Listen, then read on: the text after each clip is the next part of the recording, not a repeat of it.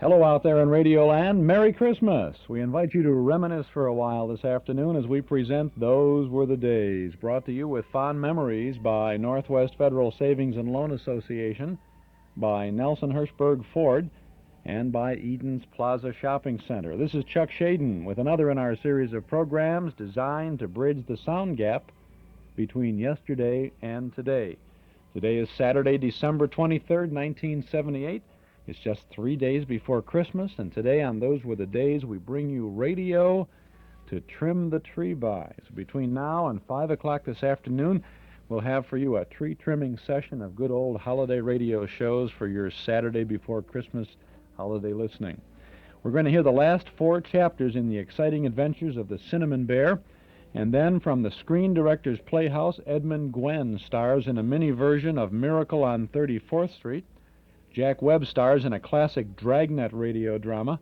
Then it's Edmund Gwenn again in an unusual radio version of Charles Dickens' A Christmas Carol.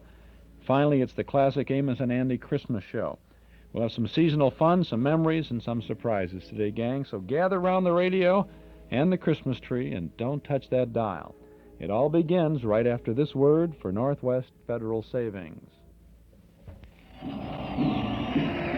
You're invited to Northwest Federal's grand opening celebration. It's another new savings center in Elmhurst, Elk Grove, with free gifts for savers and a Hawaiian vacation sweepstakes. Stop by any Northwest Federal Savings Center, including Elmhurst, Elk Grove, and choose from over 20 terrific gifts. Free or for special low prices with a deposit of $250 or more. Our new Elmhurst Savings Center has the same convenient hours as all our Northwest Federal Savings Centers, 63 hours a week. Come celebrate our Elmhurst grand opening. You could win one of 2 free trips to Hawaii. No transaction is necessary. Void were prohibited. Register today at any Northwest Federal location, including both our new locations at Elmhurst and Elk Grove. It's Northwest Federal Savings time, 63 hours a week. One more time. It's Northwest Federal Savings time, 63 hours a week. And you're invited to visit either of the 2 new offices of Northwest Federal Savings at Elk Grove or in Elmhurst, or, of course, the other 6 offices all around Chicagoland, open 63 hours a week for you with good people, good service, and lots of other good things for you. Chuck Shaden here with our Those Were the Days program. It's our Christmas show, radio to trim the tree by, and we'll be having Chapter 23 of the Cinnamon Bear coming up right now, sponsored by Eden's Plaza. Eden's Plaza Shopping Center, where Eden's Expressway, Skokie Boulevard, and Lake Avenue meet at Wilmette. Eden's Plaza Shopping Center, where you'll find quality merchandise for the entire family. Eden's Plaza Shopping Center, easy to reach, easy to park, easy to shop. Last-minute Christmas shopping values today and tomorrow at Eden's Plaza Shopping Center in Wilmette.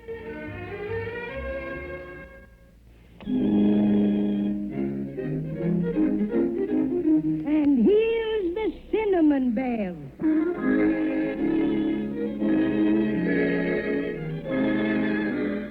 And as we get closer and closer to the big day, it's time now for Chapter 23 and the adventures of the Cinnamon Bear, Paddy O'Cinnamon and Judy and Jimmy searching for the silver star for their Christmas tree. Brought to you by Eden's Plaza Shopping Center in Wilmette.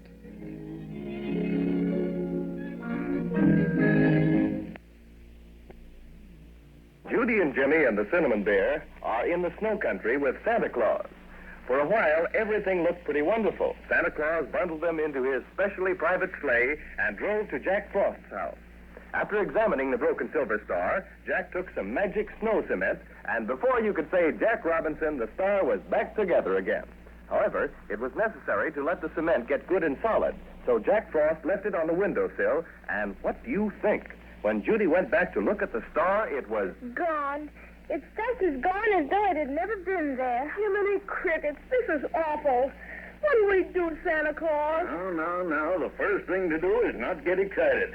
Take a look outside, Jack. Maybe it fell off the sill into the snow. All right, Santa. Just a minute till I raise the window any more. Do you see any sign of it, Jack Frost? No, it's not there. Perhaps it... Look! There we go! Ooh! It's the bad dolls. That's where the Silver Star went? They stole it. Lookers, let's chase them. Come on, Judy. Come on, Cinnamon Bear. Hold on, Jimmy. Hold on. You couldn't possibly catch them now. Why, they're going like 60. But Santa, we can't stand here and let them get away with our Silver Star. Stuff after it's been mended and everything. Oh, now, don't you worry, Judy. I'll see to it that your star gets back safe and sound. All right, if you say so, Santa. But it sure makes me feel pretty awful unhappy. Me too. And ferocious besides, Garage. Who are these bad dolls, anyhow? Well, Jimmy, a few years ago, a most strange thing happened. The factory got hold of a bad lot of sawdust, and consequently, all the dolls that were stuffed with it turned out to be very naughty. I beg pardon, Santa, but don't you think you'd better call out the tin soldiers? Those bad dolls have quite a head start, you know. Oh, so they have. I almost forgot. May I use your phone, Jack? Oh, certainly. Thanks. Hello, operator? Hello? Get me Snowside 1, 2, 3, Old Erie. Yes. Hello? Nicky Frugal? Oh, Nicky, the bad dolls have just stolen Judy and Jimmy's star right after Jack Frost mended it. Now, I want you to order out a detachment of tin soldiers. Yes. Tell Captain Tintop the bad dolls headed due west of Jack Frost's house. Mm-hmm. That's right. Santa? Oh, hold the phone, Nicky. Yes, what is it, Judy? Excuse me, but would you please ask Nicky Frugal if the Crazy Quilt Dragon has come out of the tailor shop yet? Oh, surely. Oh, Nicky, how about the Crazy Quilt Dragon? Well, how does he look? Oh, that's fine. Well, you tell him to meet us out in front of the big storeroom. Yes, that's it. All right, you got everything straight now? All right. Goodbye, Nicky. Well, there we are, children. The tin soldiers will be on their way in a minute. You'll have your star back in no time at all. That's swell. Gee, I feel better already. Just the same. It's pretty hard not to worry when it's getting closer and closer to Christmas every minute. Oh, now you just leave it to Santa Claus, Judy. And now we've got to get started for the big storeroom and meet Crazy Quilt. Speaking of Crazy Quilt, which I'd rather not do, what did Nicky Frugal have to say about him? Well, the tailors have done a mighty fine job of renovating. Nicky says he looks just like new. Let's hurry. I'm anxious to see him. He'll probably be so conceited you won't be able to touch him with a 10-foot pole. Now, Cinnamon Bear, don't be jealous. All right, come along, everyone. Goodbye, Jack Frost. Thanks for mending the Silver Star. We're ever so grateful. Oh, sure, that's all right. I'm just sorry it had to get stolen. Oh, that's all right, Mr. Frost. Santa's tin soldiers will get it back for us. And don't forget, next time you're visiting the world, you just stop at our house and I'll have Mother show you how to frost a chocolate cake. You bet I will, Judy. Well, goodbye, everybody. Goodbye, Jack Frost. Goodbye. It's pretty cold out here. I don't know what we'd do without these fur suits you gave us, Santa. All right, all in the sleigh now. Make it snappy. Will somebody please give me a boost? There you are, Cinnamon Bear. Much obliged, Jimmy. Everybody in? All right, off we go. Hi, Donner. Hi, Blitzen. Hi.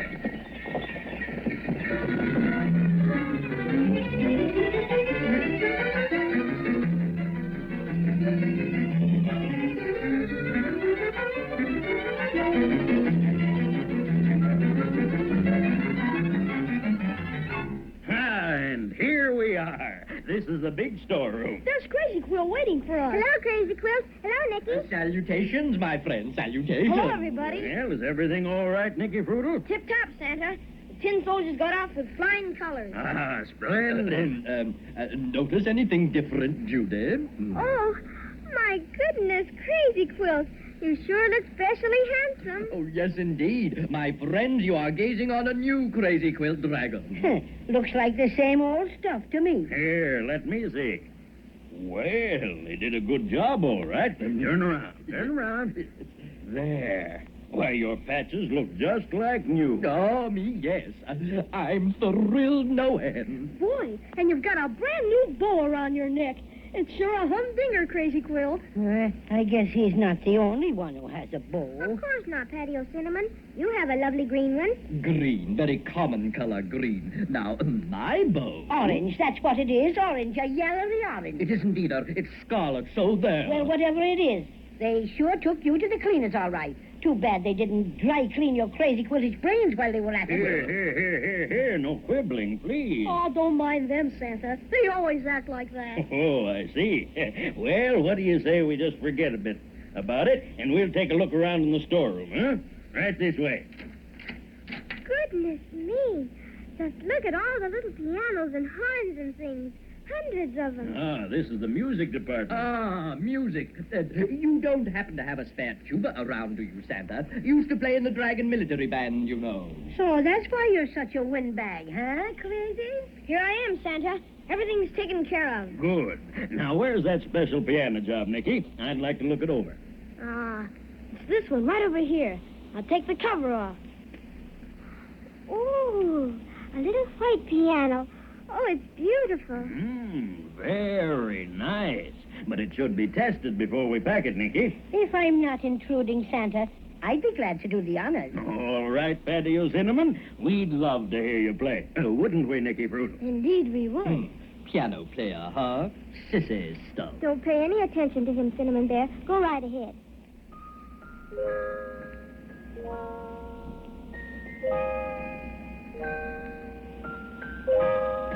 This is my own composition, my very own, Santa.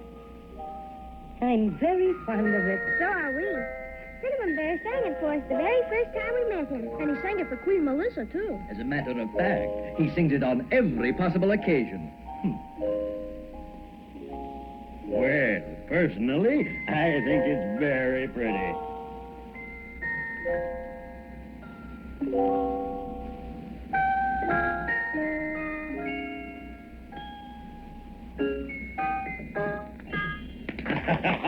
Very well done. Thank you, Paddy O'Cinnamon. You're a real artist. Much obliged, Nicky. Now, if you don't mind, I think I'll browse around a bit. May we look at anything we like, Santa? Why, certainly, Judy. Anything that isn't wrapped up. Gee, Judy, take a look at this peachy trumpet.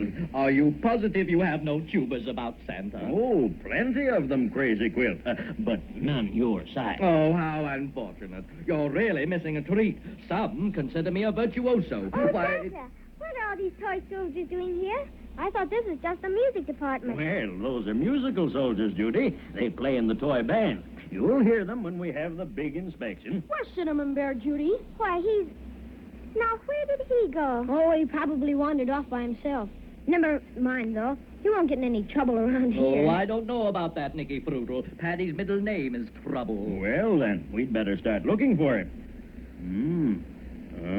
Don't see him anywhere around.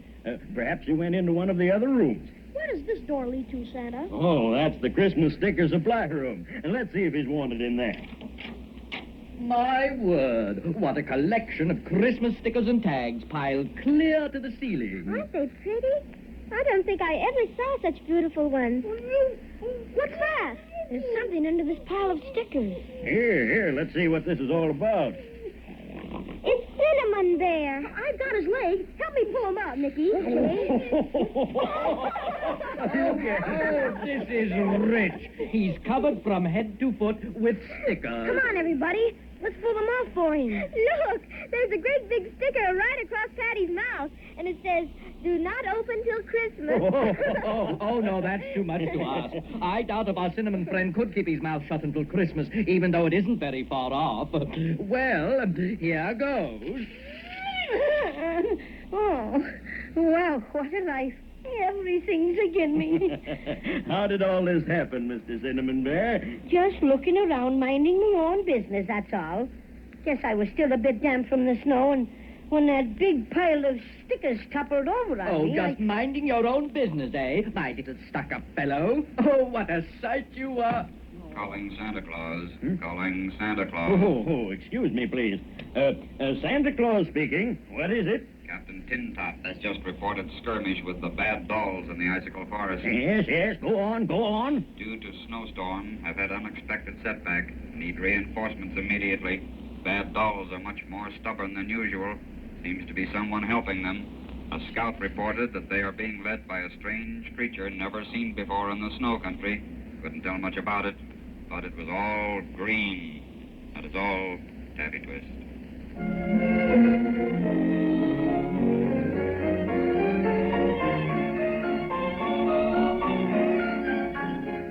strange creature is this who's leading the bad dolls? All green, the scout said. I wonder if it could possibly be the... Oh, well, we'll just have to wait till next time to find out. And next time will be just a moment away as we continue with Chapter 24 of The Cinnamon Bear, brought to you by Eden's Plaza Shopping Center in Wilmette. This is Chuck Shaden with our Those Were the Days program, radio to trim the tree by on this Christmas weekend on our Those Were the Days station, WNIB Chicago, FM 97.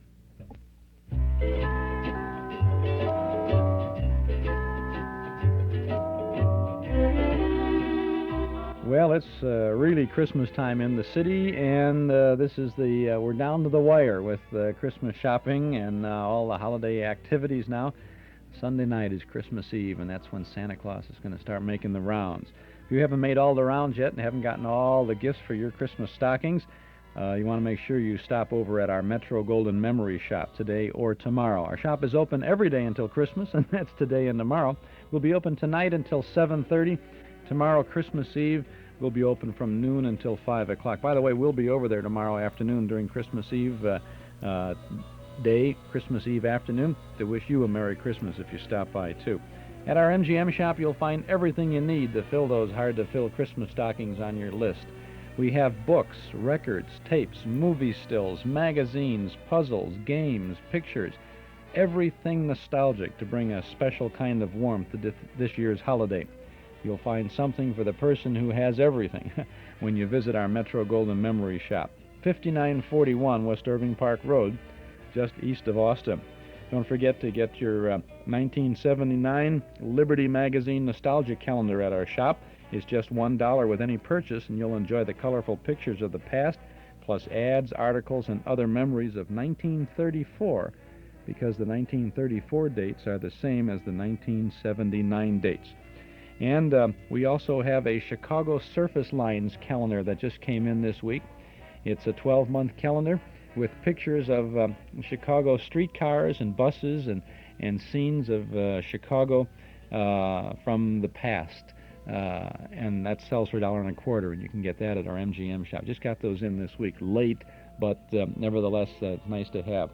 And if you're looking to buy something for the fan of radio shows, you can get lots of books about radio, Encyclopedia of Radio, books of shadow scripts, books of comedy show scripts, book of Vic and Sade, pictorial history of radio, and of course all of those cassettes and records and 8-tracks of the old-time radio shows. And if all that fails, you can get one of our famous MGM shop gift certificates, available from $5 to $5,000. And if you buy one for $5,000, I'll deliver it to you personally. We have lots of gift ideas for you at our Metro Golden Memory Shop, 5941 West Irving Park Road in Chicago. Open today until 7:30, tomorrow from noon until 5. Metro Golden Memories, a nice Christmas place to visit. 5941 West Irving Park Road, just east of Austin. Metro Golden Memories, the MGM shop.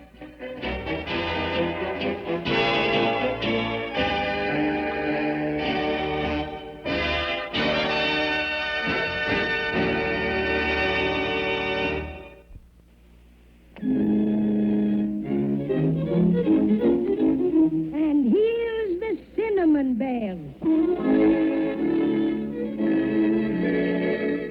And now it's time for Chapter 24 in the exciting adventures of the Cinnamon Bear, brought to you by Eden's Plaza Shopping Center in Wilmette.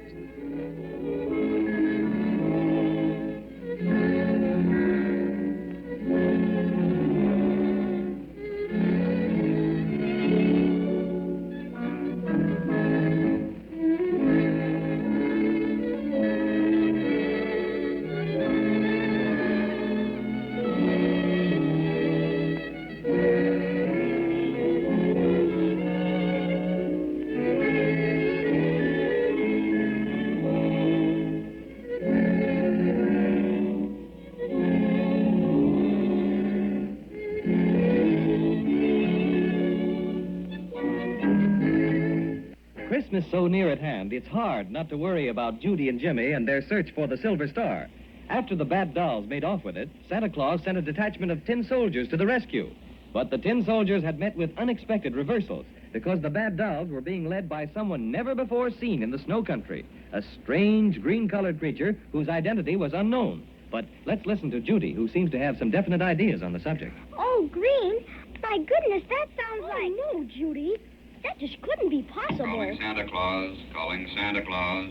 Yes, what is it now? A maybegram just received from Queen Melissa of Maybeland. Quote, warning, citizens of Snowland, Santa Claus, Judy, and Jimmy, be on lookout for Wintergreen Witch. Oh, Jimmy, I was right. Escaped from Looking Glass Valley, assisted by another witch with black cat tattooed on left elbow. Wintergreen last seen flying over bottomless abyss on broomstick, headed for the snow country. Beware, she is dangerous, unquote. Oh, dear. Are we going to have trouble with that awful old witch again? I thought Melissa had gotten rid of her for good. Oh, come, don't get upset, my friends. I think we can take care of the lady. Lady. And, Nicky, run over to the airport and order them to send out 10 airplanes. And tell them to communicate with me if they need additional men or supplies. And, oh, yes, one more thing, Nicky. I want You do? Mm-hmm. Well, what about the, Oh, that'll be easy. You just tell them. What goes on here? You'll find out soon enough, friend Crazy Quilt. Is that all, Santa Claus? Yes, I think so, Nicky. You sure you have everything straight? I think so. And you'd better hurry. I have a little surprise for Judy and Jimmy, and I'll need you. Right. I'll be back in a jiffy. Now, of course, you children may not care for surprises, or do you? Of course we do, Santa. Well, if you're sure you do, close your eyes, all of you. Am I to be included in this, what do you think is going to happen business? Why, certainly. And Paddy O'Cinnamon, too. Oh, my. I do hope it's cinnamon buns. Always thinking of your tummy. How materialistic. Now, no peeking there, Crazy Quilt. Keep those purple patch eyelids closed tight. Now, I'll take hold of your hand, Judy, and yours, Jimmy. Well, how about me, Santa? It's dark in here. In where? In here. Well, what I mean is it's dark inside me when I got my eyes closed. Well, you and Crazy Quilt can hang on to Judy and Jimmy's free hands. Just a minute. There we are. We're all set. All right, now. Come along. My goodness, but this is exciting. Where do you suppose he's taking us? I've no idea, Judy. Utterly no idea. Oh, I bumped into a step or something that time. Do we go up, Santa? Yes, Jimmy, just a few steps. Now, easy there. Just a few. Take it easy, everybody.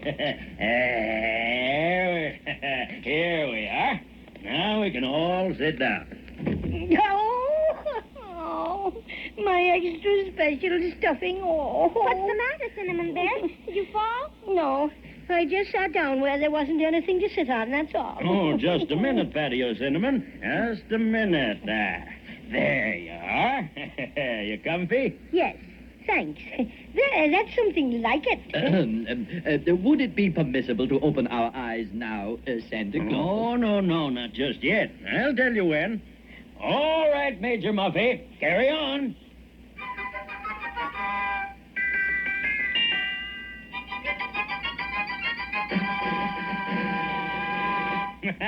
You can open your eyes now, and open them wide.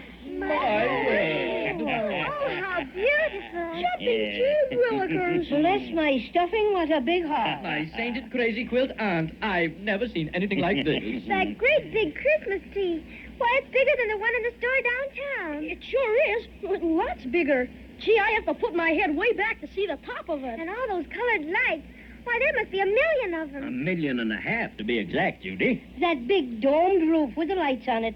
Would that be made of glass now? Well, not exactly. Something quite like it, but stronger, more substantial. One of my own inventions. It's just so big and so beautiful. with all the lovely toys and lights and everything, well, it just kind of takes your breath away. You like it, children? You bet. It's the most gorgeous thing I ever saw. Is this your throne we're sitting next to, Santa? It's such a fancy-looking chair. It is fancy, isn't it? Frankly, I wouldn't have had such an elaborate one with all these jewels and carvings, but the workmen in my factory made it for me last year on my birthday. And, of course, I wouldn't hurt their feelings for anything. Would you mind, Santa, if I went down there where you have the electric trains? I hesitate to admit it, but I have a perfect passion for them. Never could resist anything mechanical. That's not all you can't resist. Don't you let him do it, Santa Claus, or you'll find something else missing for sure. Oh, pay no heed to this glorified bath mat, Santa. It's Paddy O'Cinnamon who needs watching. Why, he's had his eyes on those rubber elephants and toy giraffes ever since he opened them. Indeed, and I have not. I was only staring at the big Christmas tree. Now, boys, you must stop your quarreling. I think the best way for us to see all the toys is to take a little ride in my miniature train. Gee williker, Santa. Has he got a train you can ride in and everything? I certainly have, Jimmy. And what's more, I'm going to let you drive it for us. Come along now. Gee, that's swell. Did you hear that, Judy? I'm going to drive the train. Oh, it's wonderful. Everything's wonderful. Hurry up, Cinnamon Bear. I'm coming, Judy. Hey, Crazy Quill, keep away from those toy steam shovels. You'll have to get your face lifted. All right, here's the train, Jimmy. Right over behind the Christmas tree. Gee, it's a pip. Why, it's just like a locomotive almost. How does it run? Well, I'll show you in a minute. Now, Judy, you just get in the cab with Jimmy. I'll sit right behind you, and Paddy O'Cinnamon can share the back seat with Crazy Quill. Oh, I have to sit with him, huh? Too bad you haven't got a caboose, Santa Claus. That's where Crazy belongs. Is that so? Well, I'll have All right, everybody ready? I'll say we are. Will you show me how to drive it now? You bet I will, Jimmy. You see that lever? Uh-huh. You push that just as far as it will go. Then step on that pedal by your left foot. That starts the motor. Like that? That's right. Now the pedal.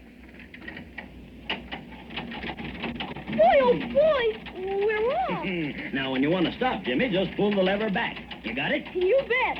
Hey, how are you doing back there, Crazy Quill? Just so-so. Bit stuffy. You never know what you'll meet up with on a train. If you're referring to me, applesauce. Oh, Jimmy, look at the hundreds and hundreds of beautiful dolls. Gee, and would you take a look at all those bicycles and scooters and the toy tractors and... And there's the toy band we saw in the storeroom. And over here's the military division. Some of the best tin and wooden soldiers we ever turned out. I'm very proud of them. Just look at those roly-poly dolls. They remind me of that roly-poly policeman we met on the island of Obi. Now we're passing the animal kingdom. Elephants and camels and monkeys on sticks. Animals of every description. No Crazy Quill dragons, however. I should hope not. One is enough. Santa Claus! Huh? Santa Claus! Oh, here's Nicky Fruitily back again. Stop the train, Jimmy. All right, Santa Claus. All right, all out now. Come on. Easy there. All out. Everything ready now, Nicky? All ready, sir. You know what, Santa Claus? No. What, Judy? I was just noticing all the little dolls and soldiers and toy animals are standing perfectly still, just like they were waiting for something. That's right, Judy. They are waiting for something. What? Well, just to make certain all my toys will know how to behave when I take them out into the world, I put them through a special rehearsal under the big Christmas tree. And while they're marching, my supervisors inspect them. So that's what my toys are waiting for, Judy and Jimmy. The Christmas Tree Parade. A parade? Jiminy Cricket, Santa. Are we going to see it? You are, Jimmy, and right this very minute. Oh, Major Muffy, proceed with the Christmas Tree Parade.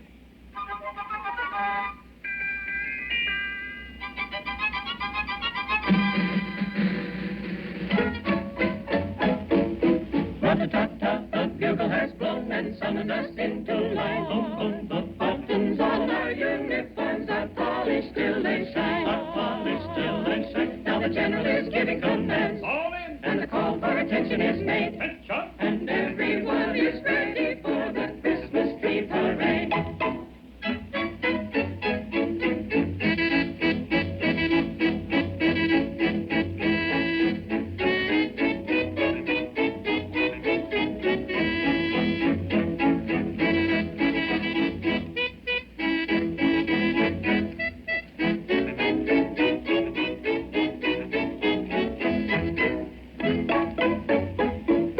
Rub-a-dub-dub and clickety-clack and uppity-umpty-um, boom, boom, boom. From the Christmas tree and back in marching form we come. In marching form we come to the beat of the little bass drum. Boom, boom. To the tilt of the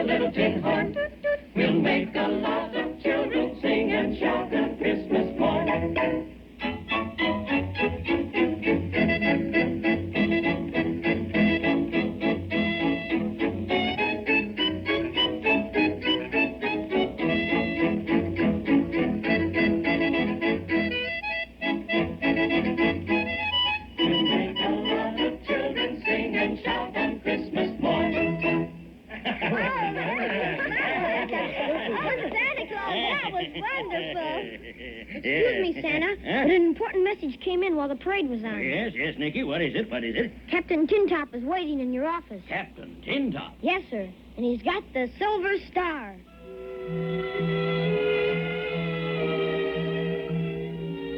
Well, that's the nicest news Judy and Jimmy have heard in a long time. The Silver Star is safe and sound. At least, we hope it is. But I'm not going to congratulate anybody until I've seen Captain Tintop return it in person.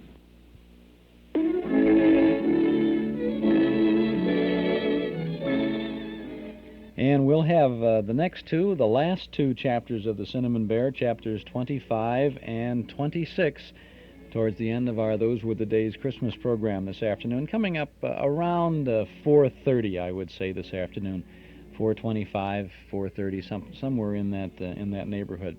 The Cinnamon Bear. If you'd like to have your own set of Cinnamon Bear tapes, the complete story, all 26 consecutive episodes, is available on a set of 6 cassette tapes for only $24 by mail from the Hall Closet, Box 421, Morton Grove, 60053, or you can pick it up at our Metro Golden Memory Shop at 5941 West Irving Park Road, just east of Austin. Of course, we have them at the Metro Golden Memory Shop now, so if you want to get them to give as a Christmas gift or just to have for Christmas, you can pick them up this afternoon. The shop is open now, will be open till 7:30 this evening, or tomorrow afternoon from noon until 5. And we'll be there tomorrow to say Merry Christmas in person to you.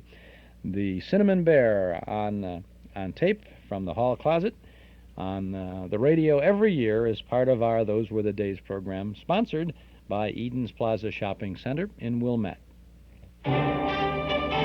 Eden's Plaza Shopping Center, where you can shop with confidence for all the family. Eden's Plaza Shopping Center, where Eden's Expressway, Skokie Boulevard, and Lake Avenue meet at Wilmette. Eden's Plaza Shopping Center, easy to reach, easy to park, easy to shop. Last-minute Christmas shopping values today and tomorrow at Eden's Plaza Shopping Center in Wilmette. This is Chuck Shaden with our Those Were the Days program, radio to trim the Christmas tree. Today, our holiday cheer for you, and we haven't had any yet, so it was just a slip of the tongue on WNIV Chicago, FM 97. Coming up in our program this afternoon, we have a Screen Directors Playhouse production of Miracle on 34th Street, starring Edmund Gwenn, in a short radio adaptation of the classic movie. And we have the Dragnet Christmas story, one about the theft of the statue from the Mission Church. We have another program starring Edmund Gwenn, Stars Over Hollywood, with Mr. Gwenn starring as Charles Dickens and as Ebeneezer Scrooge in A Christmas Carol. We'll also have the classic Amos and Andy Christmas show with Freeman Gosden and Charles Correll, with Andy taking a job as a department store Santa Claus. This is a 1944 broadcast. I did that every year, and in the past we've played, I think, a 1950 broadcast, which we have. But this year we've uncovered this 44, be a wartime broadcast of the famous Amos and Andy Christmas show. I think you'll like that. Next Saturday afternoon, on our Those Were the Days program, we'll be ringing out the old year with some good old radio shows, and we'll have the next consecutive Amos and Andy show. It's a New Year's show from 1944. We'll have the Ben Burney New Year show from 1935, from January 1st to 35, and his guest is going to be Al Jolson. Great show, great show. We have Ozzie and Harriet, and good suspense drama. We have the Milton Berle show, saluting the New Year, and an Eddie Cantor show, saluting the New Year 1944. New Year 1945 it would be. On the 6th of January, we start our midwinter good listening, as we do every year, and we're going to have some adventure shows on next January. On the 6th, we're going to have 3 consecutive adventures by Morse, A Coffin for the Lady. It's a 3-part adventure, and we'll have 3 30-minute shows for you during our January 6th broadcast, with Elliot Lewis starring as Captain Bart Fridayy. And on that same show, we're going to have Bulldog Drummond, the adventure entitled The Hijackers. We're going to have Nick Carter, Master Detective, and the story called 8 Records of Death. And we're going to have The Green Hornet, with a story called The Highway That Graft Built. Now, on the 13th of January, we're going to have a show called The Many Faces of Jack Webb, and we're going to be featuring throughout our Saturday afternoon program some radio shows featuring Jack Webb. We'll have, of course, Dragnet. We have a story called Little Man Inside. We have Pat Novak for hire, as Jack Webb is a tough guy who rents boats on the San Francisco waterfront. We have a comedy show starring Jack Webb, believe it or not, from San Francisco, I think, in the 1940s. Webb stars as a tough private eye, as Jeff Regan investigator, and then he plays a cornet player in a Kansas City speakeasy in the 1920s in Pete Kelly's Blues. It's going to be a good afternoon. On the 20th of January, we'll have Kilocycle Movies, and we'll have Screen Guild Theater, Screen Directors Playhouse Academy Award, the Ford Theater, and so forth, with stories like Junior Miss, starring Peggy Ann Garner, The Best Years of Our Life, starring Dana Andrews, It Happened Tomorrow with Eddie Bracken and Ann Blythe, Laura, starring Virginia Gilmore and John Larkin, and It's in the Bag, starring Fred Allen. And then on the 27th of January, we're going to have an afternoon of Stars on Suspense. We're going to have six suspense dramas with some big super radio and movie stars on them. Donald O'Connor, Ozzie and Harriet, Ann Southern, Ray Milland, Lucille Ball and Desi Arnaz, and Edward Arnold, each in a exciting suspense drama. So we got some lot of good things lined up for you in the rest of this month and in January too. Now, if you'd like to keep track of all of the good things that we have lined up for you, you can find yourself in very good shape if you subscribe to our Nostalgia newsletter and radio guide. Red Skelton is in a holiday mood on the cover of our current December-January newsletter, and that's just the beginning of the good reading and good information you'll find this month. Articles from and about the past, plus the complete listing of our Saturday afternoon Those Were the Days broadcast schedule. It's all there, and it's all yours for just $7 for a one-year subscription, 10 big issues. You can subscribe right now if you call us here at our studio this afternoon at 545-2260. Treat yourself to a Christmas gift, huh? Get a subscription to the newsletter. We'll send you the current issue by first-class mail at the beginning of the week on Tuesday, right after Christmas. We'll include an invoice along with your first copy. The current December-January newsletter offers articles about Arnold Stang, about Bob Hope, about radio newsmen Robert Trout, Edward Murrow, Gabriel Heater, Walter Winchell, Morgan Beatty, Howard K. Smith, many others, and an original memory by listener Jim Haas about Bing Crosby and White Christmas. Call 545-2260 to subscribe. We also have letters from listeners, advance news of our Saturday night programs at Northwest Federal, and, of course, our old-time radio lineup on Saturday afternoons here on WNIB. We give you information about each vintage show that we broadcast, including names of stars and other cast members, original broadcast dates, network information, even the times of each segment that we present, in case you're taping the old shows for your own collection. So subscribe now. 545-2260. Get a year's worth of fun and facts about the good old days. A one-year subscription, $7. Call us here at our studio now at 545-2260. If the lines are busy, when you call, we sure would appreciate it if you'd be willing to wait just a moment and then dial us back. Of course, if you like, you can send $7 to Nostalgia Newsletter, Box 421, Morton Grove, 60053. But if it's easier, why don't you give us a buzz right now at 545-2260. 545-2260. This is Chuck Shaden with our Those Were the Days program, radio to trim the tree by. If you're trimming your tree this afternoon or wrapping some packages at the last minute here, or rushing around trying to find some gifts, or trimming the house, baking some cookies, some other goodies, whatever you're doing, we've got some good radio things for you to listen to as you do all of those things. We're going back now to December 23rd. That's this day in 1949, and this is the Screen Directors Playhouse. It was heard on the National Broadcasting Company. It was a very nice program where they presented radio versions of motion pictures. And what we have here is a good one featuring Edmund Gwenn, who created the role of Kris Kringle as the Macy's department store Santa Claus, on trial to prove that he really is Santa Claus in Miracle on 34th Street. Here is the Screen Directors Playhouse from December 23rd of 1949. From Hollywood, the Screen Directors Playhouse.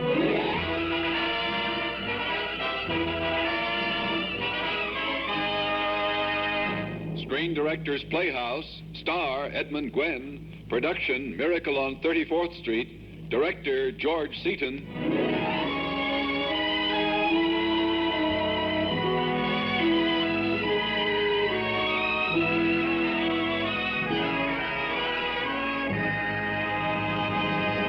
The Hollywood Screen Directors present a Christmas party. For the 500 special girls and boys gathered here in NBC's Hollywood studios, and for children of all ages everywhere, we present the motion picture Christmas story, Miracle on 34th Street, starring Edmund Gwenn in his original Academy Award-winning role of Kris Kringle.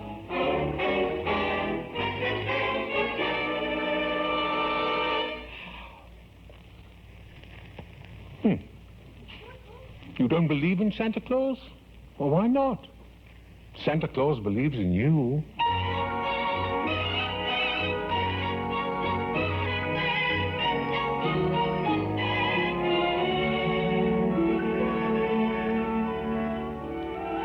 The jaunty, portly little man with the white whiskers swung his cane as he walked in the brisk November morning. He walked into a department store famous across the nation, Macy's 34th Street, New York, crowded amiably into the elevator, and got out at the employment office. It seems a Mrs. Doris Walker was the lady to see up there. Mrs. Walker. Mrs. Walker? Yes? You'll be needing a Santa Claus for your toy department this Christmas. I wish to apply for the position. Well, we do need a Santa Claus if you're qualified. Oh, I'm eminently qualified. Do you like children? Who doesn't?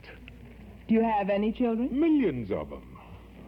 Well, I must certainly say you look like Santa Claus. Well, I certainly should look like Santa Claus. You won't even need padding. Oh, no, I carry my own. Now, you understand that Macy's has a line of toys that you may recommend with complete confidence. I assume that I'm hired? Yes. Can you start tomorrow morning, Mr. Kringle. What? Kringle. I'm Kris Kringle.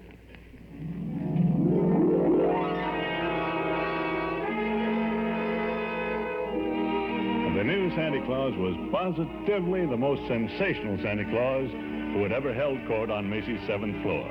He was the real article, all right. He had that deep down, genuine, crisp, Kris Kringle crinkle in his eyes.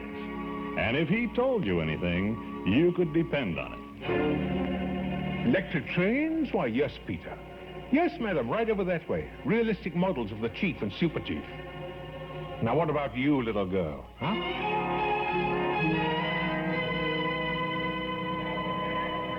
Oh, yes, madam. We have wonderful skates here, but not quite what your little boy seems to want. Now, I'd suggest you go across the street to Gimbel's.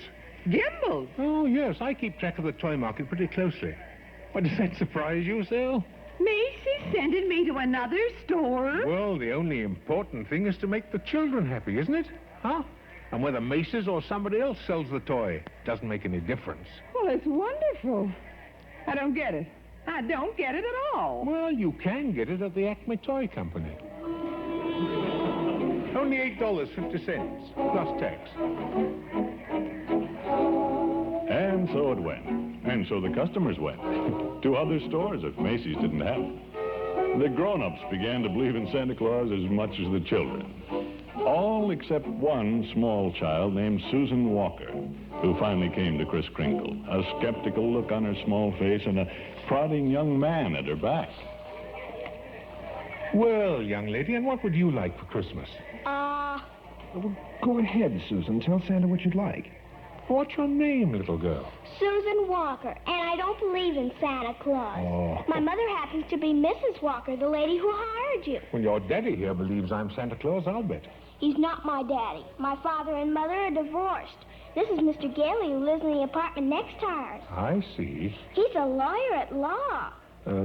Attorney at law, Susan. He pretends he brought me to see you, but he really came to visit Mother. Oh. Really? Oh, brother. I must say you're the best-looking Santa Claus Mother ever hired. Oh, thank you. Your whiskers aren't loose at the sides. Well, that's because they're real, just like I'm really Santa Claus. Oh, now stop. Now, go ahead. Come on, pull them. Pull them? Go ahead. All right. Oh, ouch. Well, they're on pretty tight, all right. Now, Now what would you like me to bring you for Christmas? Susan. There's Mother now. I'm dead. Susan, Mr. Gailey, I told you not to bring Susan down here. But your maid is out sick, and Susan was alone Mr. at Gailey, home. I am bringing Susan up to face reality. Well, in reality, he came to see you, Mrs. Walker. Really, Mr. Gailey, will you step this way, please? Yes, ma'am. What's your name? Kris Kringle. That's your trade name. I mean your real name. Santa Claus. We can talk here, Fred. Now, Doris... I keep telling Susan that Santa Claus is a myth, and you bring her down here to see thousands of children like herself worshiping a very convincing old man with real whiskers.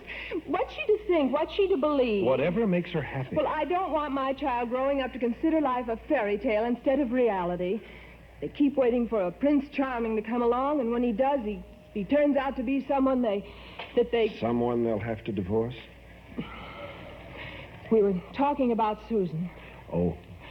In fact, I'm going to have to talk to that Santa Claus about Susan before he goes to lunch.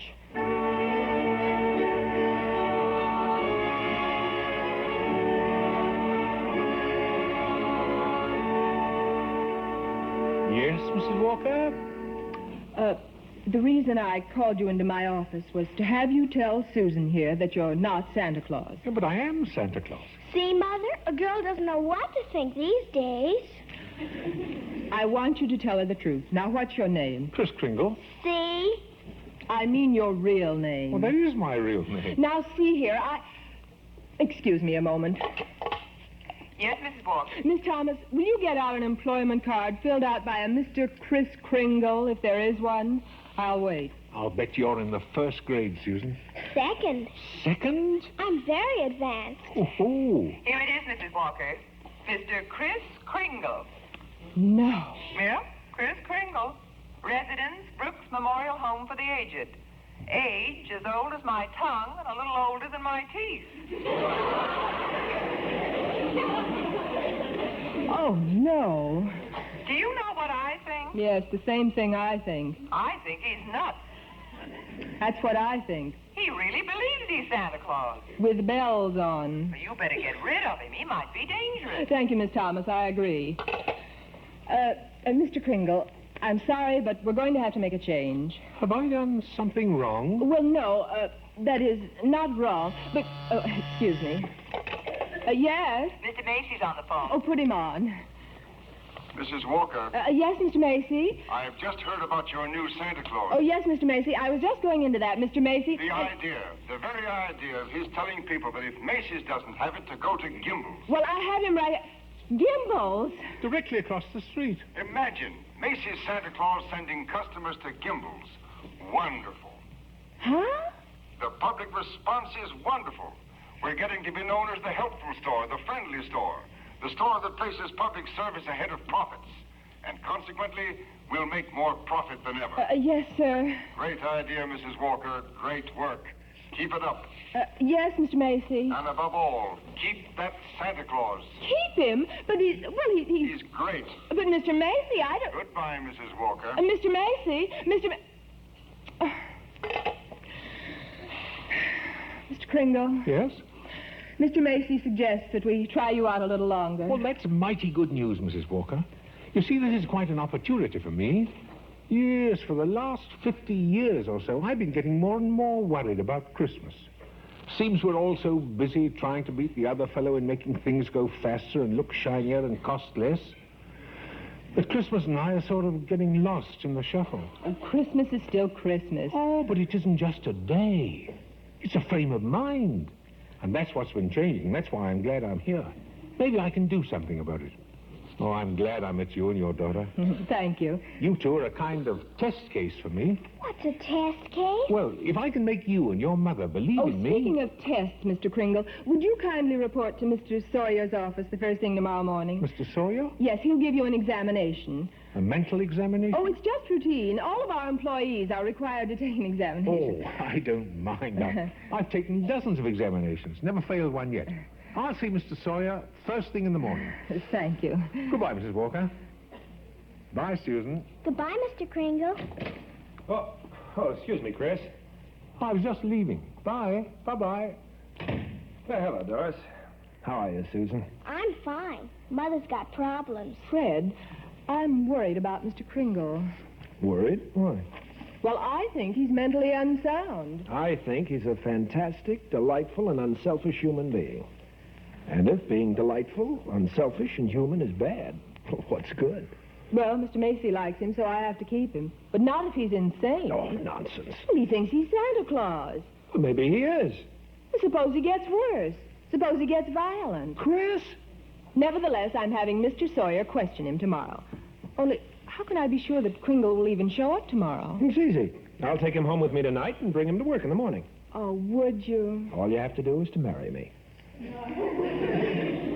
Fred. When I can afford it. Do it, Mother. Susan. Well, then at least have me in to dinner tonight. With Mr. Kris Kringle, my house guest of honor.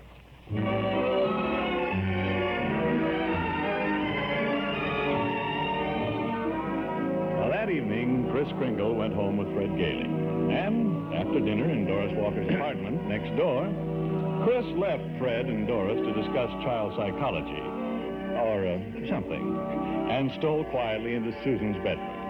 Susan, sophisticated child, was in bed, blowing bubblegum bubbles. Oh, that was a big one. Susan, why don't you give me a chance to prove to you that I'm really Santa Claus? There is no Santa Claus. Oh, now there must be something you want for Christmas. Mother will get me anything I want. Oh, but there must be something she can't get you. Well... There is something. I'd like a house. What, you mean a doll's house? No, a real house. To live in. A real house? If you're really Santa Claus, you can get it for me. If you can't, you're only a nice man with a white beard, like Mother says. Oh, but you've got this lovely apartment to live in. I want a backyard to play in, and grass, and a white picket fence and rose bushes. But Mother can't afford it, and I guess you can't get it, huh? No, I didn't say that, you know. Well, I've got to see Mr. Sawyer first thing in the morning. I'll get right to work on it after that, Susan, tomorrow.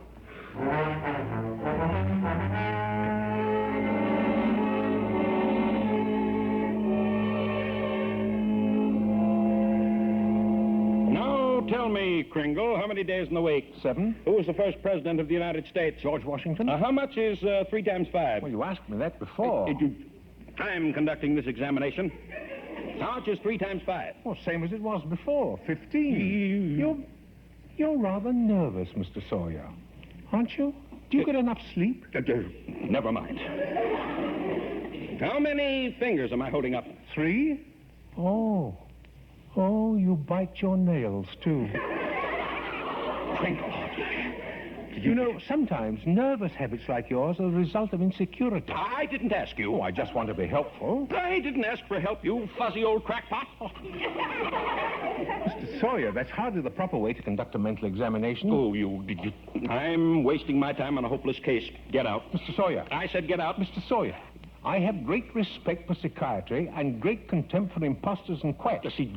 I beg your pardon. I should like to see your degree in medicine. Get out. Also proof of your specialization in psychiatry. Get out. Get out. Now, either you stop analyzing people, or I'm going to tell Mr. Macy what a contemptible, vicious, malicious fraud you really are. I'll have you committed to an insane asylum. Well, you're the one who needs treatment. You lunatic, are you saying I'm crazy? Now, put down that inkwell. Put down that cane. Put down that inkwell. You go first. I'd better. You're dangerous.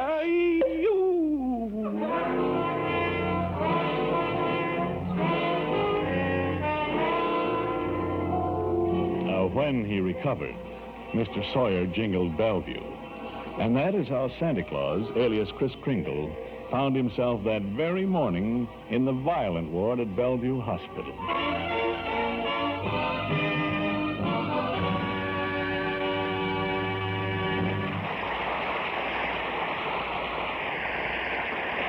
You are listening to the Screen Director's Playhouse presentation of Miracle on 34th Street, starring Edmund Gwenn in his original Academy Award-winning role of Kris Kringle. Edmund Gwenn as Kris Kringle. And the narrator, did you figure out who the narrator was? I wasn't trying to make a trivia thing out of here, but I just wondered if you caught that. Willard Waterman. In another year or so, he would be playing Throckmorton P. Gildersleeve on the Great Gildersleeve Show from the role created by Hal Perry. The narrator on the show is Willard Waterman. And this is your host on our Those Were the Days Christmas show, Chuck Shaden, with you on today and every Saturday afternoon from 1 to 5 on WNIB Chicago at FM 97. Well, if this is the weekend, you're going out to treat the family to a television set or one of those videotape recorders or some other household appliance, and you want to make sure you get the best deal and the best service and a little extra. Then you go to Townhouse TV and Appliances at 7243 West Touhy Avenue. Now, if you purchase one of those goodies today or tomorrow, you can get a Lionel Rock Island Line train set for only $9.95, a $39.95 set, yours for just $9.95 with the purchase of any TV set or appliance from Townhouse today or tomorrow. Why don't you check them out? Townhouse TV and Appliances, 7243 Touhy Avenue, just west of Harlem. Now, let's get back to the Screen Directors Playhouse, starring Edmund Gwenn as Kris Kringle.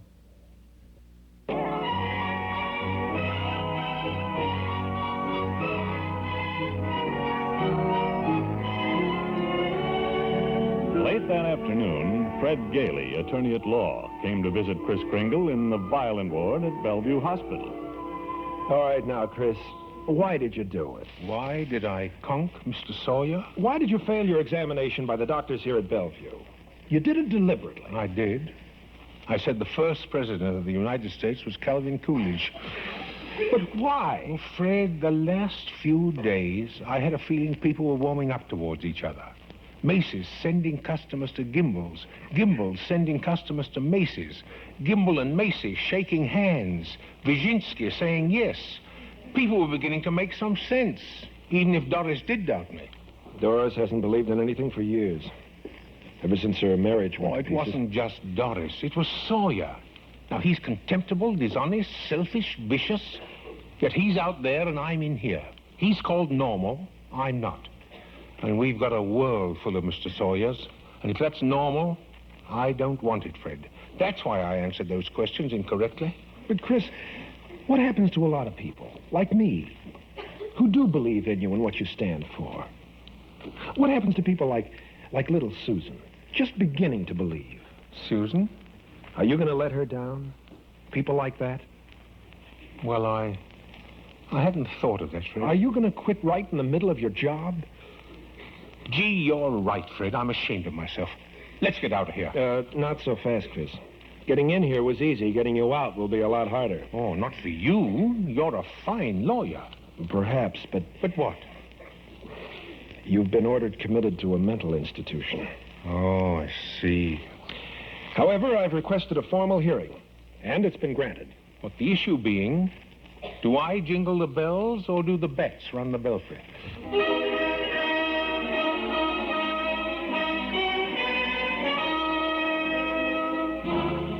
Doctors of Sanity of Santa who launched Goodwill campaign. Is Kringle crazy? Court case coming. Calamity, cry kiddies.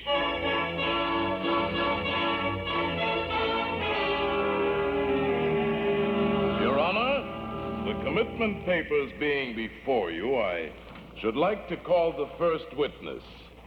Mr. Kris Kringle, will you please take the stand? Delighted to do so, Mr. Prosecutor. Mr. Kringle? Your Honor? This is merely a hearing. You do not have to answer the questions or even testify at all. We've no objections, Your Honor. Well, I'll be glad to answer any questions I can. You may question the witness, Mr. Prosecutor. Thank you, Your Honor. Tell us, sir, what is your true name? Kris Kringle. And where do you live? Well, that's what this hearing will decide. Mr. Kringle, Do you believe that you are Santa Claus? Of course. Perhaps the witness doesn't understand the question. I understood the question perfectly, Your Honor. In which case, Your Honor, the state rests. In view of the defendant's statement, does counsel for the defendant wish to put in a defense? Your Honor, the entire case against my client boils down to this. The prosecution contends that Mr. Kringle is not sane because he believes himself to be Santa Claus. That is true. But if Mr. Kringle were the person he believes himself to be, he would be as sane as we are. Correct. I intend to prove that Mr. Kringle is not insane because he is Santa Claus.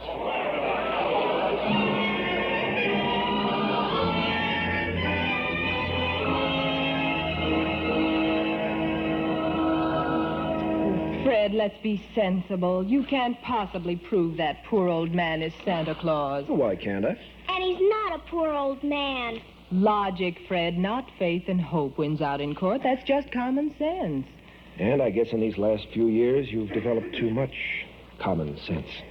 Well, one of us has to have it, Fred. And both of us have to have faith, Doris. Or we're wrong for each other. I see. Even when I can afford it, we're wrong for each other. Well, I'm going to pray for Santa Claus. Mr. Kringle, dear. Santa Claus. I mailed your letter to Santa, Susan. Thank you very much. Special delivery.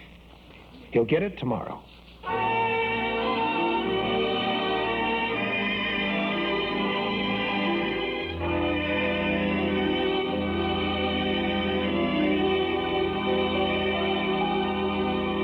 And now, Mr. Macy, I will turn the questioning over to a person you know. A person in whom I have the deepest confidence and belief. My client and your employee, Mr. Chris Kringle. I don't know what to say. Say it anyhow, Chris. Come on. Well, they say that the man who pleads his own case is a fool for a client. But I won't let down anybody who believes in me. You're a witness, Chris. Go ahead, Chris. Well, I don't know what to ask you, Mr. Macy. Just ask me anything. Well, how are things at the store? Pretty good, Chris. Sorry I can't be with you. So are we. Your substitute Santa doing all right? Oh, he's just another Santa Claus. Oh, no, Mr. Macy, you mustn't say that. He isn't just another Santa Claus, any more than this Christmas is just another Christmas. It's the same Christmas, timeless and unchanging, with the same deeper meaning it always had. The same summons to all men to have faith, not in any one faith, but to have faith in themselves, in mankind, in each other. Because if all the earth be laid in ruins and all our yesterdays and all man's wonders become smoke and ashes, and man remains, well, then everything remains. For all we have on earth that matters is each other. And that's what Christmas is. A time for unselfishness, a time for each other, for goodwill and understanding, and deep respect for all our fellow men. Your Honor, Oh, very well. Christmas isn't just once a year. Christmas is always. Flowering, let's say, in late December. And your new Santa Claus isn't just another Santa Claus, Mr. Macy. To the purest minds and the most immaculate souls among us, I mean the little children, he is Santa Claus. Because they believe he is. And that's good enough for me, Mr. Macy. That's good enough for me. It's good enough for me, too, Chris. Mr. Macy, do you believe I'm Santa Claus? I certainly do. Thank you, Mr. Macy. You're a witness, Mr. Prosecutor. Your Honor, This is all very charming, but I must ask the court to demand that Mr. Gailey present competent authority. Competent authority, I say, for the contention that his client is Santa Claus. Have you such authority, Mr. Gailey? Not at this time, Your Honor. Will that be all, Fred? Yes, Chris. For now. Before you go, Mr. Kringle, the bailiff handed me this letter in care of this courthouse. It would appear to be for you. It's addressed to Santa Claus. Oh? The bailiff also informs me that the dead letter office of the post office department has forwarded some other mail addressed simply Santa Claus. Well, that's very kind of them. Your Honor! Your Honor! Where are those other letters? I request that they be entered in evidence. I'm afraid that would be awkward, Mr. Gailey. What do you mean awkward, Your Honor? There are 9 truckloads of those letters. Your Honor! Your Honor, counsel for the state has asked for authoritative testimony that my client is Santa Claus. The U.S. postal laws make it a criminal offense to misdirect mail or intentionally to deliver it to the wrong party. The Postal Department itself, therefore, recognizes this man, Kris Kringle, as Santa Claus. Order! Objection! Order! Objection! Order, I say. I say order. In view of such overwhelming testimony, case dismissed.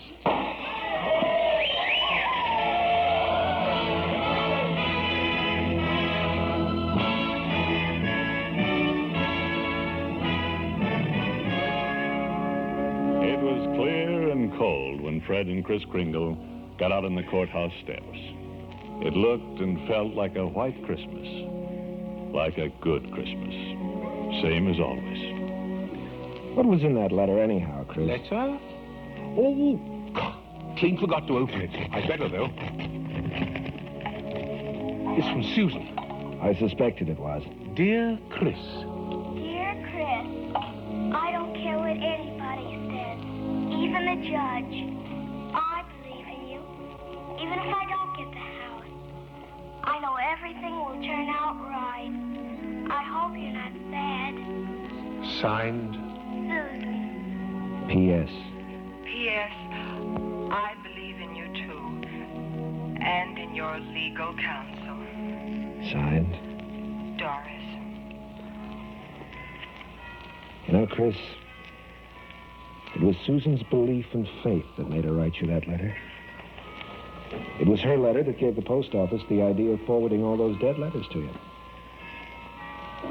of course. A little child shall lead them. She's a sweet little girl. I wish... You know, Fred, there's a little Cape Cod cottage for sale out near the old people's home.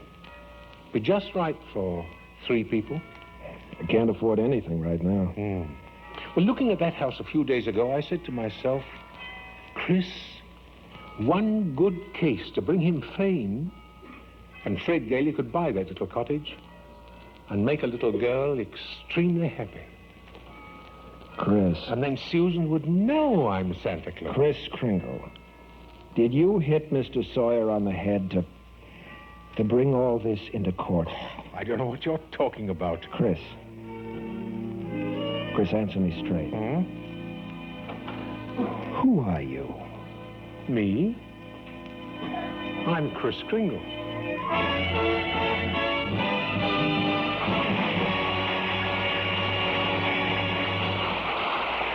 Kris Kringle will return in just a moment. Next week, another great star brings one of his most brilliant performances to the Screen Directors Playhouse. Our story is One Way Passage, and recreating his original role will be William Powell with Screen Director Tay Garnett. Now, returning to our Screen Directors Christmas party, here is tonight's star, Edmund Gwenn. Oh, wow. Thank you. Thank you very much. I think the 500 children in our Christmas party audience tonight are much more expert at this business of make-believe than we grown-ups.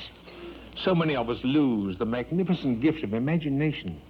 But when it does continue beyond childhood, we call it talent. Now, I would like you to meet the man to whom I owe so much. Writer-director of Miracle on 34th Street, and of such other films as Apartment for Peggy and the soon-to-be-released Two Corridors East. My author-director, George Seaton. Thanks, Edmund.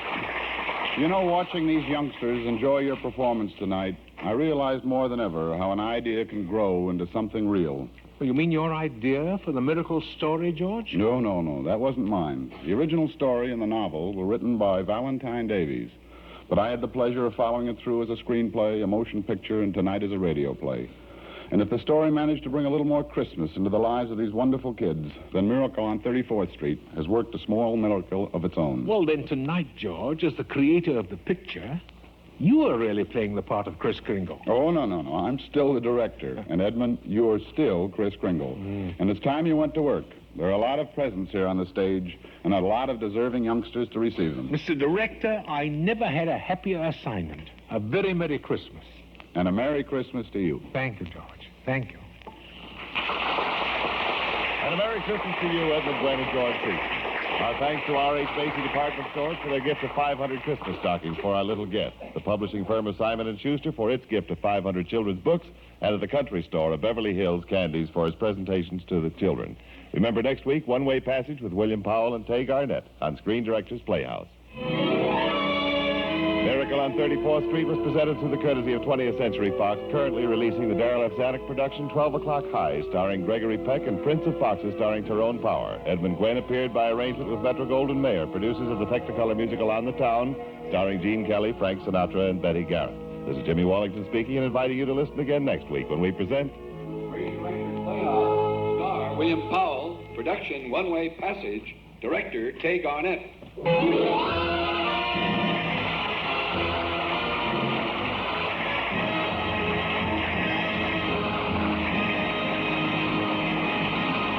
It's Bill Stern and the Sports Newsreel on NBC.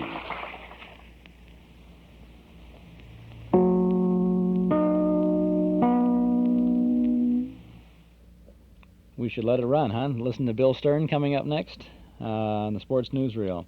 Screen Directors Playhouse from December 23rd of 1949. Edmund Gwenn recreating his screen role as Kris Kringle in a short version of Miracle on 34th Street. This version of 34th Street was not as faithful to the movie as the edition that was prepared for radio by the Lux Radio Theater. Of course, Lux had a 60-minute program, and that the time that they spend on the story then becomes about 50 minutes or so, 51, 52 minutes, and that show was much more faithful to this. And an interesting thing occurred to me, too, that the movie was released in 1947. So now here is the radio version, probably the first time this was on the radio, in 1949. And they took a lot of liberties with the original story in order to condense it into this show, which they may have taken 22, 23, maybe at the most 25 minutes for the half-hour version of this. So what occurs to me, though, is that the public would not have seen Miracle on 34th Street since it was originally released in 1947. It would have played all over the country once, and then it would be put on the shelf. Now, here we are in 1978, some 30 years later. We see this every year on television, so we really know the story, right? It's going to be on again this weekend, either tonight or tomorrow or Christmas Day. So we know how that story should go, and of course this was not quite as faithful to it. The one that we had on the cassette, our November cassette tape, the Lux Radio version of Miracle, was extremely faithful to the story of Miracle on 34th Street. But I thought this would be interesting to hear a little short version of it on this Saturday before Christmas. This is Chuck Shaden with our Christmas show. Those were the days, radio to trim the tree by on WNIB Chicago at FM 97. We'll have Dragnet coming up, Stars Over Hollywood. Again, Edmund Gwenn stars in 1953 as Ebeneezer Scrooge in A Christmas Carol. And then we have the Amos and Andy Christmas show. And, of course, finally, the last two chapters of The Cinnamon Bear coming up around 4:30 this afternoon towards the end of our program. It has been tradition on our Those Were the Days Christmas show, the last Those Were the Days broadcast before Christmas, to eliminate many of our commercial messages. And Northwest Federal Savings, who have been sponsoring Those Were the Days from the very first show in May of 1970, has always said, let's not go heavy at all on the commercials. And again, this year, it's no exception. So we'll have no more sell messages from Northwest Federal Savings. Instead, the folks at Northwest Federal Savings, there are more than over 600 members of the staff of Northwest Federal, join me in expressing to you their very best wishes for Merry Christmas and a joyful holiday season and health and happiness and prosperity into the new year. And instead of a commercial, let's have some fun with a Lucky Strike Extra now, as Stan Freberg presents his takeoff on Dragnet.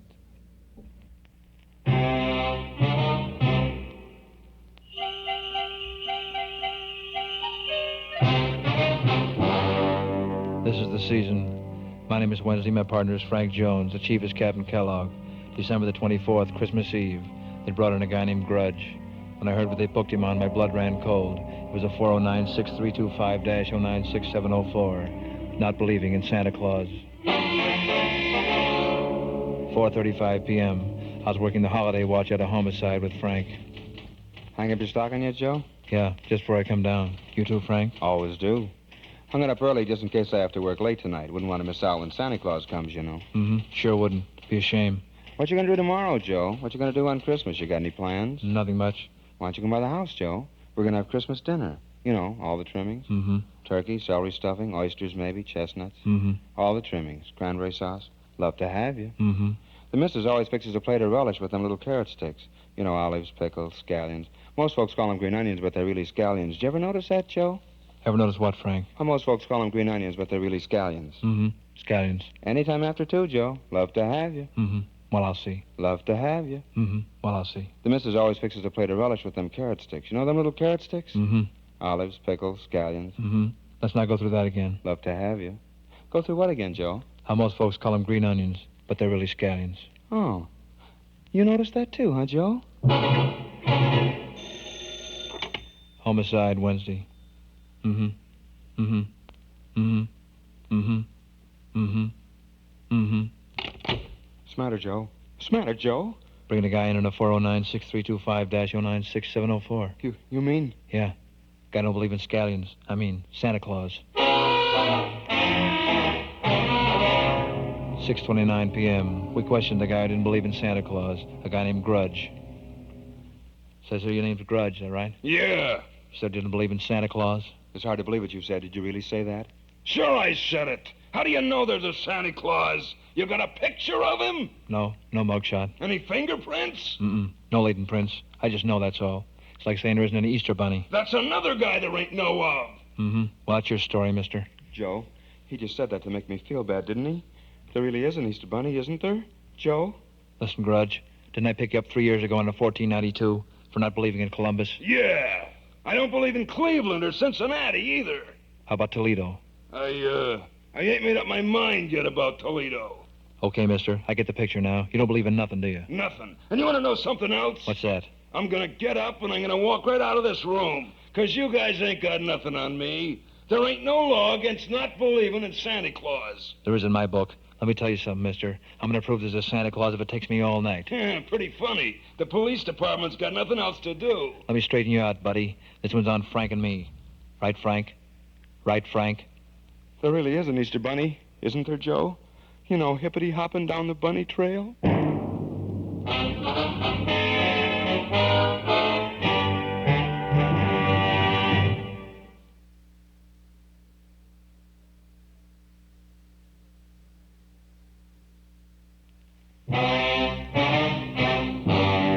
I took Grudge over to the helicopter, got in, flew around the city for hours. I showed him department stores. What's hurrying in and out of those department stores, Grudge? Happy people, but I ain't impressed. I showed him stockings.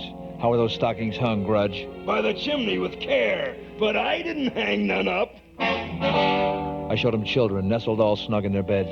What's dancing in their heads, Grudge? Visions of sugar plums. But you ain't selling me. There ain't no Santa Claus. He still didn't believe. There was only one thing left to do. My job, get to the North Pole. 11:45 p.m. We arrived at the North Pole. I set the plane down. We walked over to Sandy's workshop. Rang the bell. Pardon me, sir. Can I ask you a few questions? Why, sure. Just tickle me to death. What do you do for a living? I'm a brownie. What are you doing at the North Pole with a southern accent? Well, the boss sort of ran short on help this year, so he had to recruit a few of us brownies from the South Pole. Mm-hmm. That figures. What a waste of time. Could we talk to your boss, please? Oh, he's out. You would come on the one night he's out in the whole year. Mm-hmm. What's your particular job, Mr. Brownie? My boss has 8 tiny reindeer. My job, feed 'em. Mm-hmm. Yes, sir. What do you feed 'em? Well, most times I fix up a little plate of relish. Olives, pickles, and them carrot sticks. You know them little old carrot sticks? Mm-hmm. And scallions. Most folks call them green onions, but they're really scallions. How do you know? Just a stab in the dark. The little man showed us through the workshop. My boss will be back for a second load pretty soon. Say, would you all like to hear an interesting story? Yes, sir. Will you see that huge pile of presents over there? Mm-hmm. Man, look at all that stuff. Would you believe it? They're all for the same man. Been piling up here year after year. Why didn't the guy ever get 'em? Yeah, why? 'Cause he didn't believe in my boss. You know the rules. Mm-hmm. We know. I don't suppose there's no chance that this guy can still... Get the presents? Oh, sure. He gets them all. The minute he believes. But I don't suppose he ever will. Too bad about that guy. What's his name? Don't say it. I don't want to hear it. Come on, Mr. Brownie. What's his name? His name? Grudge. The Brownie saw us to the door, wished us a Merry Christmas. We were heading back to the plane when it happened. Hey! Yeah, Grudge? You know that guy I said I didn't believe in? Who's that? Santa Claus? Yes, sir? You think I'm too old to change my mind? You're never too old, Mr. Grudge. Well, then I believe in Santa Claus and Columbus. How about Cleveland, Cincinnati, and the Easter Bunny? Yeah, them too. And Toledo? I still ain't made up my mind yet about Toledo. Look, Grudge, up in the sky. He's coming back for the second load. It's Santa Claus! It's Santa Claus! There's the only guy I know can make everybody happy in one night. Yeah, he must have the biggest heart in the whole world. That's about the size of it.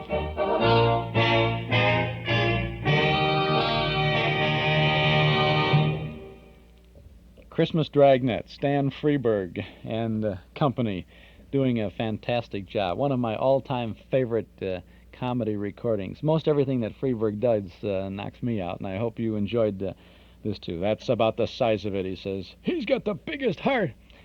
And that thing has got to be, I think it must have come out in about 1953 or 54. Really, it did. And so many things in there have become a part of our my vocabulary. Whenever there's a lot of gifts being given or something like that, Christmas tree with all the packages around it, I'm forever saying, "Wow, look at all that stuff." Stan Freberg and Christmas Dragnet. This is Chuck Shaden on our Christmas show, radio to trim the tree by or to help you get through whatever you're doing on a last-minute Saturday before Christmas. On Those Were the Days, WNIB Chicago at FM 97. By the way, to the best of my knowledge, that recording is out of print, and I have no way of finding a source for you on that. We had a number of calls on that. Well, let's see. We'll take a cue from Northwest Federal Savings and soft pedal some of our messages for you, too. I do want to remind you that you can still get our Christmas tape special, our cassette tape special, the 3-hour-long cassette tapes featuring 2 Jack Benny Christmas shopping shows, Norman Corwin's The Plot to Overthrow Christmas, starring Orson Welles, the 3 suspense Christmas dramas, and let's see, a Red Skelton show, and I guess, well, there's 7 shows in all. That's still available from the hall closet for $13, and you can get it by mail if you mail it today, really, today or tomorrow. And, well, if you mail it any time before the end of this month, we'll send it to you. We'll do it by mail for $13 for those 3 tapes from the hall closet, Box 421, Morton Grove, 60053. You can get them if you need them. You want to have them for some Christmas Eve listening or for gift giving. They're available today and tomorrow yet at our Metro Golden Memory Shop for $13. That's at 5941 West Irving Park Road, just east of Austin. We have the Christmas pack, and you can pick it up today or tomorrow at the shop. I think they're all gone from Northwest Federal Savings, where we usually have the tapes for you. But I do believe the Christmas tapes are gone from over there. If you want the hour-long 1939 Campbell Playhouse production of A Christmas Carol with Lionel Barrymore as Scrooge, that's $5, and we still are holding over the Miracle on 34th Street for $5. You can get that by mail through the end of this month, though this is the last day we'll be talking about it on the air. You can get that from the hall closet, Box 421, Morton Grove, 60053. Or if you stop by our Metro Golden Memory Shop today. We'll be open until 7:30 tonight, and tomorrow afternoon, Christmas Eve, the shop will be open from noon until 5 o'clock, and we'll be there to wish you a Merry Christmas in person tomorrow afternoon if you stop by our MGM shop. This is Chuck Shaden. Our Those Were the Days Christmas show continues now as we have one of the absolutely best radio shows that I have ever heard. Now, if I enjoyed the Stan Freberg, I love all of the Christmas shows. I could sit and listen to these things day in and day out and enjoy. There's so many things on television this year, too. A lot of good Christmas stuff. The sentiment and the warmth of the holiday really carries into all of these things. This is one of the marvelous radio shows of all time. This Christmas Story from Dragnet was also used on television, and it was done twice on television in the Dragnet series. When Ben Alexander was Joe Friday's sidekick in the first go-round of Dragnet, this Christmas Story was used. And then later, in the second time round for Dragnet, when Harry Morgan, who is Colonel Potter on MASH these days, was Joe Friday's sidekick, they redid this story. The first time when they did this on television, it was filmed in Technicolor, and it was the only of the original Dragnet shows that was filmed in Technicolor, and they used it for color television. When I was in the service, I was stationed at 5th Army Headquarters up the old Chicago Beach Hotel at 55th and Lakeshore Drive, and it was tough duty, yeah. I was editor of the 5th Army newspaper, and I served 18 months there. And we fought the battle of the Outer Drive. But anyway, they had, every military post has a character guidance session sponsored by the chaplain. Once a month they have one of these things. And I was in special services, so I was editing the newspaper, and or information services, what it was, information office. So I was the guy who had to schedule and set up the training sessions. And we'd have different people coming in and doing the things. And everybody liked it when they had a film because you could go to sleep, you know. Well, the chaplain, I can't think of his name, he was a Catholic chaplain for 5th Army at the time. And his December character guidance lecture was not a lecture, but it was the showing of the Dragnet Christmas Story television show. And I must have seen that. Now, they had a lot of people at 5th Army up there, and they had, I think they had 2 sessions a day for 5 days. And he brought this film, and I showed this movie of the Dragnet Christmas show to all the guys on post. Must have seen it 10 times, and it was terrific. It was marvelous. And when I uncovered the radio version of Dragnet, of the Christmas Story, I was so pleased to have it. And it's a wonderful, warm story. We're going to share it with you now. Here's part 1 of Dragnet, the Christmas Story.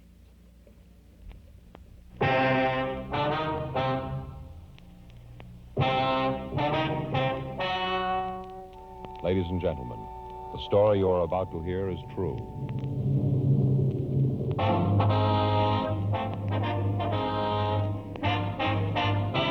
Dragnet, the documented drama of an actual crime. For the next 30 minutes, in cooperation with the Los Angeles Police Department, you will travel step by step on the side of the law through an actual case from official police files. From beginning to end, from crime to punishment, Dragnet is the story of your police force in action. It was Wednesday, December 24th. It was cold in Los Angeles. We were working the day watch out of burglary division. My partner's Frank Smith. The boss is Captain Bernard. My name's Fridayy. I'd gone across the street to buy stamps for some Christmas cards I was sending out. It was 9:15 a.m. when I got back to room 45. Burglary. I sat down at a table in the squad room and I started to address the cards when Frank walked in carrying a stack of Christmas boxes. Hi, Joe. Hi. Christmas cards, huh? A little late, aren't you? Well, I was going to send them out Monday, but we had that stakeout. You ought to get married, Joe. Yeah? It's the only system. Faye does all that stuff for me. Laundry, mails cards. Only system. Might help. You got a big stack there. Ought to cut down the list. Look at this here. Upholstery shop. Yeah? They send me a card every year. I never get anything upholstered. Faye and I ought to go over our list. Cut off a few names. I brought in your present.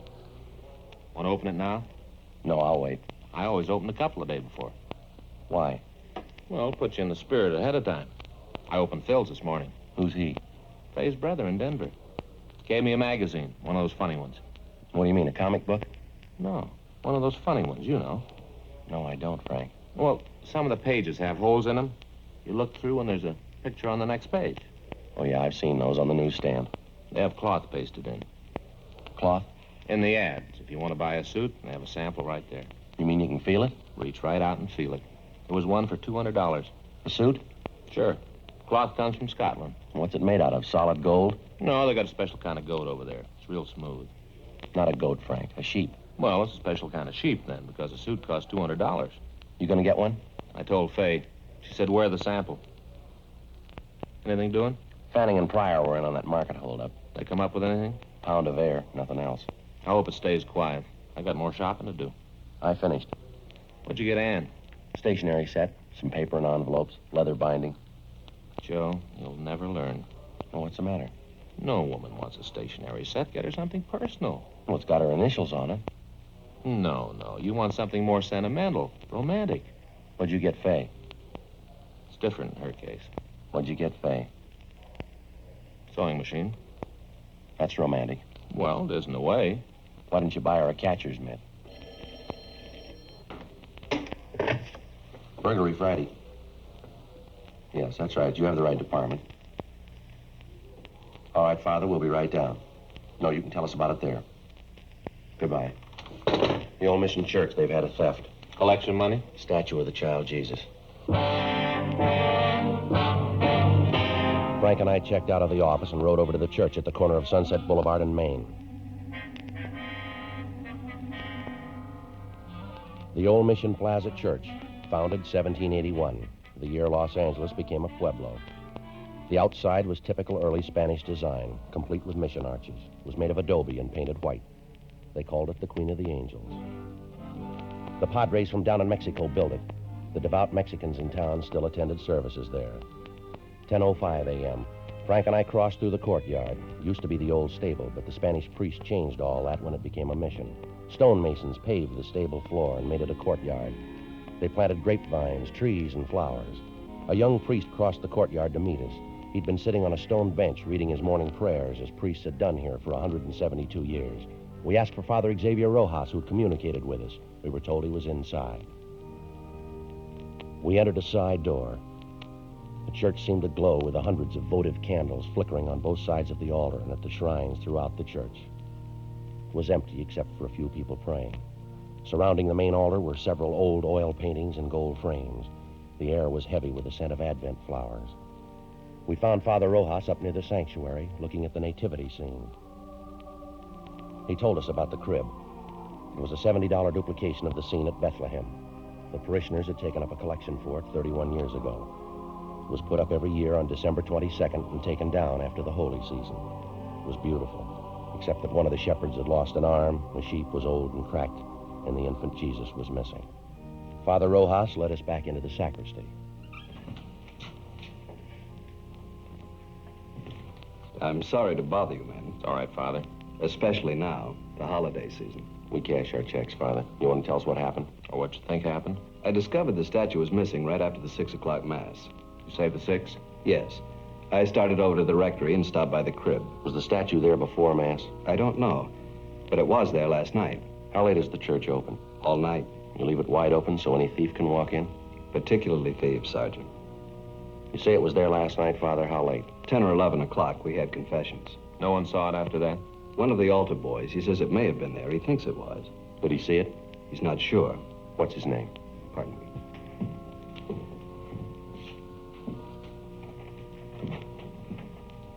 Here's the schedule. You'll find the names for every Mass there.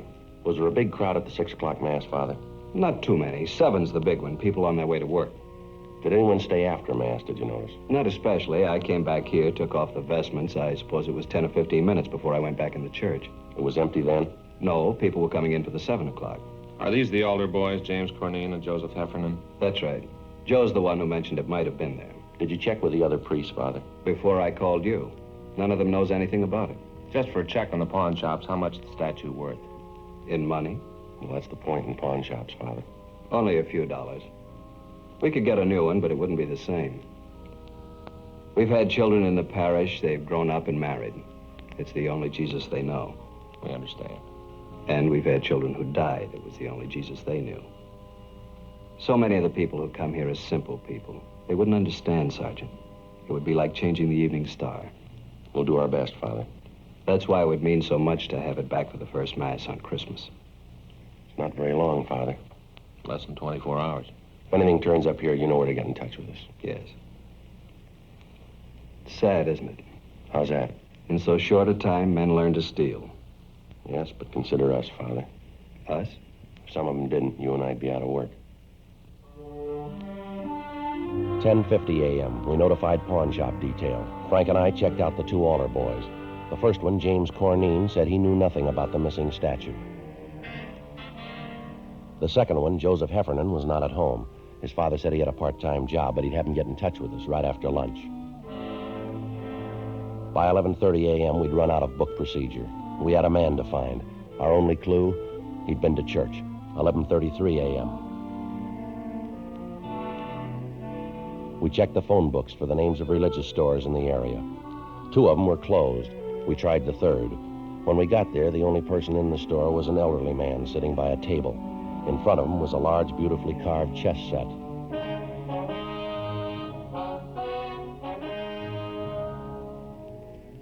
We're police officers.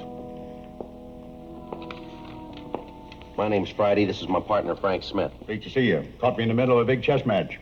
Where's your partner? Up in San Jose. We've been playing for years. Same match? No, just 2 or 3 months on this one. What I meant was we've been playing different matches for years. I see.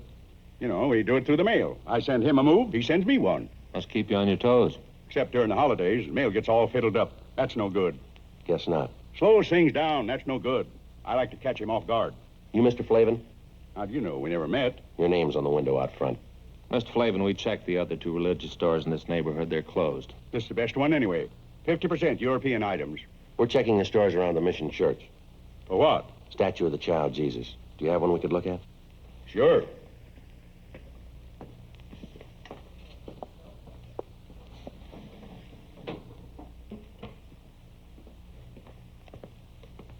No, sir, a larger one. You don't want a larger one, unless it's for a church. That's where you want a larger one. Could we see it, please?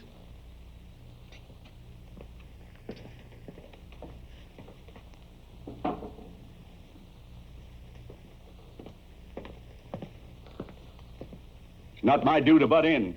But unless you live in a big place, this will make your living room all the kilter. Yes, sir. Do most of the people who go to the Mission Church trade here? Good many of them, especially the kids. Why kids? More religious. Check on yourself. See if kids aren't more religious than you. Might be so. That's what's wrong with the world.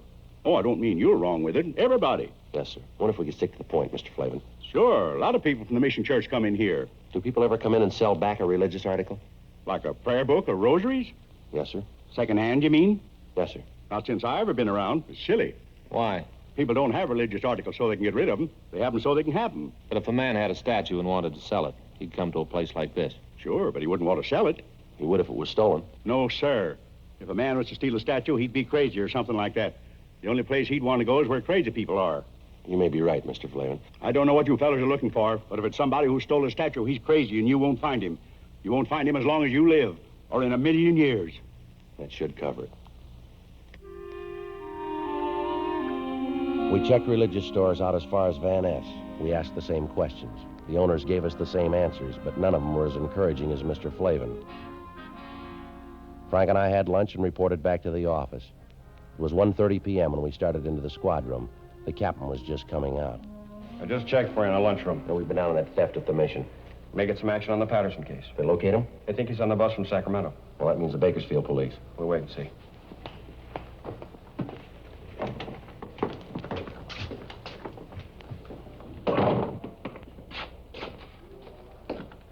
Are one of you fellas Sergeant Fridayy?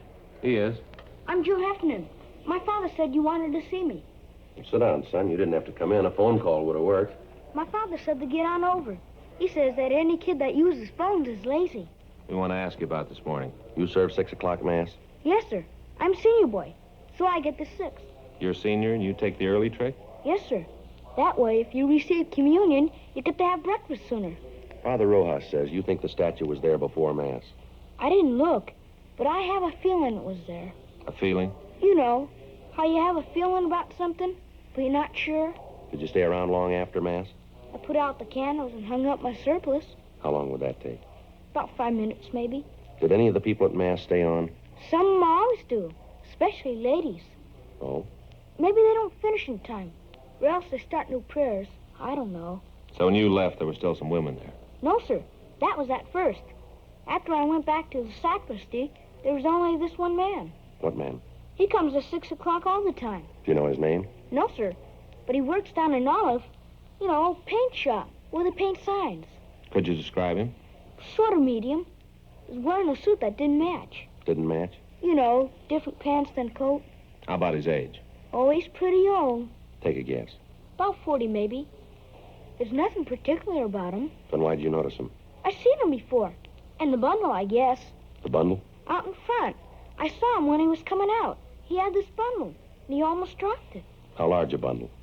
It's hard to say. Come on, son. Was it large or small, the size of the statue? About that big. Yes, sir.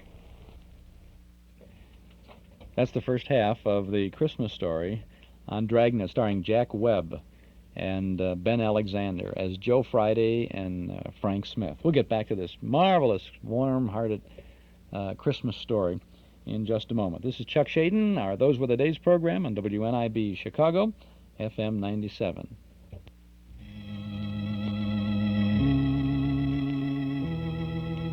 Do you remember?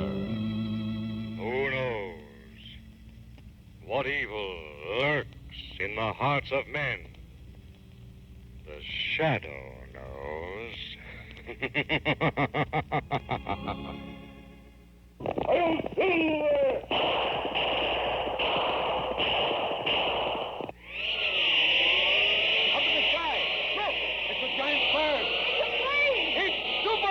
The Golden Days of Radio, brought back once more by Mark 56 Records. What wonderful memories. Relive them again with The Shadow, The Lone Ranger, The Green Hornet, Burns and Allen. You can buy these and over 100 other original radio broadcasts on Mark 56 LP Records. A gift for remembering. Major Bowes, Tarzan, The Whistler. Hundreds of old-time radio shows on records, cassettes, and 8-track tape are available at our Metro Golden Memory Shop at 5941 West Irving Park Road, just east of Austin. We're open Monday through Friday from 11 till 5:30, Saturday till 7:30, and Sunday from noon to 5. You can use your MasterCard or Visa card at our MGM shop. And for all those last-minute nostalgia Christmas gifts you want, make sure you stop by this afternoon or this evening. We'll be open till 7:30. Or tomorrow, Christmas Eve, the shop will be open from noon until 5, and we'll be at the MGM shop tomorrow afternoon to wish you a Merry Christmas in person, should you stop by. Metro Golden Memories, 5941 West Irving Park Road, just east of Austin. Now let's return to Dragnet.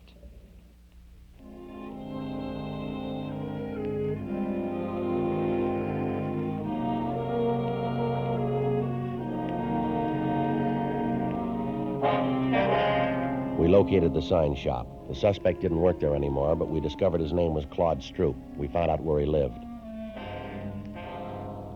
2:25 p.m. We arrived there. It was a hotel for men, mostly old men, mostly down and outers. It was called the Golden Dream. Police officers. We're looking for Claude Stroop. Hope Claude didn't get in any trouble. So do we. Is he in? No. He's got room 307. You can check if you like. We'll take your word. Were you on this morning? Yeah, the early shift. Well, we don't have shifts. My uncle owns the place. I'm the shift. Did Stroop spend last night here? Came in about 11. When did he leave this morning? Around 6, maybe before. Did he come back after? 8 o'clock or so. Then left. Supposed to be back at 10. And pulls this trick. What trick? Our program. He knows the other fellas need him. Program? Here at the hotel. Every Christmas we have a program. Put up a tree and sing. They're mostly old fellas. Singing like that makes them remember back when they were kids. Then Jimmy Finn comes on. Jimmy Finn? He shares number 409. His family once had a lot of money, so he tells the fellas about it. Stories about Christmas. How they had this big log, and his grandfather used to start it up, and after dinner, everybody turned over his plate, and there underneath was a $20 gold piece. Brand new one. When Stroop came in this morning, did he have a bundle?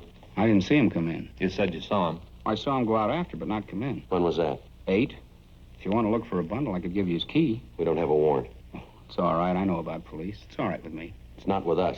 I didn't mean that. I just meant it was all right with me. Good King Wenceslas looked down on the feast of Stephen when the They were 3 old men. You couldn't tell how much better they would have been with Stroop singing the 4th part, but somehow you didn't care. This was Christmas at the Golden Dream, and it sounded fine. Though the frost was cruel, when the poor man came in sight, gathering winter fuel. This is the last rehearsal. I got most of the songs down pat. Sounds pretty good. Yeah, that's why it's a shame Claude isn't here. He's tenor, and they need him to make it sound just right. Does Stroop have a job? No, sir. He used to have jobs. Not much lately, though. Did he say where he was going? No, he should have. The fellas need him. When he comes in, will you call us? Sure, and not say anything to him. That's right. I hope it's nothing serious for Claude. Fella's troubles ought to be over. Troubles? Way back. It wouldn't count now. Tell us anyway. Well, I don't know much about it. As much as you know. Now, come on. It was something back where he used to live. He robbed somebody or something. What else? That's all. It was a long time ago, way far back. But he forgot it all, the robbing and everything. No, not quite. He remembered it this morning. God rest ye merry gentlemen, let nothing you dismay, for Jesus Christ our Savior was born upon this day to save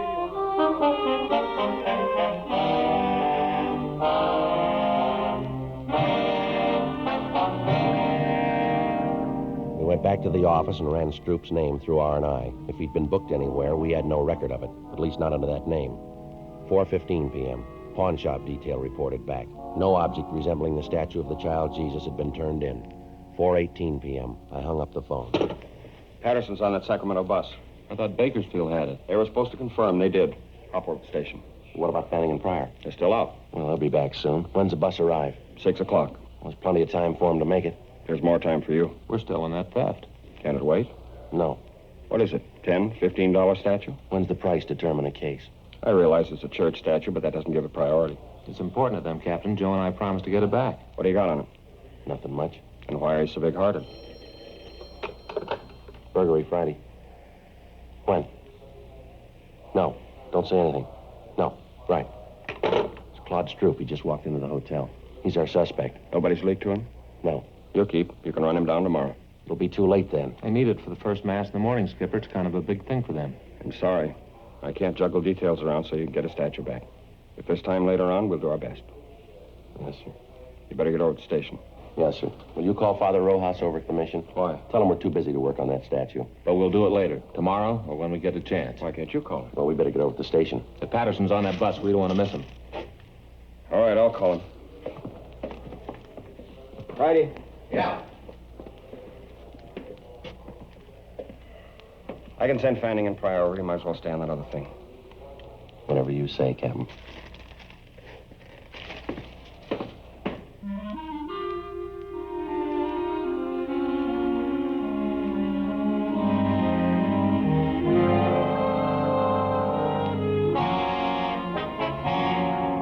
4:43 p.m. We arrived at the Golden Dream Hotel. The desk clerk was right. Claude Stroop looked like a man who'd had his troubles at bargain rates.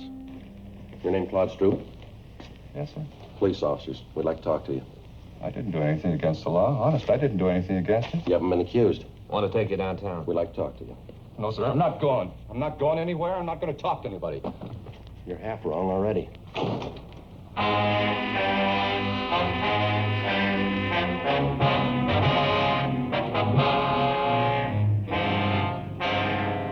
5:15 p.m. We returned Stroop for interrogation. He kept his word. He refused to talk. 6:05 p.m. Frank called Fay, told her he'd be a little late. Stroop didn't move for a whole hour. He sat and stared, but he didn't talk.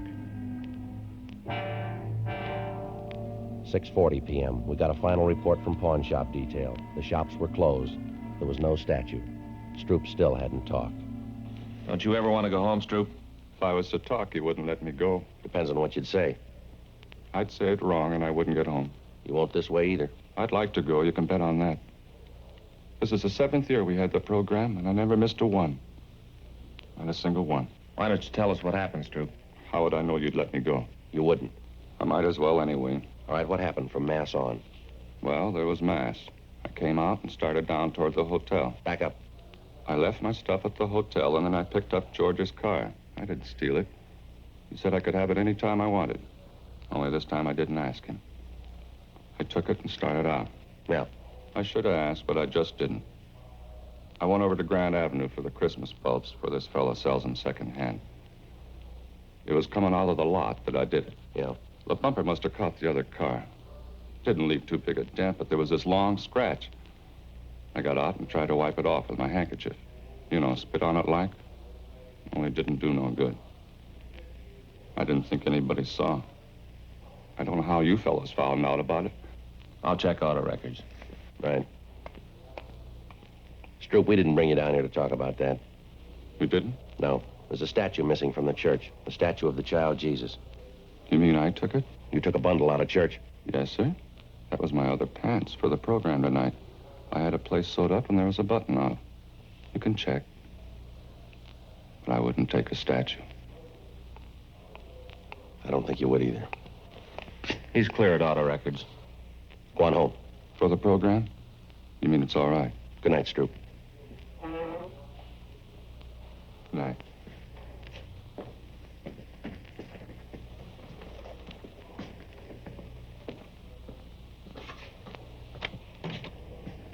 Merry Christmas.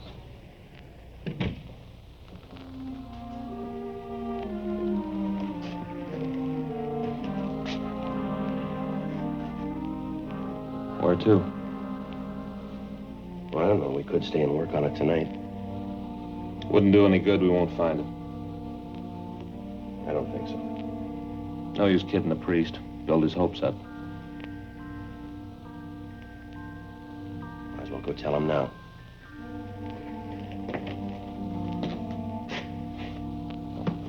Merry Christmas.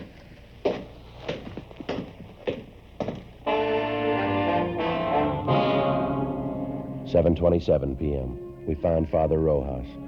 Frank told him how it was, that we couldn't get the statue back by morning, but that we'd keep trying during the week. He said he understood. We told him we had to get on. As Frank and I started to leave, the doors at the main entrance to the church opened.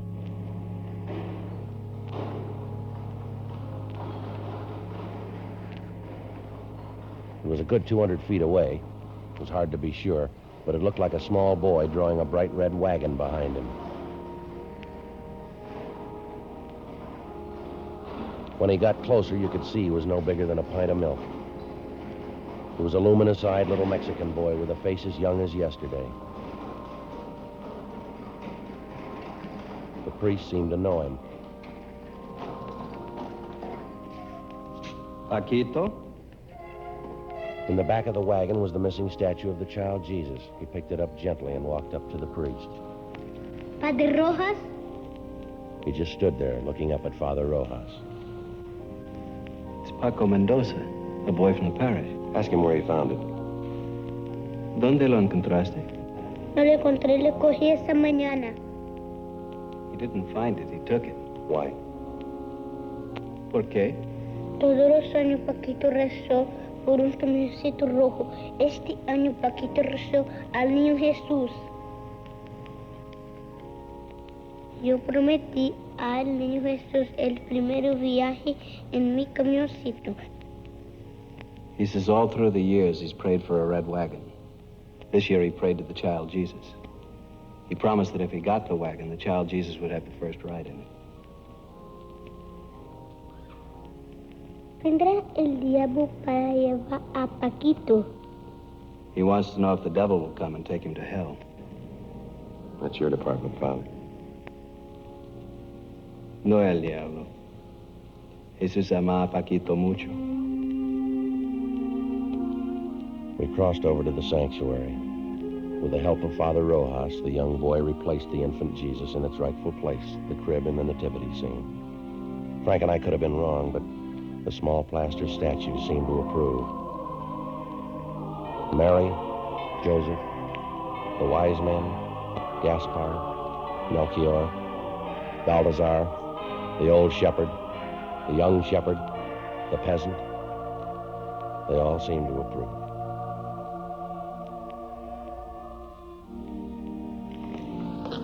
Vuelve a tu casa, Paquito. The priest told the boy to go home. He took hold of his wagon and started the long walk out of the church.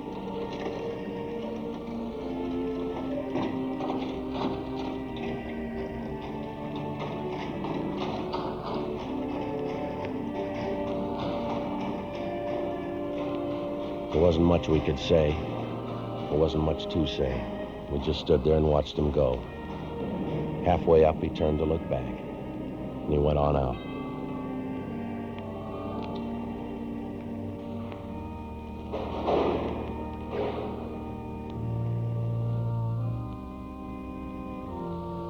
I don't understand how we got that wagon today. Don't kids wait for Santa Claus anymore? It isn't from Santa Claus. The firemen fix old toys and give them to new children. Paquito's family, they're poor.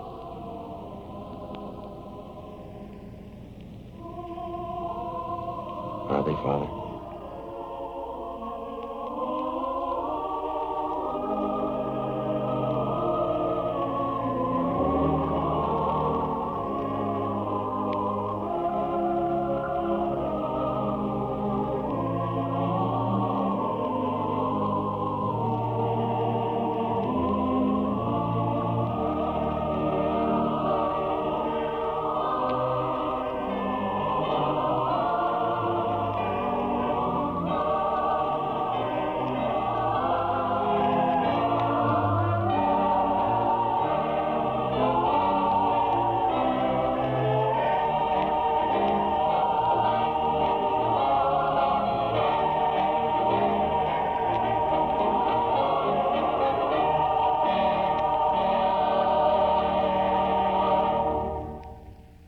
The story you have just heard is true.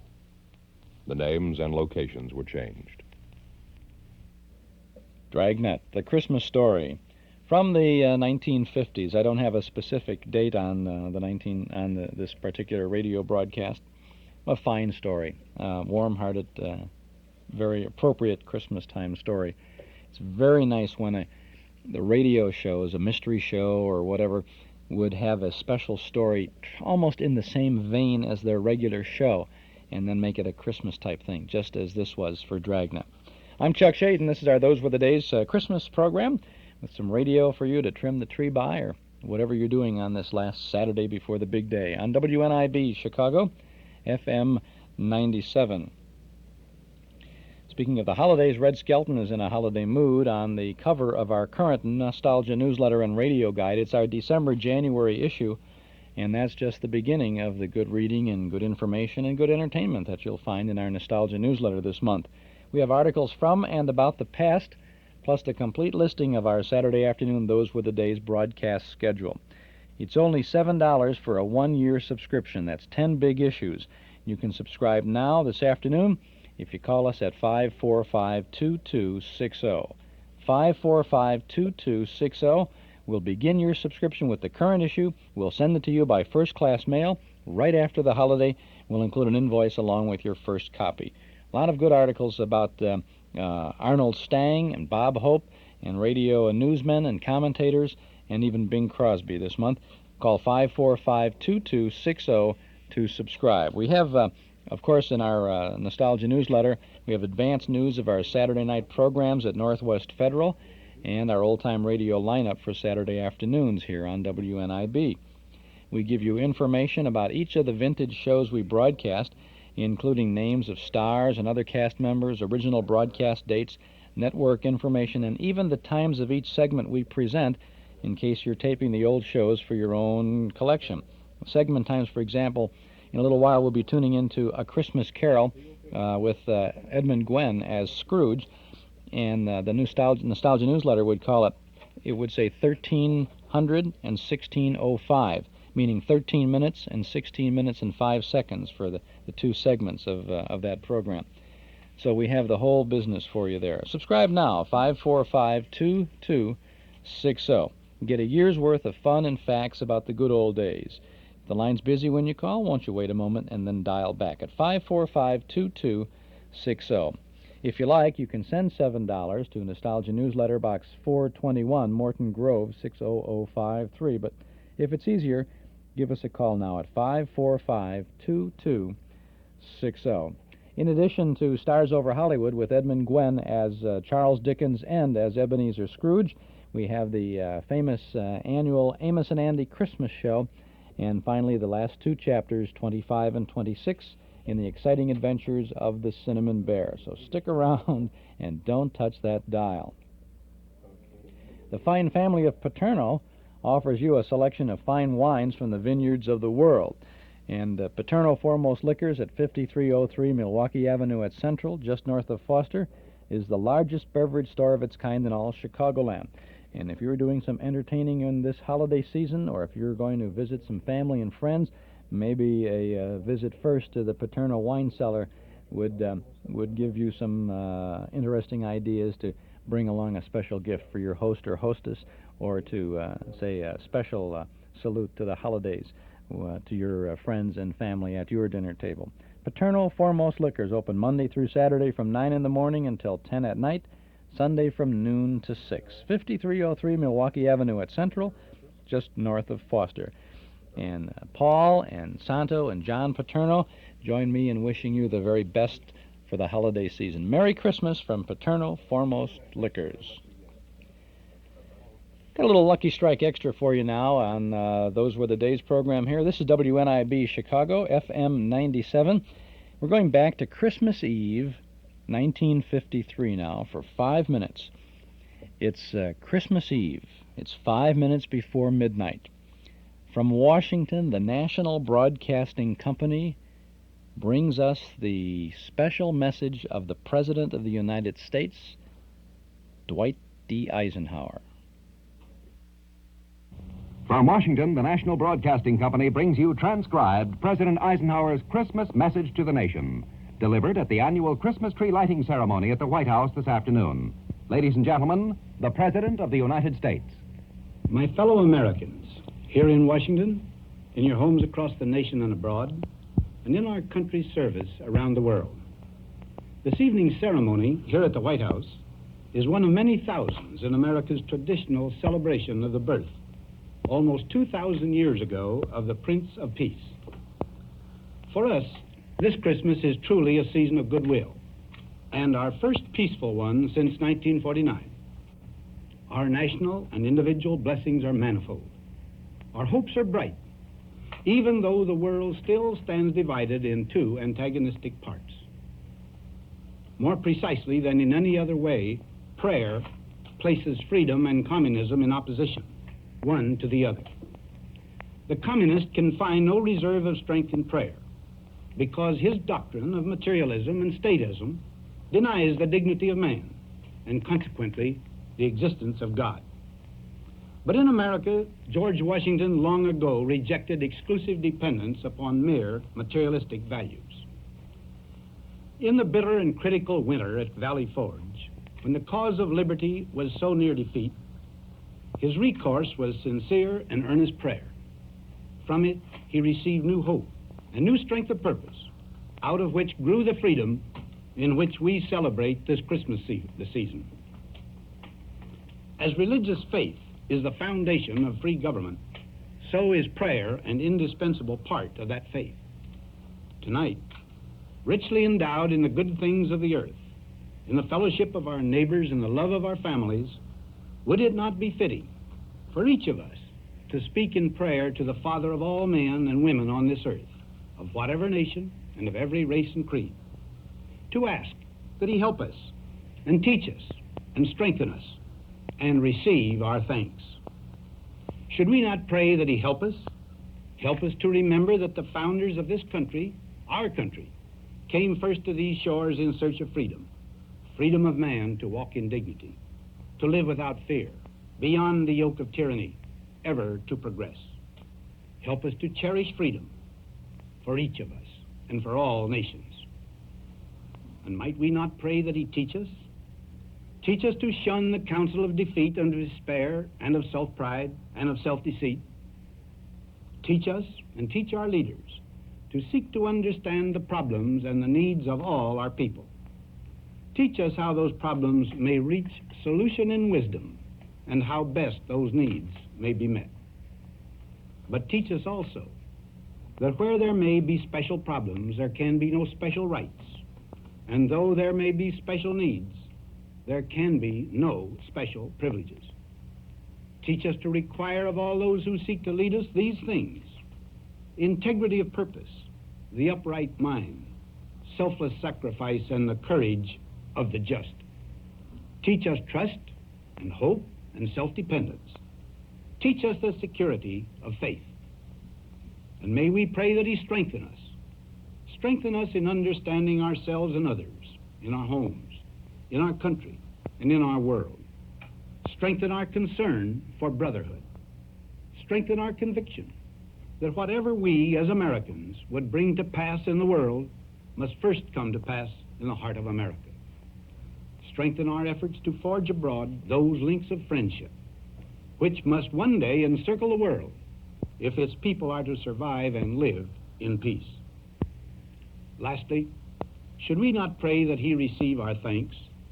For certainly we are grateful for all the good we find about us, for the opportunity given to us to use our strength and our faith to meet the problems of this hour.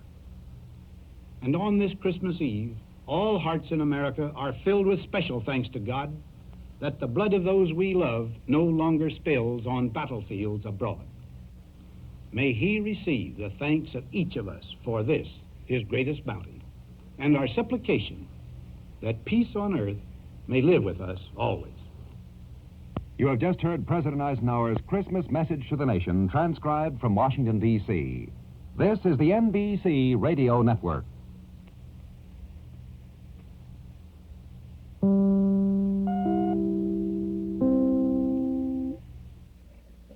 Did you hear a little time signal in there, that beep? That was midnight. That was Christmas. President Eisenhower's message, broadcast on NBC in Chicago from 11:55 p.m. until midnight on December 24th, Christmas Eve, 1953. Message from President Ike. Doesn't seem all that long ago, does it? This is Chuck Shaden with our Those Were the Days program on WNIB Chicago, FM 97.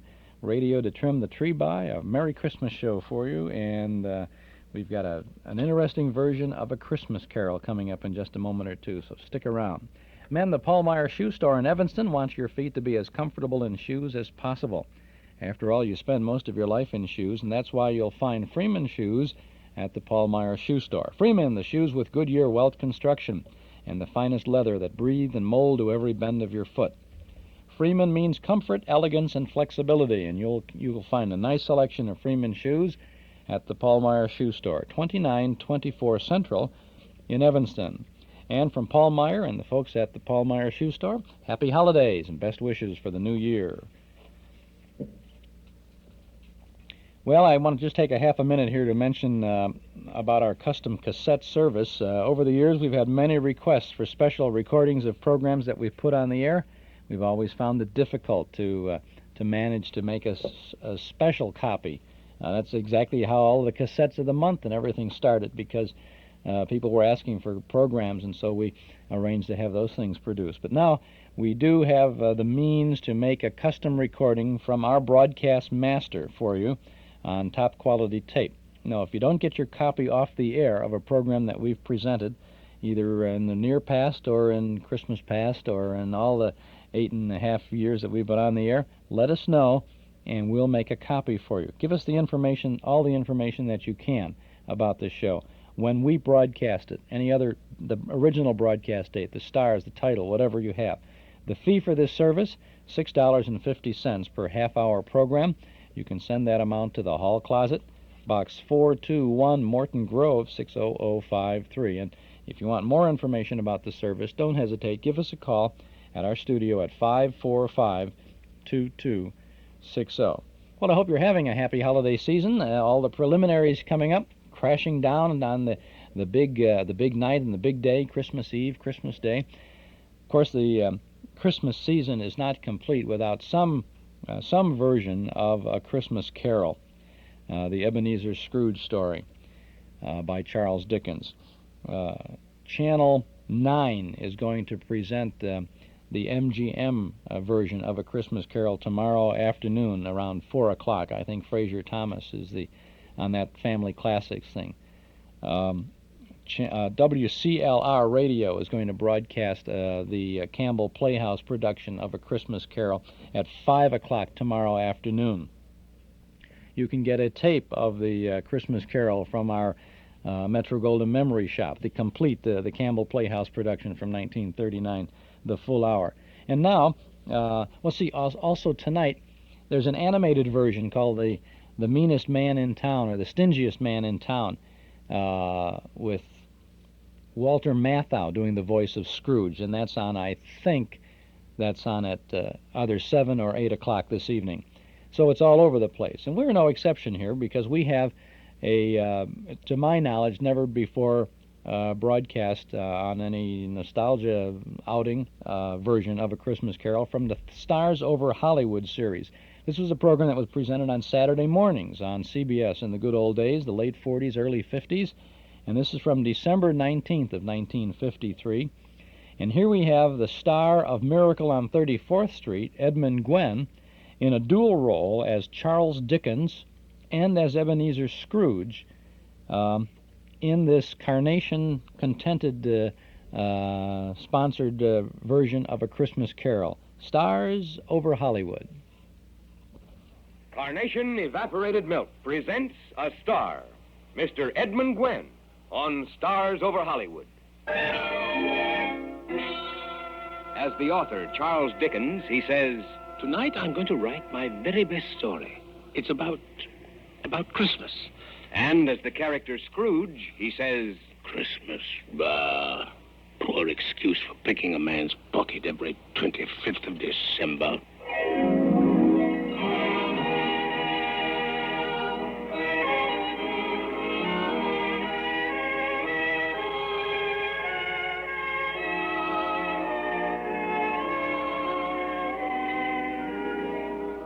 From Hollywood, California, where the world's favorite stars live and work, the world's favorite evaporated milk brings you Stars Over Hollywood. Each week, Carnation presents another famous name for motion pictures, television, and radio. Such distinguished performers as David Niven, Virginia Mayo, Rock Hudson. Today's star, Edmund Gwenn, may currently be seen in the filmmaker's production, The Bigamist. Today's story, A Christmas Carol by Charles Dickens, was transcribed in Hollywood for Carnation, the milk from contented cows.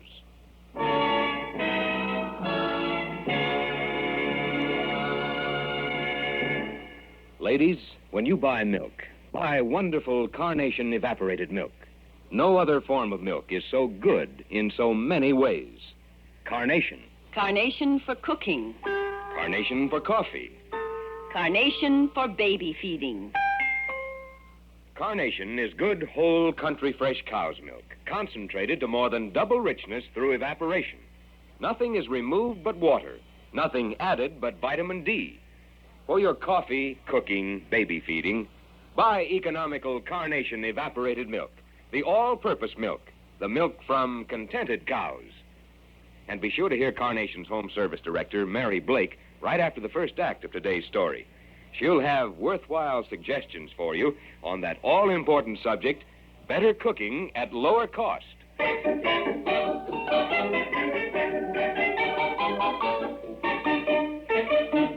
And now, Act One of A Christmas Carol, starring Edmund and Gwenn in the dual role of Charles Dickens and Scrooge. Curtain going up.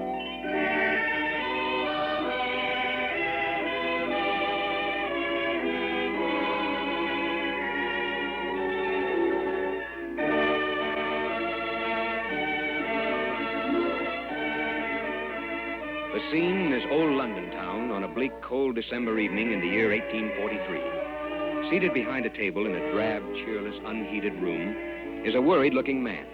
He frowns as he scribbles laboriously with a scratchy pen, carefully putting words down on the paper spread before him. A Christmas Carol in prose, being a ghost story of Christmas. Mr. Dickens! Oh. Mr. Dickens! Well, the thing to do is simply not answer it. Perhaps it'll go away. No good pretending you're not there. I saw you come in. Oh, dear, I suppose I may as well face it. Mr. Dickens! Oh, so you finally decided to answer me. Good evening, Mrs. Bumbletwist. Won't you come in? No good turning your charms with words on me, Mr. Dickens. I've come for me rent. I mean, that's me rent, and I ain't leaving this room until I ask.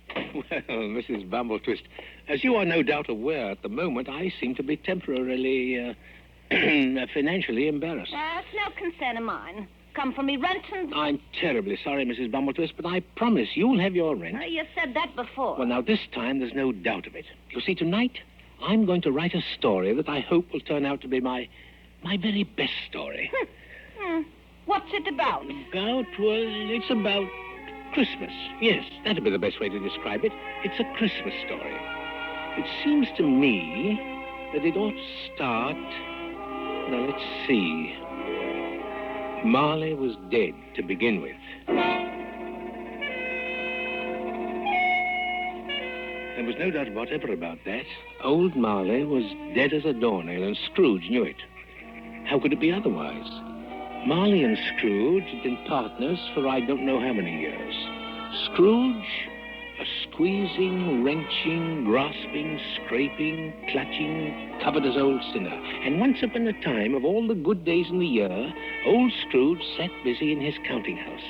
He was counting his money and keeping one eye on his clerk, Bob Cratchit, when the door opened and Scrooge's nephew, Fred, came in.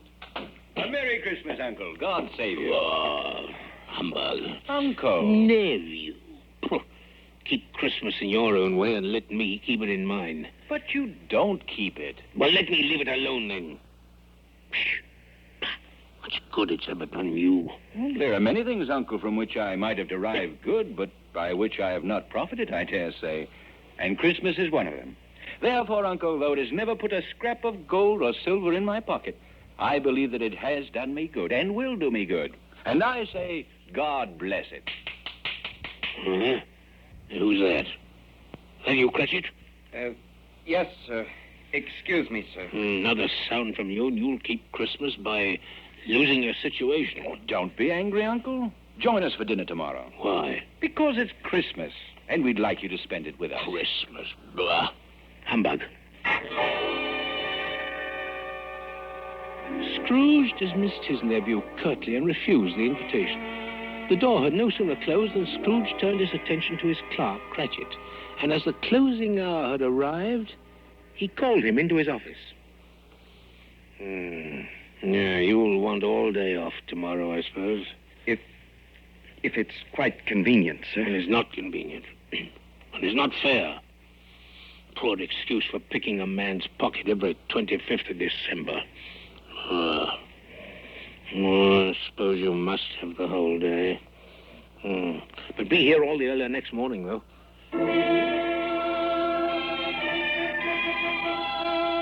Scrooge closed the office and walked to his chambers. He opened the door and went in. Then he lit a candle and looked everywhere. Sitting room, bedroom, under the table, the sofa, and the closet. Quite satisfied, he closed his door locked himself in, put on his dressing gown and slippers, and sat down before the fire. Suddenly, he heard a clanking noise deep down below, as if some person were dragging a heavy chain behind him. But the chains came closer, and squinting into the dimly lit shadows, Scrooge beheld an apparition he immediately recognized. Ebeneezer, Ebeneezer Scrooge. Marley. Jacob Marley's ghost.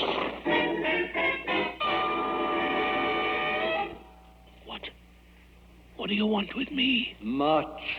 Who? Who are you? Ask me who I was. Well, who were you then? In life, I was your partner, Jacob Marley. I don't believe it. It's humbug. Humbug, I tell you. Right. Oh, no, mercy. Mercy, dreadful apparition. You believe in me? I do. I must, but why? Why do spirits walk the earth, and why do you come to me? It is required of every man that the spirit within him should walk abroad among his fellow men and travel far and wide.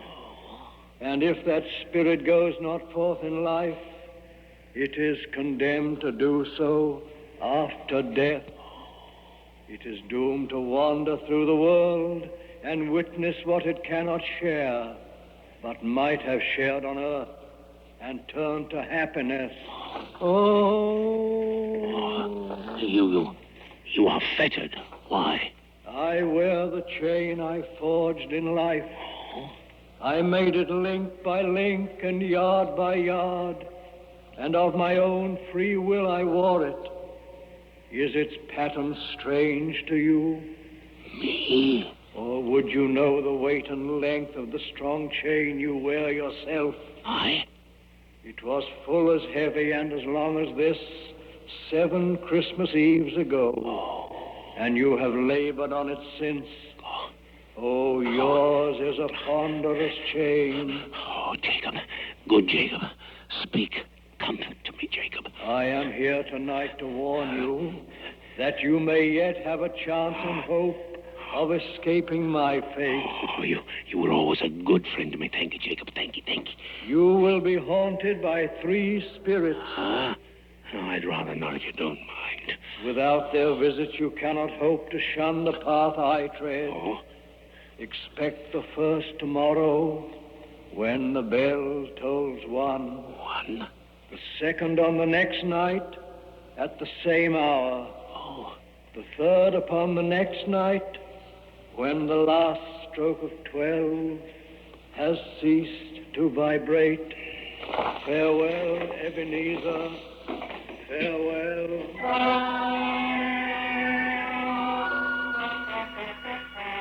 With these words, the apparition walked backward and faded through the door. Scrooge examined it. It was still firmly locked. He tried to say, "Ah," but the word caught in his throat. So without undressing, he went straight to bed and fell fast asleep.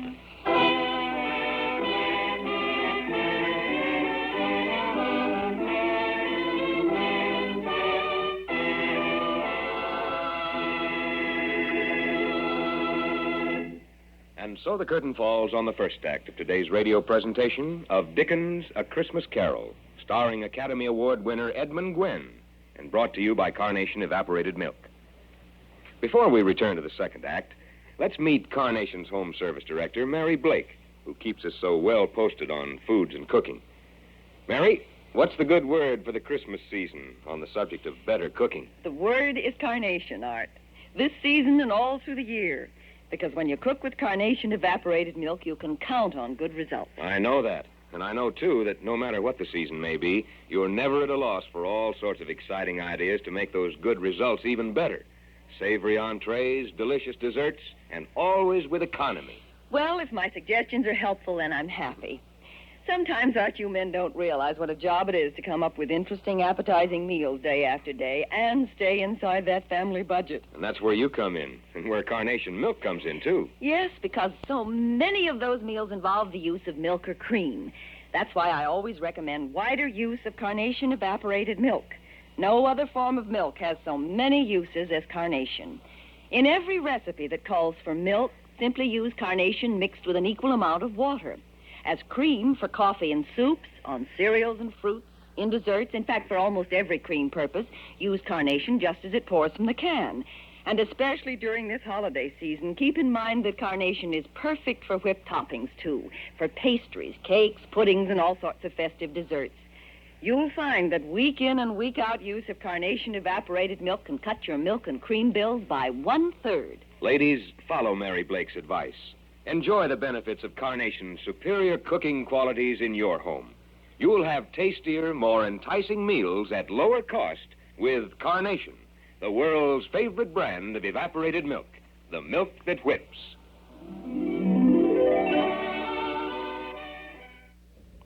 That's the first half of Stars Over Hollywood and A Christmas Carol, starring Edmund Gwenn in a double role as Charles Dickens, narrating his own story, and as Ebeneezer Scrooge, the grasping, clutching, wrenching old sinner.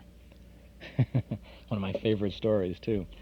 We'll get back to that in just a second. Just want to take enough time to say that this is Chuck Shaden on Those Were the Days, our Christmas show on WNIB Chicago, FM 97. And want to mention some folks who've been with us for a little better than 6 years on Saturday afternoons. Nelson Hirschberg Ford, Ralph and Jurgen have been regular participants in our program all these years. And they said on this Saturday before Christmas, let's not make any specific commercial message. Let's just say Merry Christmas to all of our friends. They're nice people. And on behalf of Ralph and Jurgen and all the folks at Nelson Hirschberg Ford in Chicago, may I extend to you the very best wishes for a Merry Christmas and a Happy New Year from Nelson Hirschberg Ford. Now, let's get back to Stars Over Hollywood.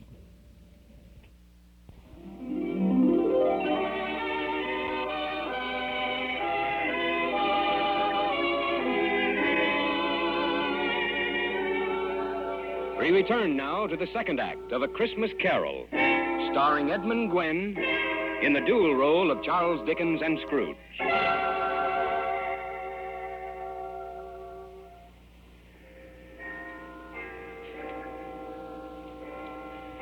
When Scrooge awoke, he was aware of a clock in a neighboring church striking the quarter. So he listened for the hour. Finally, it struck. 1 o'clock. Oh, but that's impossible, Scrooge thought. It had been after 2 when he went to bed. Could he have slept clear round the clock? As he was speculating on this turn of events, there was a sudden burst of light. The curtains of his bed were drawn aside, and there stood a strange figure. Like a child, its hair was long and white with age, yet its skin had not a wrinkle in it. And somehow Scrooge knew that this was the first of the spirits of whom Marley had spoken. Are you the spirit, sir, whose coming was foretold to me? I am. Well, who are you? I am the ghost of Christmas past. Your past. Huh? Rise and walk with me.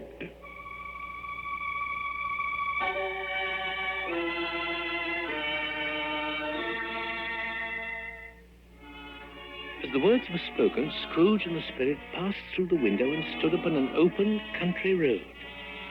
All had vanished, and with it the darkness, for it was now a cold, clear winter day. Is this place familiar to you, Ebeneezer? Well, I was reared in this place. I was born here. Strange to have forgotten it for so many years. Let us go on. They walked along the road of Scrooge's childhood, recalling every gate and post and tree and incident. Tarry not here, Ebeneezer. There is much to see, and the time grows short. Let us pay a visit now to old Fezziwig. Fezziwig? Why, I was apprenticed to him. I remember... Oh, there, Ebeneezer, Dick. No more work tonight. It's Christmas Eve. Clear away, my lads. Let's have lots of room here. We're going to have a party for everyone. Oh, what a good man. What a fine man. How happy he made us that day. A small matter. Oh, how can you say that? He was a kind, wonderful employer, a generous... What is it, Ebeneezer? What's the matter? Nothing. Nothing. I should just like to be able to say a word or two to my clerk just now, that's all. That's enough, I think. Come, our time is up. I must conduct you home.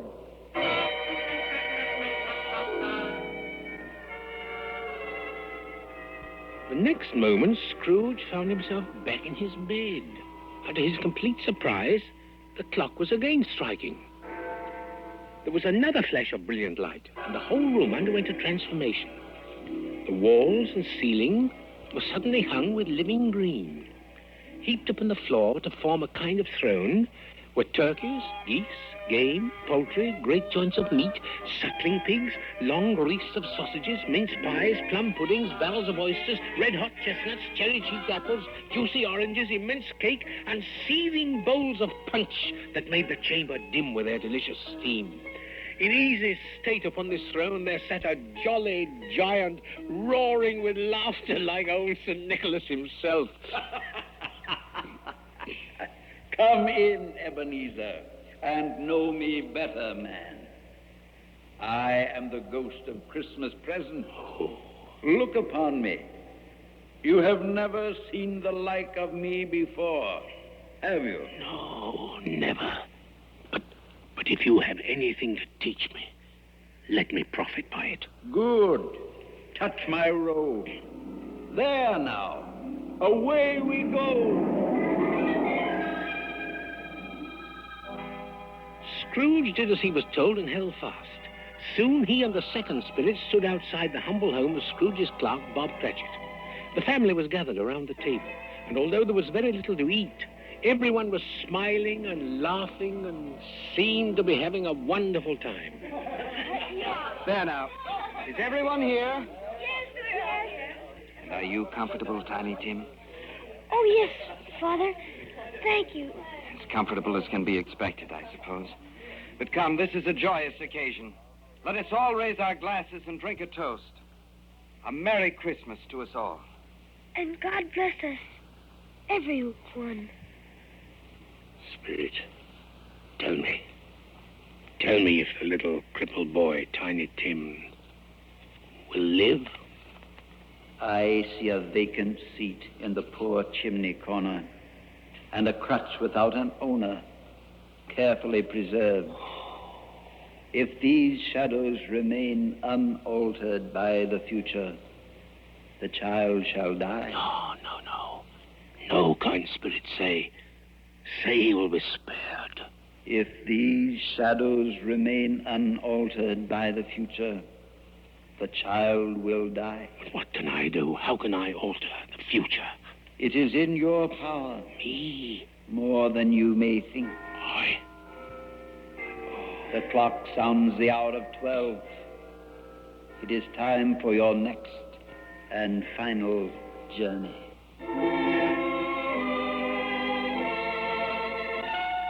The pleasant ghost of Christmas present vanished on the moonbeam, and in its place stood a horrible phantom, draped and hooded.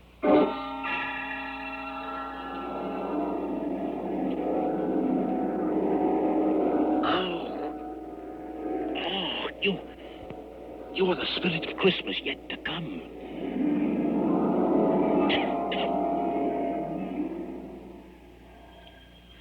But although Scrooge spoke to the phantom, the spirit answered not. His replies were only eerie sounds in the night, and he pointed into the blackness with a bony finger. You are about to show me shadows of the things that have not happened. but will happen in the time before us.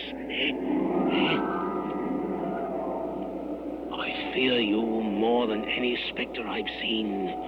The night is waning fast, and it is precious time to me, I know. Lead on, lead on.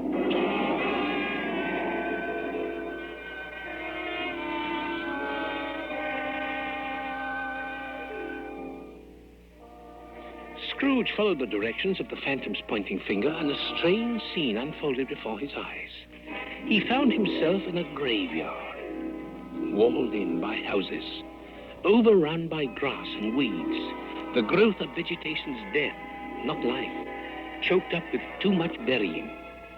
The spirit pointed to a stone and to the name etched upon it, and Scrooge walked forward and read the inscription. E-B-E-N. Heaven. Oh, no. No, Spirit, hear me. I'm not the man I was. I will not be the man I would have been, but for what I have learned. One chance, I beg of you that I may henceforth honor Christmas in my heart and try to keep it all the year. I will live in the past, the present, and the future. The spirits of all three shall strive within me. I will not shut out the lessons that they teach. One chance, dear Spirit. I beg of you, one chance.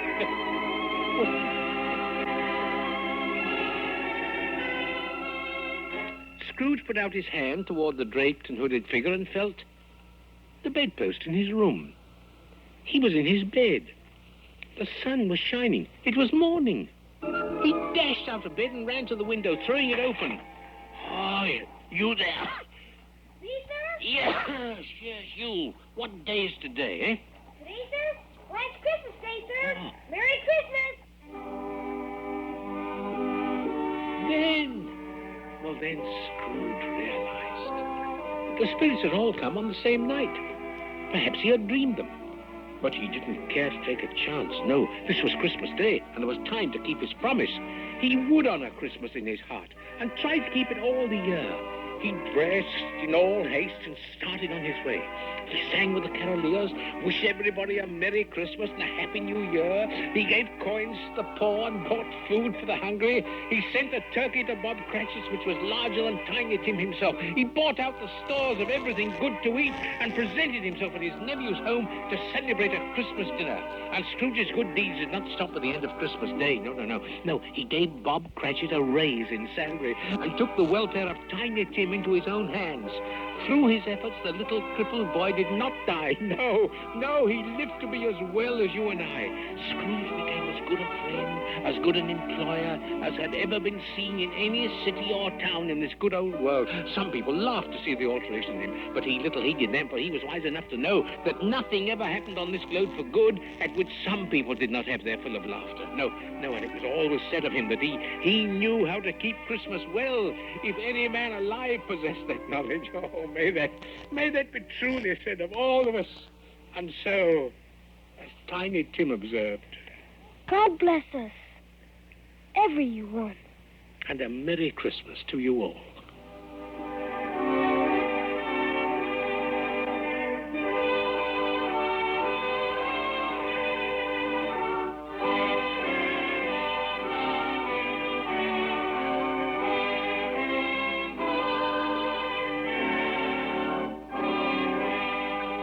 So the curtain comes down on the final act of Dickens' A Christmas Carol. This week's Stars Over Hollywood show presented by Carnation Evaporated Milk and starring the distinguished actor Edmund Gwenn. In just a moment, we'll have news about next week's show. Meanwhile, how about a curtain call, Mr. Gwenn? Oh, that'll be fine, Art. It's a great pleasure, to me to come back, play Dickens and Scrooge. We're pleased to hear that, Mr. Gwenn. This is becoming something of an annual Christmas custom for Carnation. And for our part, let me say that you've added another triumphant performance to your long list of successes. We sincerely hope that you can be with us again next year to star in A Christmas Carol. Well, I shall look forward to that, Art. Well, Mr. Gwenn, after your heartwarming performance today, our after-the-show ritual of a cup of coffee with our star is all the more appropriate. So let me offer you this one. Cream to perfection with Carnation Evaporated Milk. Oh, thanks, Art. That's very thoughtful of you. We'll toast to a happy holiday season with it, eh? Fine idea. And I hope you'll find it exactly to your taste. You know, carnation is an important factor in making good coffee taste better than ever.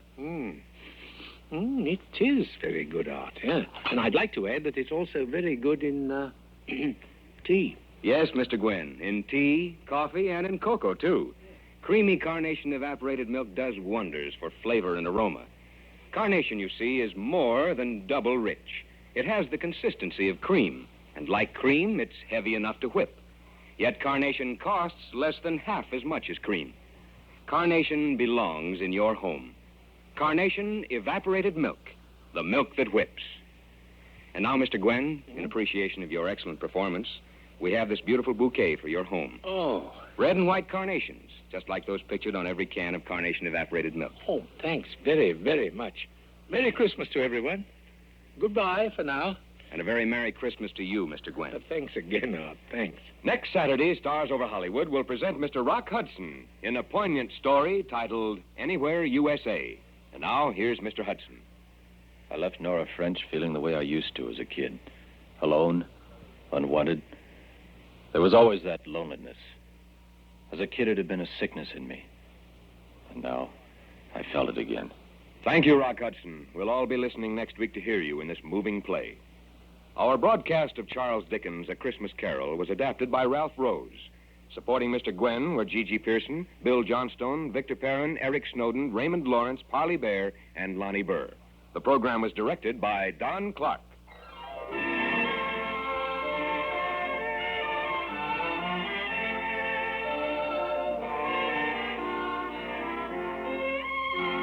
Ladies, when you shop for groceries today, be sure you buy Carnation, the world's favorite brand of evaporated milk. No other form of milk comes in so handy, so many times, so many ways. It's carnation time when it's coffee time. It's carnation time when you're cooking too. It's carnation time at baby feeding time. The milk from contented cows for you. All around the clock, it's time for carnation. Say, mothers, if you have trouble getting your youngsters to drink enough milk, just listen to this. Wonderful tasting Carnation malted milk gives more energy value than plain milk, and it's richer in minerals and the important vitamins B and D. You can serve delicious Carnation malted milk either piping hot or ice cold. Kids go for it on sight either way. Get Carnation malted milk today.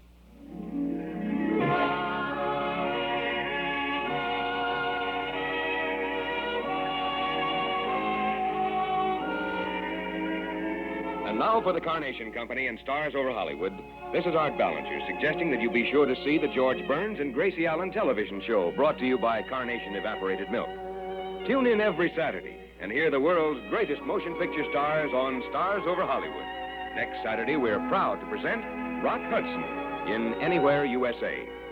Stay tuned now to hear Fun for All, which follows immediately over most of these stations. Stars Over Hollywood comes to you transcribed from our Hollywood studios and is heard in Canada over the Dominion Network of the Canadian Broadcasting Corporation. This is the CBS Radio Network.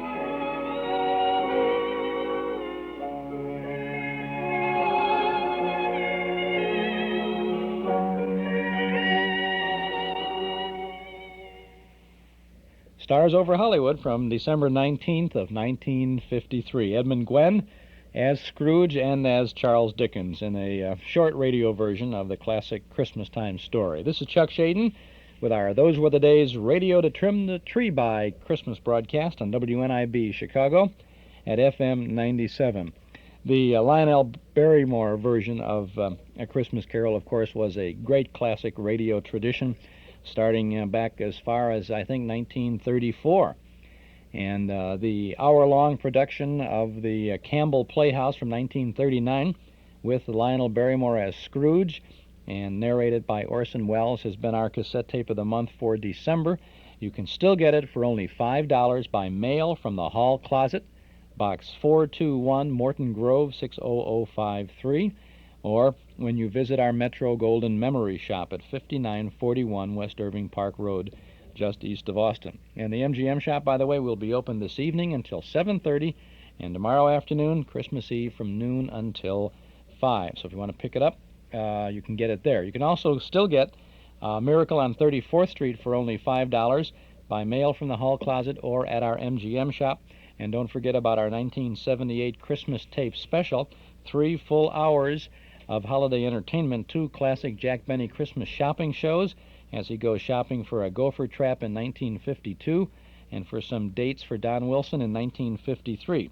Plus Orson Welles in the Norman Corwin classic The Plot to Overthrow Christmas, plus a Red Skelton Christmas show, plus 3 great tales well calculated to keep you in suspense at Christmas. A set of 3 tapes, $13, our Christmas tape special for this year, by mail from the hall closet, Box 421, Morton Grove 60053, or at our Metro Golden Memory Shop. So that's the story, and this is the last Saturday that we'll be talking about the Christmas tapes. Next Saturday it'll still be December, but we'll give you a preview of our January cassette tape of the month on that date. So that's the story. Well, Northwest Federal Savings has asked us to eliminate any further commercial messages on our program this afternoon in lieu of an interesting recording or some other Christmas-type nostalgia, and to say simply on behalf of all of the folks who work at Northwest Federal Savings, Merry Christmas to you. To your family from the Northwest Federal family, Merry Christmas.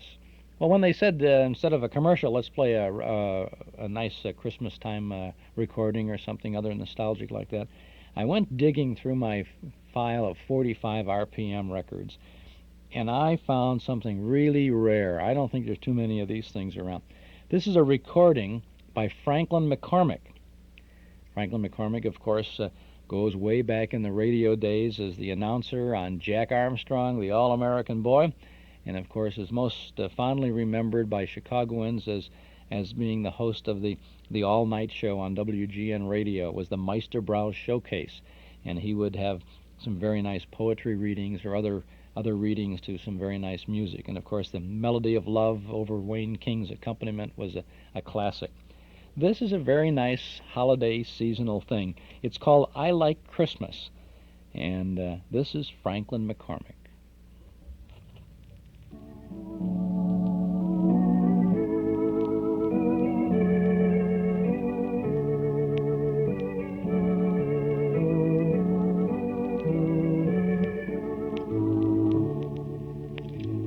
I like Christmas. I like the mystery of it. The strange packages hidden under the bed and in little out-of-the-way places. The conversations that stop abruptly when I enter the room. I like being ordered not to buy anything more for myself after the 1st of December, because you're so hard to buy anything for. Yes, I like Christmas.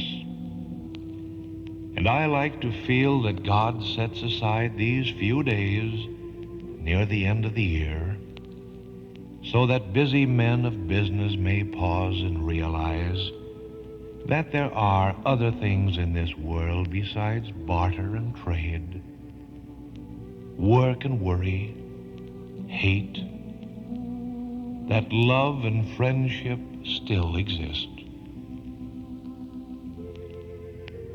Yes, I like Christmas. The happy faces of expectant children, the hustle and bustle of the crowds, the millions of dancing lights, the crunch of snow under the feet, the gaily wrapped packages, and the brightly lighted windows. Yes, I like Christmas. I like to look back over the year and silently give thanks for the friends I have known.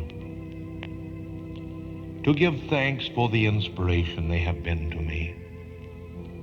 And to know that without them, I could have accomplished so very little.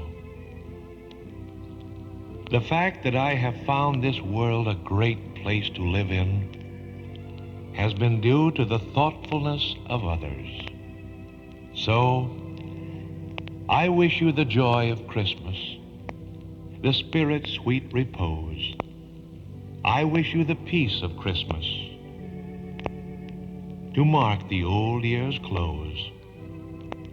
I wish you the hope of Christmas to cheer you on your way, and a heart of faith and gladness to face each coming day. Yes, I like Christmas.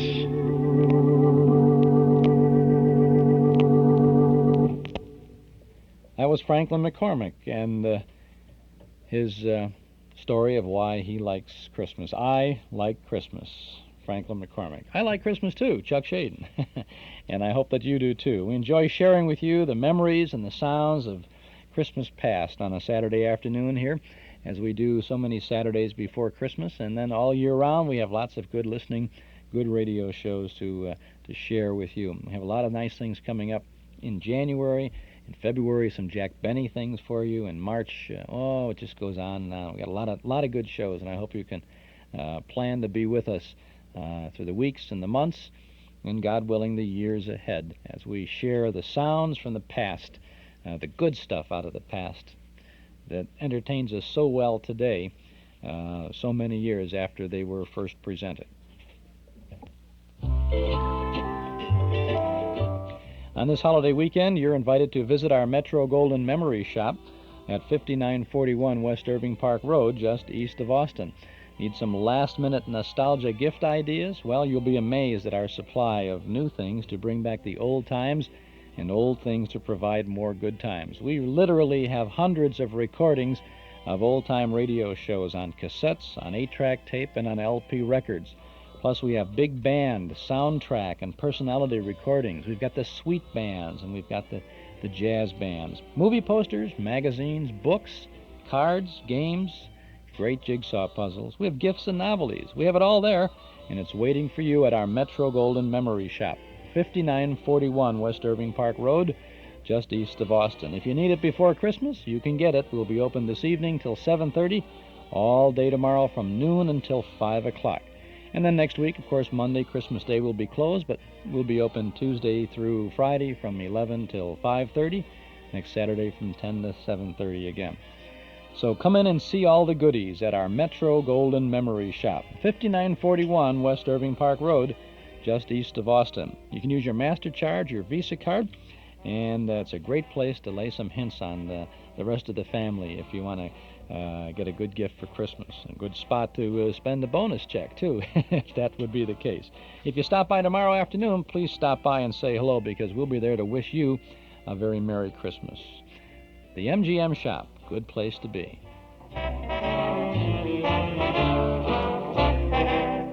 Another good place to be is where you are right now, within earshot of your radio, because we're going to take you back to 1944 now. That's just a short 34 years ago, wartime. It was a Friday night, December 22nd of 1944. Amos and Andy, radio's all-time favorites, Freeman Gosden and Charles Correll, were on the air for Rinso.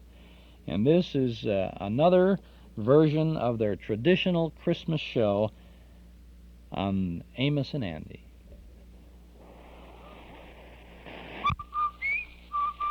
Andy, did you hear that? Come on, will you? Did I hear what? That whistle.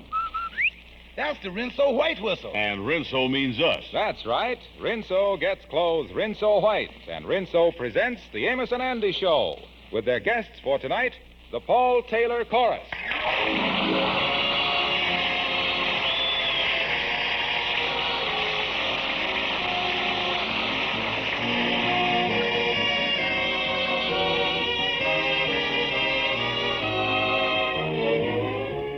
Well, it's practically Christmas, and all through the house, the youngsters are helping with everything, even the dishes. But unfortunately for Mom, that state of affairs won't last very long.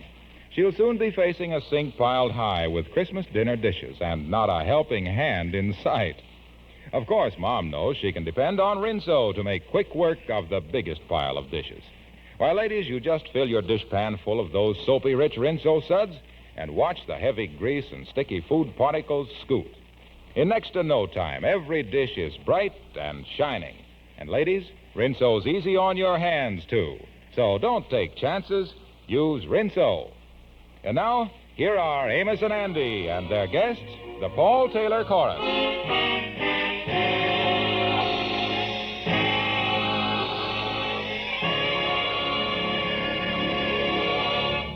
It's the Saturday before Christmas. The morning crowds are milling about Lenox Avenue in Harlem doing their last-minute shopping.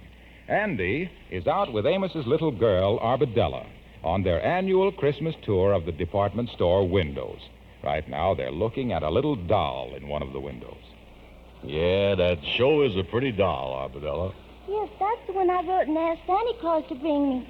But Daddy said I wrote the letter too late. You see, I only wrote it 2 days ago. Yeah, well, that ain't giving Santa Claus much time. You got to write him before that. Isn't she pretty, though, Uncle Andy? Yeah. Daddy said Santa Claus would bring her to me next Christmas. Oh, sure. You see, that'll give him more time. We're having a good time today, ain't we, Uncle Andy? I like being out with you. Yeah, and I like being out with you, too, Arbadella. But I guess we better be getting on home now. Do you think Mommy and Daddy will be home yet? Oh, yeah, they say they'd be home at 12. Uncle Andy, let me just look at the doll once more. Oh, sure, honey. She's beautiful. She's a talking doll, too. Yeah, they's the best ones, all right. That sure is a pretty dress she's got on. But when Santa Claus brings her to me next year, I'm going to make her a lot more pretty dresses. Pink ones. I can hardly wait till next Christmas.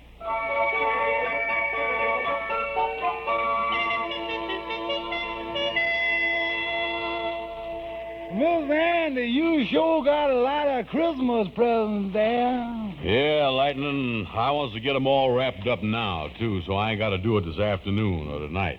What is that one you got there, perfume? Yeah, for one of my girlfriends. You know, Sadie Blake.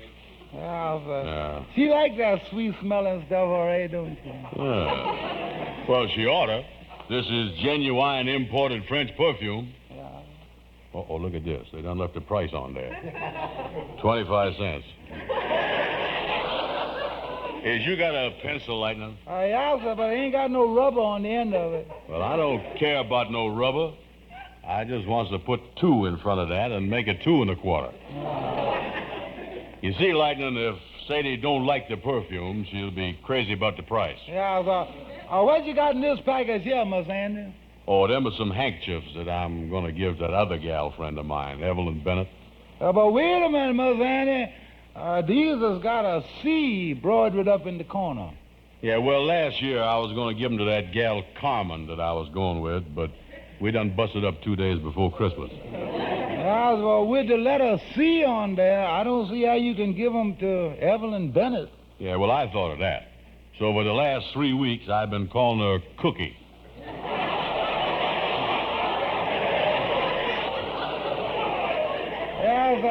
Look here come the Kingfish and Henry Van Porter. Yeah, come in, fellas, come in. Yeah, hello there, Lightning. Hello, Andy. Merry Christmas, fellas. Noel, and all that stuff. Yes, a charming Yuletide. A charming Yuletide to you, gentlemen. A charming Yuletide. Yeah, charming Yuletide to you, too, Henry. Yeah, well, I see you wrapping all your Christmas presents here, Andy.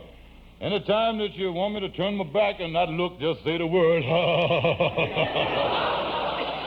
Well, listen, I ain't bought you a present, Kingfish. Oh, you ain't got around to that yet, huh? Well, don't worry about it, Brother Andy. You got time. You know, my wife and me were talking about the same thing just this morning. She said to me, she said, George, do you think that any of your friends is going to give you that bathrobe they got in the corner window at the Globe Department store? I said, honey, you mean the blue one with the red sash around it that I'm crazy about? She said, yeah, you know, it's marked $3.95. I said, yeah, honey, that's the one, size 40. Funny thing, I mean, my wife talk back and forth like that, ain't it? You know, Yes, well, you could use the new bathrobe, Kingfish. That one you had on yesterday certainly was a mess. Yeah, oh, and by the way, Andy, I just thought of something. How big is that door at your boarding house? Door? Why? Well, I'm coming up to see you tomorrow morning with a pretty big package for you. If I can't get it in there, though, I can always take the door off the hinges, can't we? Yeah. Say, this is kind of embarrassing, because I is broke and can't afford to buy nothing for you. Nothing at all? That's right. Say, what time you expect to be up there with that big package? Well, on second thought, it might not be as early as I expected, you know. Well, I'll be there all morning. Well, don't wait for me, though, Andy. See, I got a lot of packages to deliver. Might not get around to it till February or March. I don't know what the thing is. Yeah, well, I knowed it was something like that. Miss Andy, I've been trying to wrap some of these packages here for you. This is a hard one, all right. Well, what in the world is that? Oh, that's a little toy automobile I done bought for Amos Jr.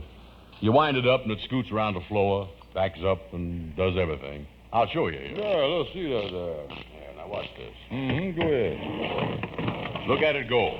Say, that is the cutest thing I done ever seen. Yeah, see the way that thing went around there? Look at that. Well, look at this, will you?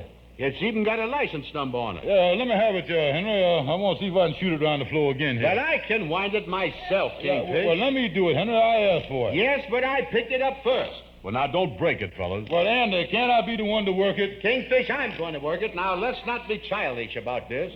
All right. But I'm next on the thing. Well, I'm going to put it back in the box now before it gets broke.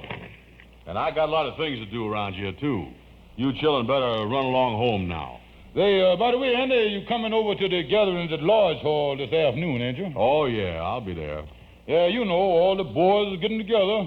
Christmas spirit, refreshment, slapping everybody on the back and all that stuff, you know. Yes, the whole gang is going to be there. I'll see you there, Andy. Okay, so long, fellas. Yeah, well, so long. Merry Christmas. Goodbye, boys. Goodbye. Well, I was wrapping this package of colored crayons that you bought for $1, Miss Andy. Yeah, go ahead, wrap that. Must I rub it to 10 cents, or must I just put a $1 in front of it? Oh, rub it out. This ain't much of a gift to give a kid, is it? And those, well, it ain't bad, Miss Andy. Yeah, but she might not even like crayons. Well, she might and she might not. After all, you don't know what Miss Amos's daughter likes. Well, the funny part of it is, Lightning, I do know what she likes. Well, even if you do, that don't make no difference, because you was broke. You ain't got enough money to buy nothing more. Yeah, that's what's troubling me. I is broke. Say, Lightning, what time is it? It's nearly 1 o'clock. Yeah. Say, I'm going to leave. I'll see you later.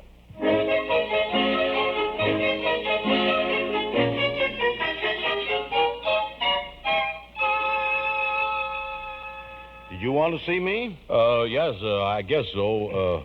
Is you the gentleman to do the hiring here for the store? That's right. My name is Simmons. Yeah, well, I was wondering if you need any extra sales help for the last-minute rush this afternoon.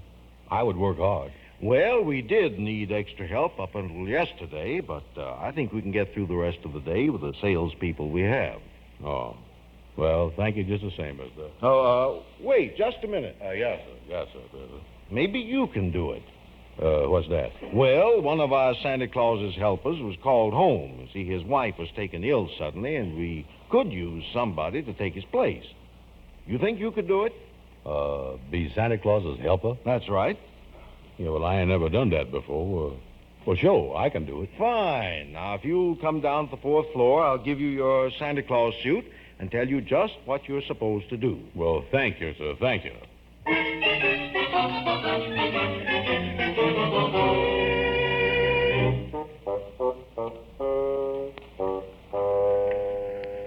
Well, Mr. Brown, that Santa Claus suit seems to fit you as well as the man who worked here before. Yeah. Help me button the thing up, will you, Mr. Simmons? A little snug right here. Yes, I see. Well, you've got that pillar in there just right. That ain't no pillar, that's me. Well, I think you better hurry and finish putting on your costume, Mr. Brown. I want you to get out in the toy department with the children. Yeah, well, I guess the next thing to do is to get these boots on here. I'll sit down here and try to get in them. I'll pull them on here. Uh-oh. Mr. Simmons, you got any of that sliding powder by any chance? Why? What's the matter? The dogs is too big for the house. Wait a minute. I got one in. Now, here goes the other one. There he is. Pete, you is wrapped up plenty tight today. Well, that's fine. Now just put on these whiskers and this hat, and you're all set. Yes, okay. Now, what must I do, Mrs. Emmons, when I gets out there? Well, Santa Claus's chair is right over at the far end of the toy department. Now, I want you to listen to the little children while they tell you what they would like for Christmas. And then assure them that Santa Claus will get their message. Yes, sir. Yes. And the idea is that Santa Claus would have a pretty tough time of it handling everything himself if he didn't have you helpers. I think you understand what I mean. Oh, yes, sir, yes. I understand all right. Yes. And if you run into any difficulties of any sort, just call the floor walker.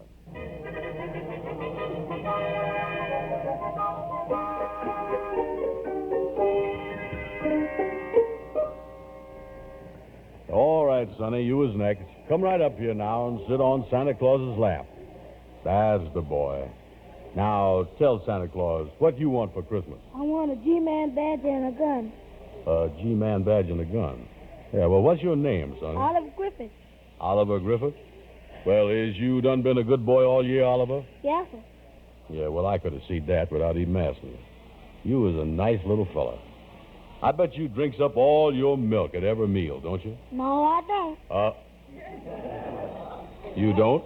No, Well, you drinks part of it, though, don't you? I don't drink none of it. None of it, huh? No.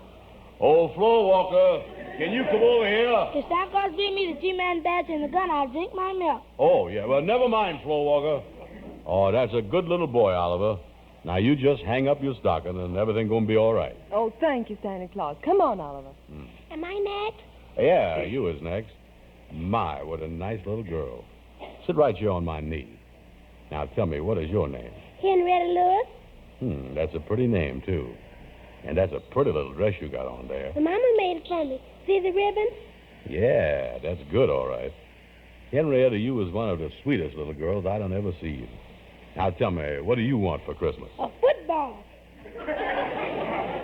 A football. Yes, and a tool chest and a drum. Two chestnut.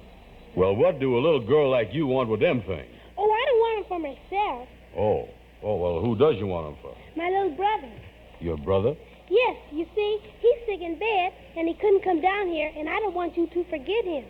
Oh, well, that sure is sweet of you, Henrietta. And I can tell you right now that Santa Claus is going to take care of him. Thank you. Merry Christmas, Santa Claus. Merry Christmas, honey. Merry Hey, quit shoving. I'm next. Christmas. No fighting there now, boys. No fighting. Take it easy. I tried to push in ahead of me. I'm next, ain't I, Santa Claus? Yes, sir. I mean, yeah, Sonny. What's your name? Percy Carter. Percy, huh? What you want for Christmas? I want a machine gun. Do I get it? Yeah, I'll see what I can do about it and all that stuff. I want a wallet, too, with a picture of Humphrey Bogart in it. Yeah, well, I'll work on that, too. Who's next? Wait a minute, Santa Claus. I ain't through yet. I want to ask you something. Yeah, well, what is it, Percy? Last year, I asked you for a pair of skates, and I didn't get them. What goes? Well, you got a lot of other stuff, though, didn't you? Yeah. I got a necktie, some socks, and a couple of handkerchiefs. But who wants that stuff? Well, better luck this year. All right, who's next? Wait a minute. I got more stuff to ask you. Oh. In that workshop up north where Santa Claus makes all his toys, Yeah. what kind of country is that? Country? Well, it's just, it's nothing but ice and snow and ice, all stuff like that. No trees or nothing? No, just ice and snow. Then where does Santa Claus get the apples and oranges he puts in the stockings every Christmas? Old floor walker. Ah, forget it. Yeah, all right. Thank you, son. Who's next?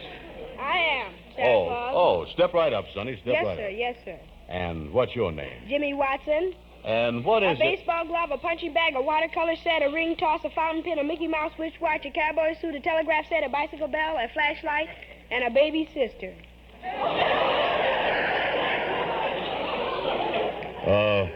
Is that all you want? That's all I can think of right now.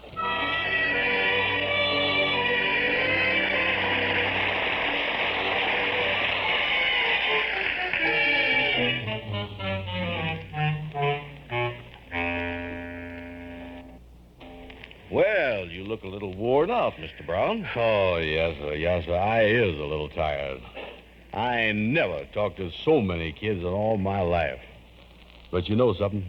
They is really cute, though, you know it? Well, you did very well. All the children seemed very happy, and the parents were just standing there beaming. Yes, sir. Yes, I see that. Thank you, sir. Yeah, we certainly appreciated having you here this afternoon. Yes, sir. Well, tell you the truth, I enjoyed it, too. And, of course, you know I done it for a special reason. Yes, and here it is, Mr. Brown. I had the stock boy take it out of the window. The talking doll.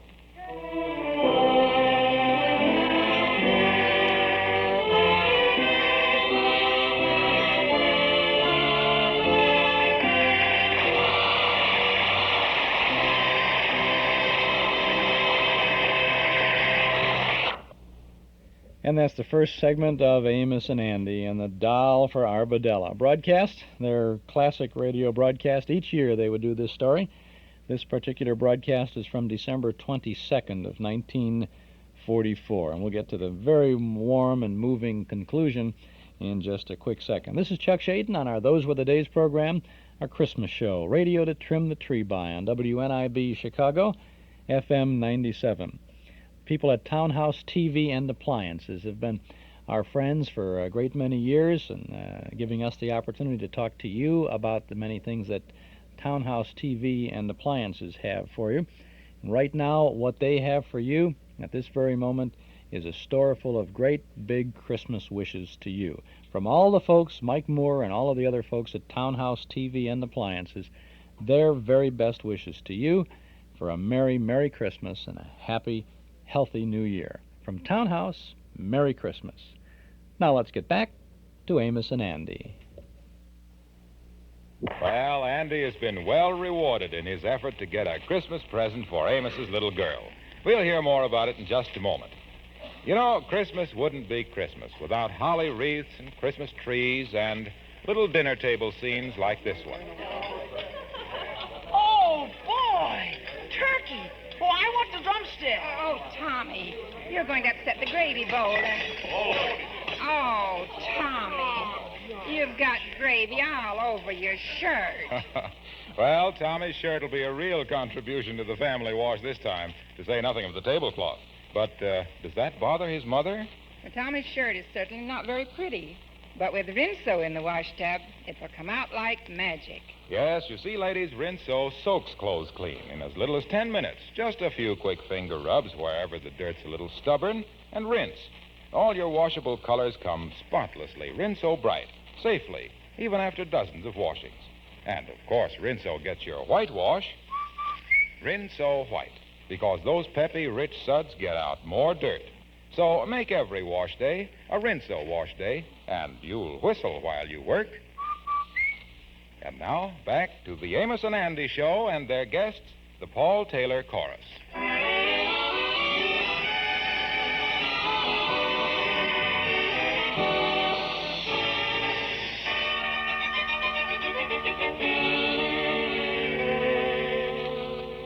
Well, it's Christmas Eve. Andy has just arrived at Amos's with an arm full of packages.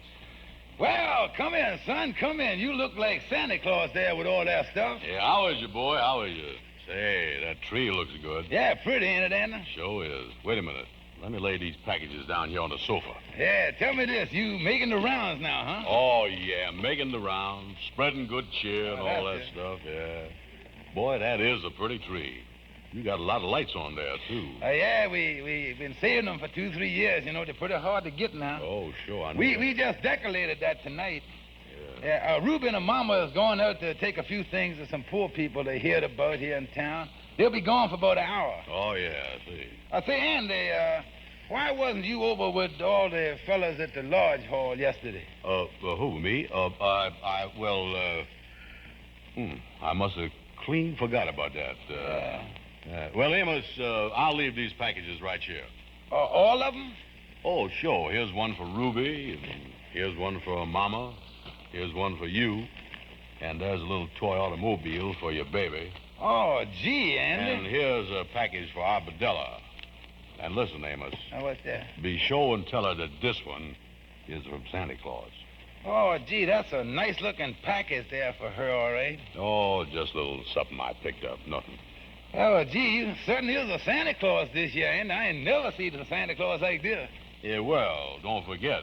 I seen a lot of stuff over at my place from your house. Yeah, well, like I told you, Andy, it ain't much, but we wanted you to know that we love you and we're thinking about you. Oh, well, Amos, I feel better this year than I ever felt. By the way, when are you going to open up your packages? Oh, the kids get up early, and we all get up and start early Christmas morning.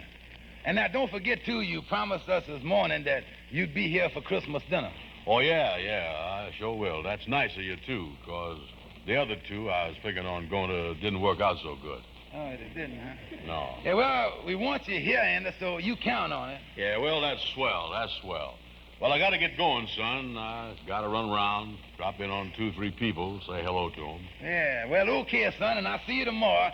And thanks a lot for the presents. It sure was nice of you, Andy. Oh, nothing at all. And say Merry Christmas to Ruby and her mama for me and the kids. Yes, I will, Andy. I'm going on back with Arbadella now. Yeah, well, so long, Amos. So long, Andy, so long. Bring forth the royal diadem and crown him Lord. Well, honey, you was all in bed, ain't you? Daddy, can I turn on the little radio for a minute before I go to sleep? Yeah, well, just for a minute or two, I'll snap it on for you. There you are. Now we let it warm up a few seconds. We don't want to wake up baby. Oh, music never wakes him up, Daddy. Yeah, well, now, let me straighten your covers out a little, honey. Tell me this, as you said your prayers? Mommy heard my prayers before she went out, Daddy. Yeah, well, that's The good. Paul Taylor Chorus continues with the Lord's Prayer. Well, now, get under the covers.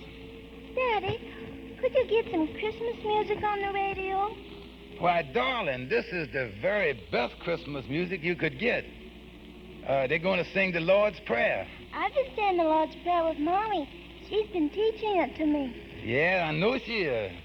What does the Lord's Prayer mean, Daddy? Well, it means an awful lot, and with the world like it is today, it seems to have a bigger meaning than ever before.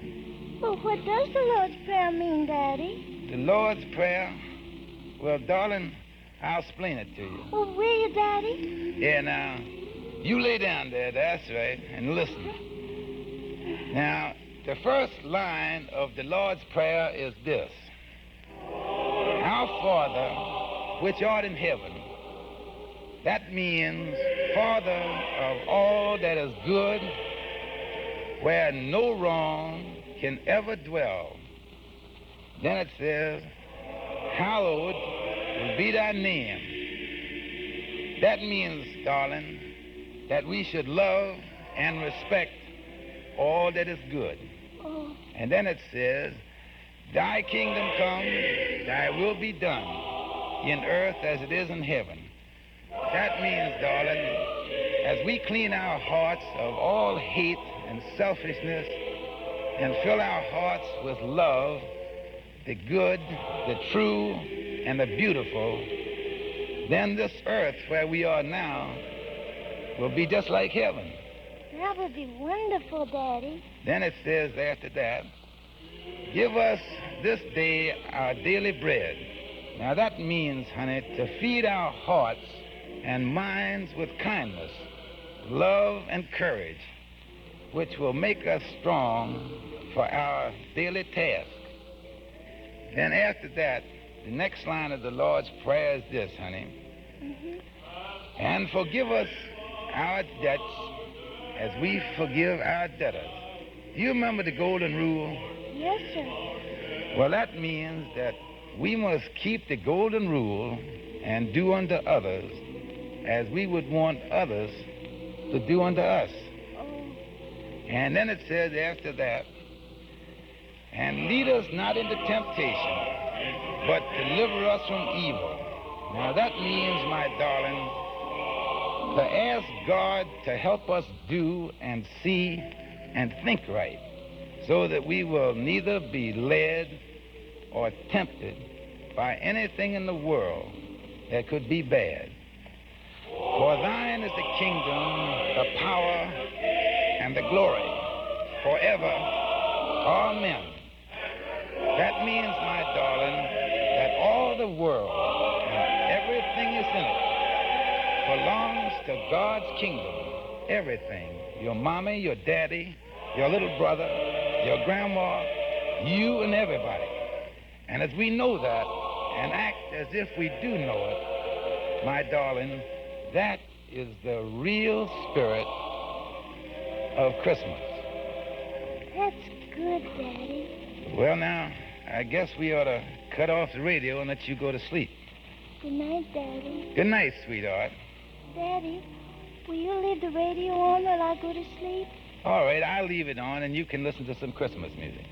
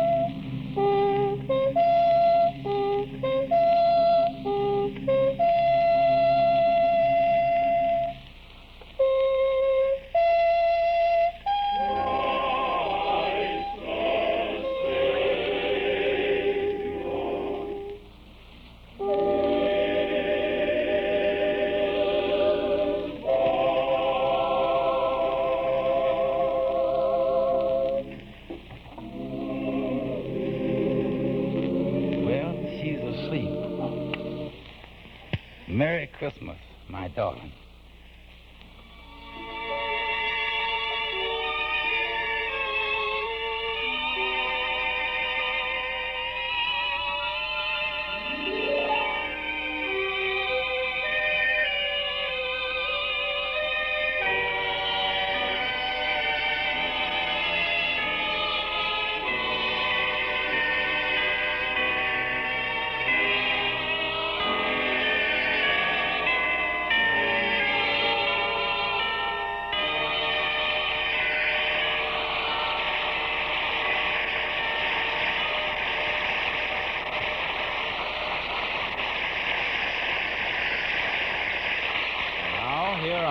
And Andy. How do you do, ladies and gentlemen? Hello, folks. On behalf of the makers of Rinso and everybody here, we want to sincerely wish you a very happy Christmas. We know that to many of you, it won't really seem like Christmas this year with your loved ones so far away. But there are many things to be grateful for. And we hope and pray that a year from now, we will all be able to celebrate a Christmas when there is really peace on earth. Good night, folks. Merry Christmas.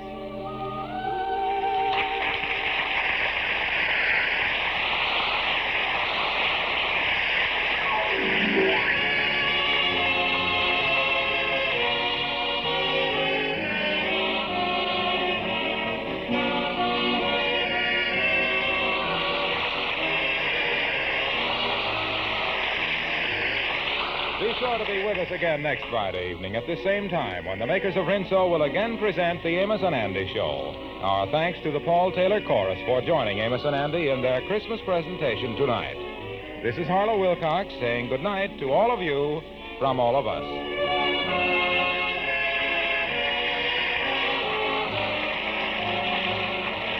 This is the National Broadcasting Company.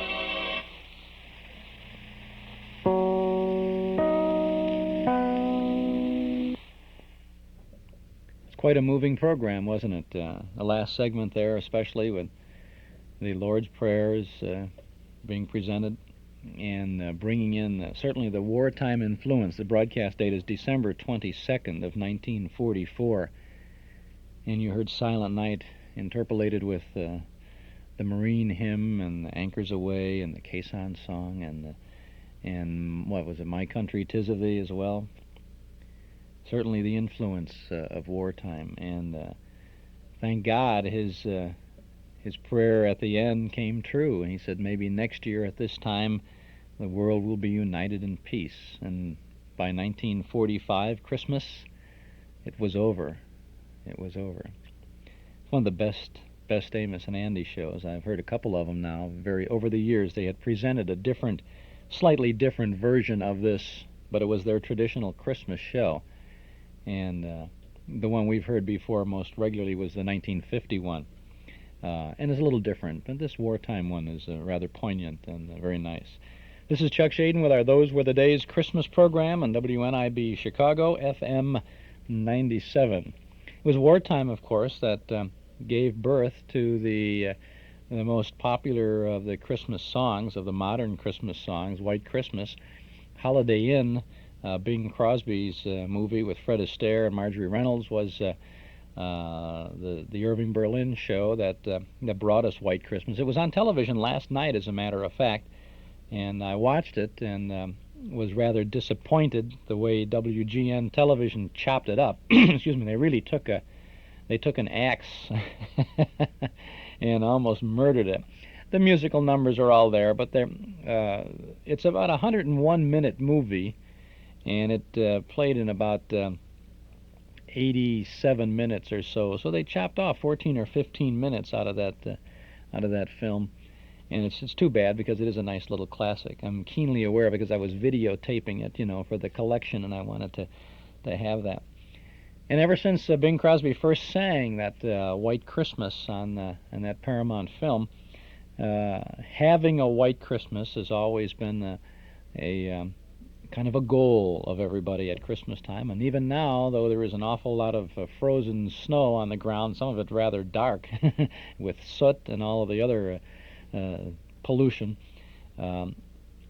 we say a White Christmas really means snow falling on Christmas Eve. And the weatherman is predicting, I guess I had heard lately, 1 to 3 inches of snow on the ground on Christmas Eve. The best time for a White Christmas is, of course, after dark on Christmas Eve, and as a gentle snow falls and just kind of causes a blanket of white, and then the colorful holiday lights tend to reflect in that blanket of white to give us a beautiful White Christmas.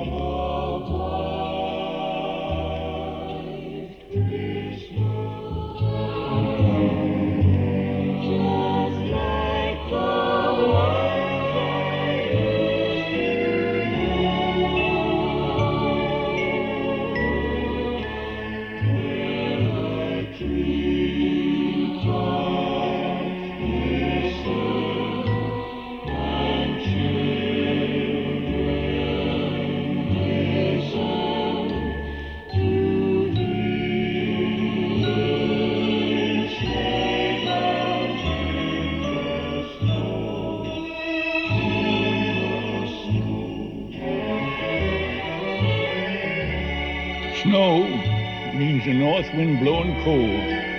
Another log on the fire to keep out the chill. Snow means staying indoors to the old, and to the young, sleighing on the hill. Snow means the mail won't come from town, and the pond will freeze over enough to skate. Snow means that I'll finally get around to shoveling a path to the gate. Snow means a Merry Christmas morning. So let that old north wind blow. Another log on the fire will keep us all warm. And I'd sure like to see it snow.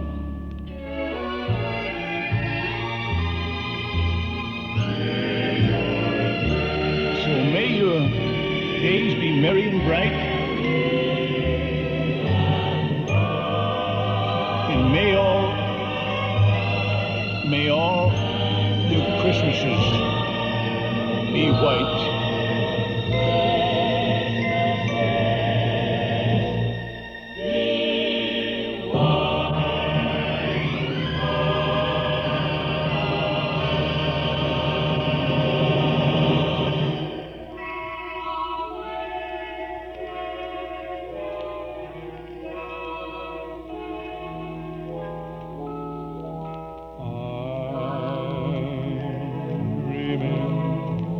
Of a white Christmas, just like the ones I used to know, where the treetops glisten and children listen to hear sleigh bells in the snow.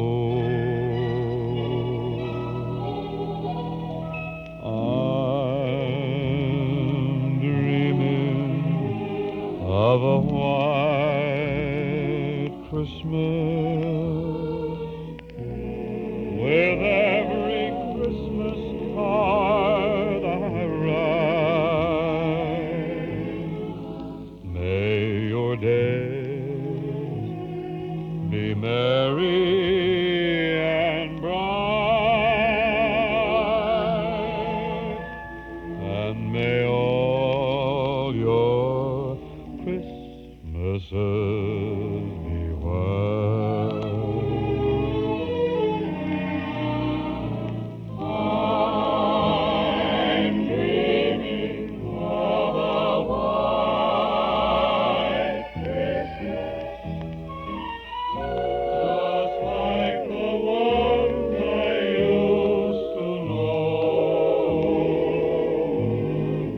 where the treetops glisten and children listen to hear sleigh bells in the snow.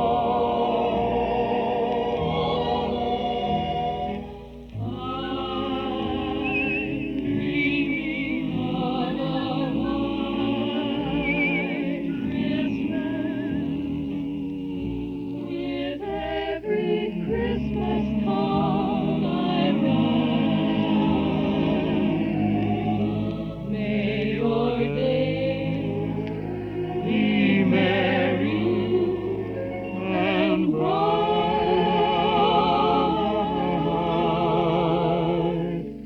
and may all your Christmases be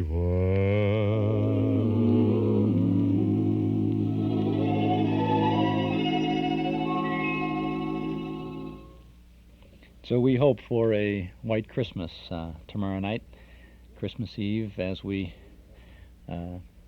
plan another beautiful holiday. This is Chuck Shaden with our Those Were the Days program, our Christmas show on WNIB Chicago FM 97. Well, like eager kids, we have been waiting for the exciting conclusion to the Cinnamon Bear. And we have for you now the last two chapters of the Paddy O'Cinnamon story, brought to you by Eden's Plaza Shopping Center in Wilmette. Eden's Plaza Shopping Center, where Eden's Expressway, Skokie Boulevard, and Lake Avenue meet at Wilmette. Eden's Plaza Shopping Center, where convenience is important, and so are you. Eden's Plaza Shopping Center. Easy to reach, easy to park, easy to shop. Last-minute Christmas shopping values today and tomorrow at Eden's Plaza Shopping Center in Wilmette.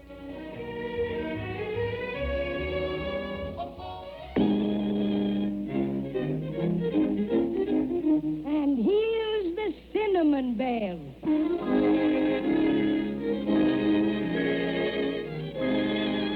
Yes, it's the Cinnamon Bear, and things are really coming to a head now as we join Paddy O'Cinnamon, Judy and Jimmy Barton as they get closer and closer to the silver star for the top of their Christmas tree.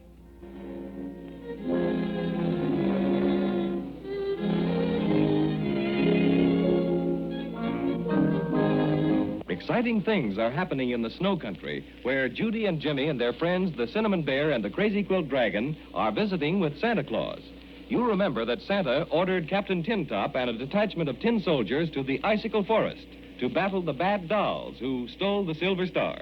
Reports came back from the front that the enemy was being led by a strange, unknown creature. A Maybegram from Queen Melissa flashed the news that the Wintergreen Witch had escaped from her prison in Maybeland. Confident that Wintergreen was leading the culprits, Santa rushed more men to the scene of battle. Then, just as we left them last time, Nicky Frutal bounded in to announce that the soldiers had returned victorious.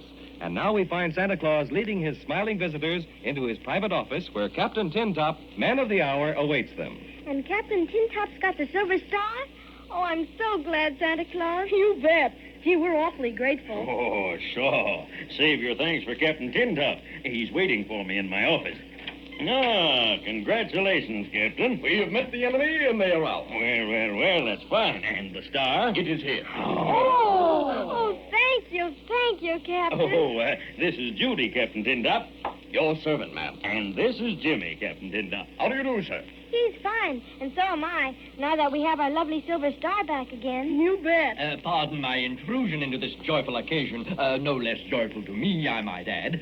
But might I inquire about that large wreath of evergreen which you are carrying in your other hand, Captain? Oh, this is the Crazy Quilt Dragon, Captain Tin Top. How do you do? This wreath to which you refer, sir, is all that remains, sir, of the enemy. Indeed? How so, Captain? You may recall, sirs and ma'am, that in a previous report mention was made of unexpected assistance to the resistance of the bad dog. Oh, yes, indeed. It was the Wintergreen Witch. Ugh, it makes me shudder to think of her. What happened to her, Captain? This, ma'am.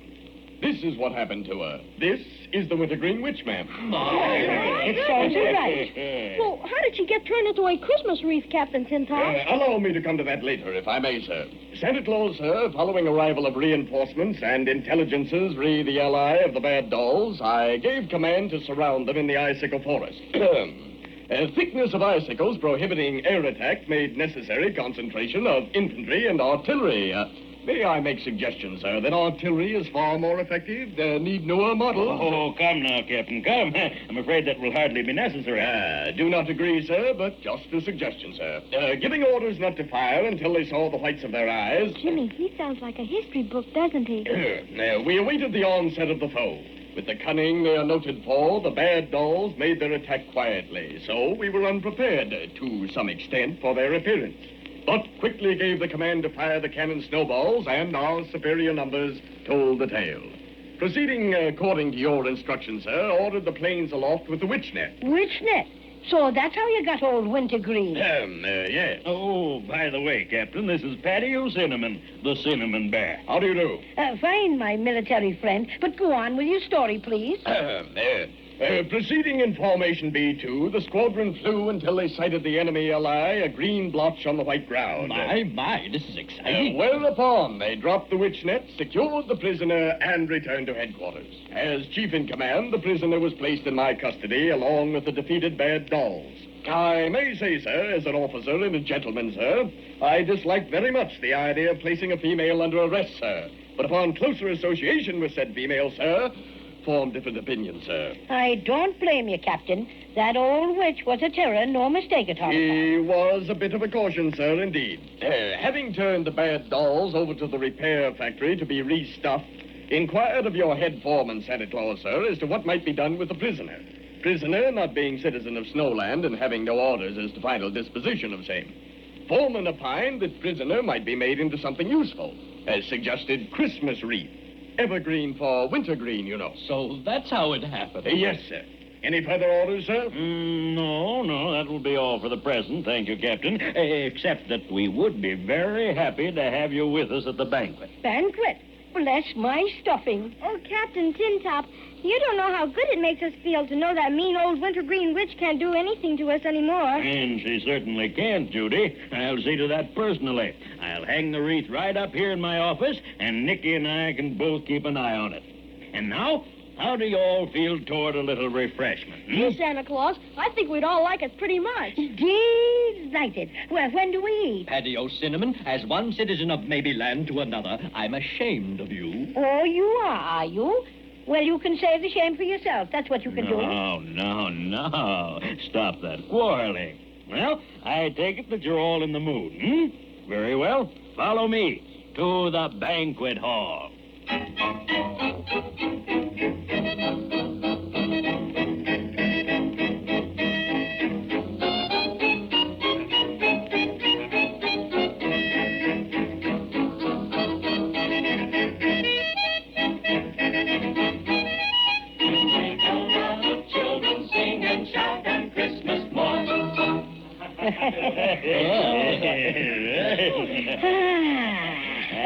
Somebody pat me on the back. I'm so nice and full, my stuffing's all bunched to the back. Like this? Oh, well, a little on that order, Jimmy, but that's enough, thank you. I stopped counting all the cinnamon buns you were eating after I saw you take the 25th, Paddy O'Cinnamon. I don't suppose you counted all the lime lollipops you had? What a crazy quilt cavern you turned out to be. Jimmy, I think we better be getting home pretty soon, don't you? Yes, I do. You know, I feel sort of, Let down, Jimmy? Yes, I guess that's it. Gee, we've done so many exciting things, and I guess maybe I'm sort of tired or something. Anyway, it's getting awful close to Christmas, and Judy and I have had a swell time with you, Santa Claus, and, well, we think we ought to go home. As our adventures together draw to a close, as spokesman for our little party... And just who appointed you as spokesman? As spokesman for our little party, may I say a few words? No. Thank you. Tears come to my eyes when I contemplate parting from my dear, dear friends, the friends of adversity. What's that? I think he means you all went to school together. But we didn't. Shh. But I realize that like all good things, even this, our quest for the silver star must come to an end. With laurels on our brows. What's he talking about? Just let him rave. Crazy always has to make a speech. We spend these last few precious moments together. Oh, may I propose a toast? Well, I think that would be all right, friend Crazy Quilt. I propose a toast to those true friends, those stalwart friends, me, those friends so soon to depart. Lift your glasses of milk, friends. I give you Judy and Jimmy. Well put. Well put. Well, have you all had enough? Oh, That's fine. I don't wish to hurry you, but it's getting time to leave. I'm going to take Judy and Jimmy. And me, Santa. Don't forget me. Oh, no. I wouldn't forget you, Paddy O'Cinnamon.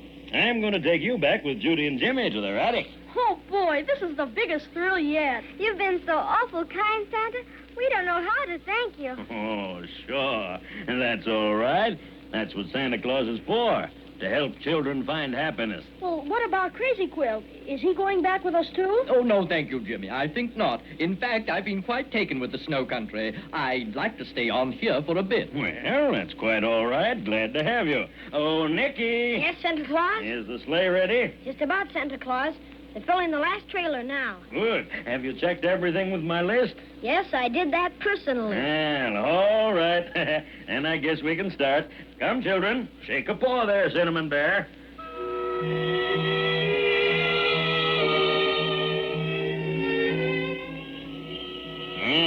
I'll help you up, Judy. There. Thank you, Santa dear. Now, how about you, Paddy O'Cinnamon? You need any help? Well, just a little boost, please, Santa Claus. Will you allow me the pleasure, Paddy O'Cinnamon? I don't trust you at all, Crazy Quilt. but you can do it just this once. Oh, such a way to regard the friend with whom you've gone through thick and thin. How come this sudden burst of affection, Crazy Quilt? Are you feeling all right? Oh, quite. Here, let me help you up. Thank you, Crazy. You know, sometimes you're a good dragon. But only sometimes, mind you, only sometimes. Have you got the silver star all right, Jimmy? You bet. Been hanging on to it ever since we got back. All right, you get in next, Jimmy. Okay, Santa. Oh, would you please hold the star for me a minute while I get in, Crazy Quilt? Oh, with pleasure, Jimmy. Any little last-minute favor, you know. Goodbye, dear Crazy Quilt. I hate to go away and leave you. Goodbye, Judy girl. Parting is such sweet sorrow. Oh, dear, I'm afraid I may have to weep a few Crazy Quilt tears. Oh, please don't. We'll see you again sometime. Sure we will. Goodbye, Nicky Froodle. If you ever come to the world with Santa Claus, drop in to see us. I'll show you my magic lantern set. Maybe I will sometime, Jimmy. Thanks. Just take a look around, Nicky, and see that all the trailers are fastened securely. All right, Santa. Okay, Crazy Quilt. You can give me the silver star now. Crazy Quilt? Where is he? Willikers. I don't know. What? He was here just a minute ago. He must have dropped back to help Nicky. Hi, Crazy Quilt. He's not here, Santa. Gee, where do you suppose he went? Look, there he is. Where, Paddy? Over there, running as fast as he can go. Jiminy Crickets! And he's got the silver star.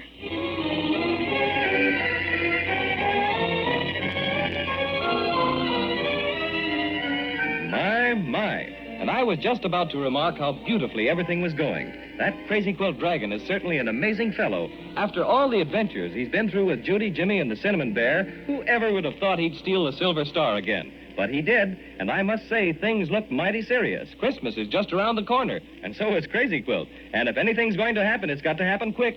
Let's listen next time and see if it does. Oh, man, I sure hope something happens. You know, I can remember listening to this as a kid. I didn't realize there were only 26 episodes to this story. I didn't know how long it would go or when it would end, and I knew that Christmas was coming because this would, be the day before Christmas Eve, just like today. And there goes Crazy Quilt with the silver star.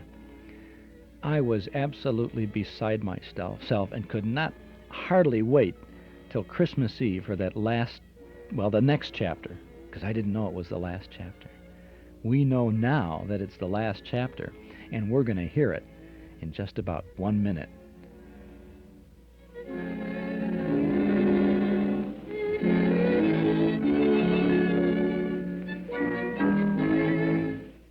This is Chuck Shaden with our Those Were the Days program, our Christmas show on WNIB Chicago, FM 97. There's nothing more important than your company name or product name.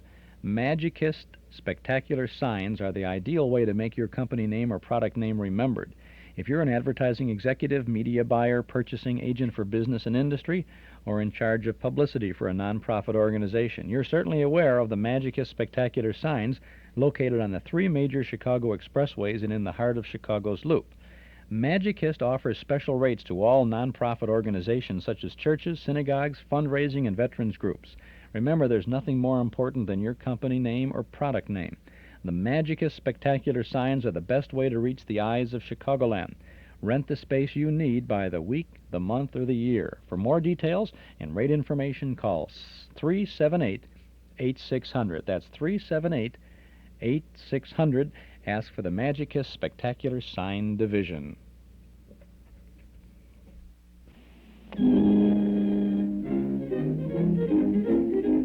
And here's the Cinnamon Bear. And now this is it. This is the last chapter in the exciting adventures of Judy and Jimmy and Paddy O'Cinnamon in their search for the silver star for their Christmas tree. If they don't get that star in the next 12 minutes, there will not be a Christmas. Let's see what happens.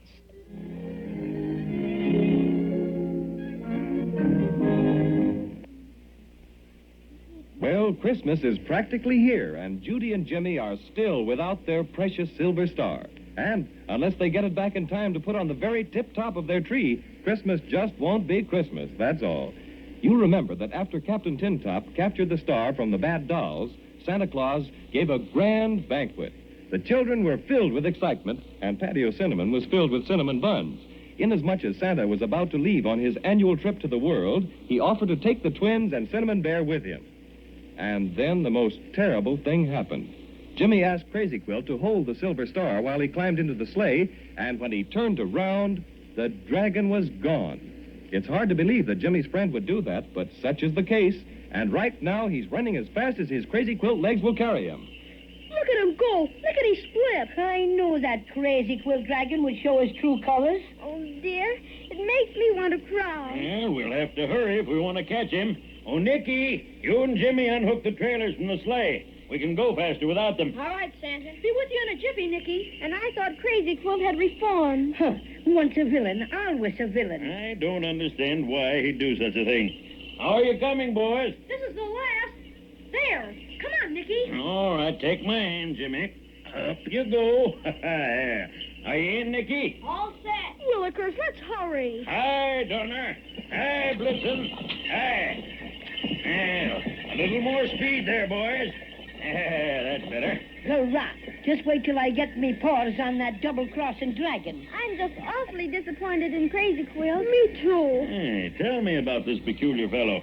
He seemed to be such a good friend of yours, and then to turn right around and make off with a silver star. You see, Santa, he's the one who stole it in the first place, out of the big trunk in our attic. Well, that explains it. But how did he happen to become such a great friend of yours? Well, Cinnamon Bear helped us find him. And when he wouldn't give us the star, we yelled boo at him about 100 times. And then he jumped into the root beer ocean and lost it. Oh, you should have seen him, Santa Claus. He came weeping through the breakers, vowing that he was a changed dragon, that he'd never do it again. Not much he wouldn't. Oh, and you think he was just pretending to be your friend, waiting for a good opportunity to steal the star again? I just don't know, Santa. He saved us from the Inkaboos and stood by us through all our troubles. And there were just lots and lots of times when he could have gotten away with the star easy as anything. I see. Well, it was probably just a case of too much temptation. Look, Santa Claus, I think we're gaining on him. We are at that, Jimmy. But, oh, my goodness. What's the matter? He's heading straight for the North Pole. Faster, Donner. Faster, Blitzen. Faster.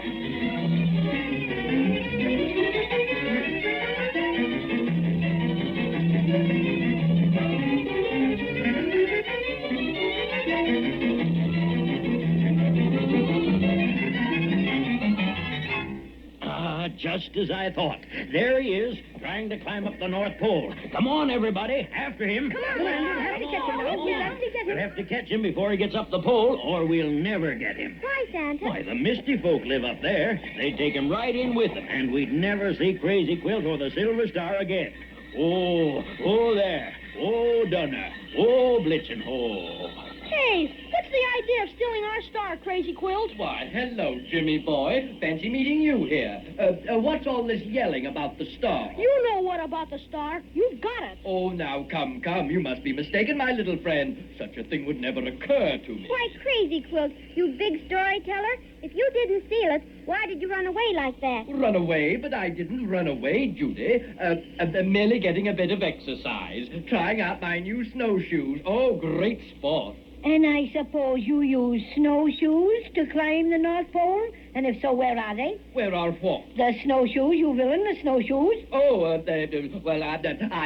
just dropped them off to be half sold. Oh, don't pay any attention to him, children. He's got the star all right. I can see it. It's sticking out of his hip pocket. I'm so ashamed of you, Crazy Quilt. After we trusted you and everything. We won't ever believe in you again, ever. Oh, my friends, my dear companions, don't talk like that. You'll make me feel... Oh, look, he slipped a bit. No, he's got hold again. Oh, can't any of you climb after him? If he reaches the top, we're lost. I know how to bring him down. Remember, Jimmy? We'll all yell boo at him. Oh, no, not that. Come on, everybody. Now, 1, 2, 3. Boo!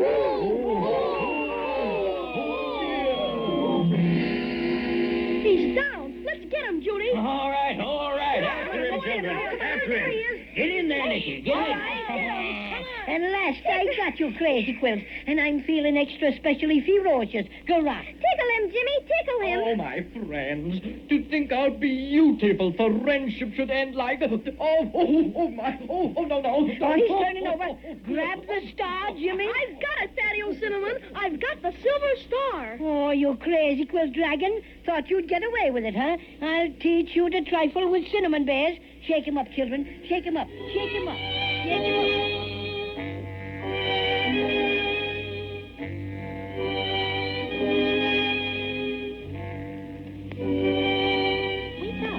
Wake up, children. What's that? Tickle him, Jimmy. Tickle him good. Oh, that's all right, Judy. I've got the silver star. Children, what in the world are you doing? Get up off the floor. You're all tangled up in that old crazy quilt. Did you fall asleep? Oh, dear, I hope you didn't catch cold. Cold? It isn't cold, Mother. Not like it is in the snow country. Sure. It's a lot colder at the North Pole. What?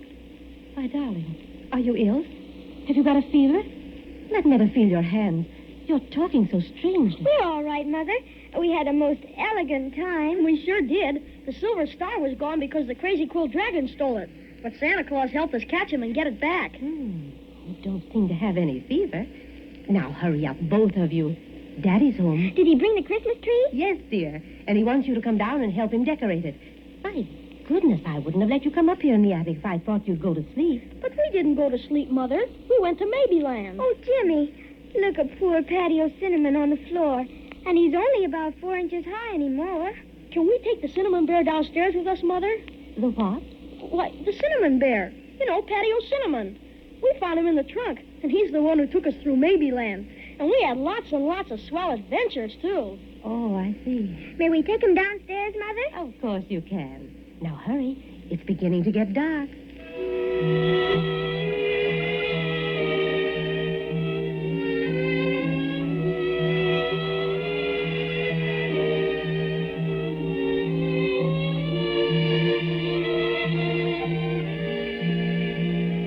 There, Jimmy. The tree's all decorated. Isn't it simply beautiful? Uh-huh.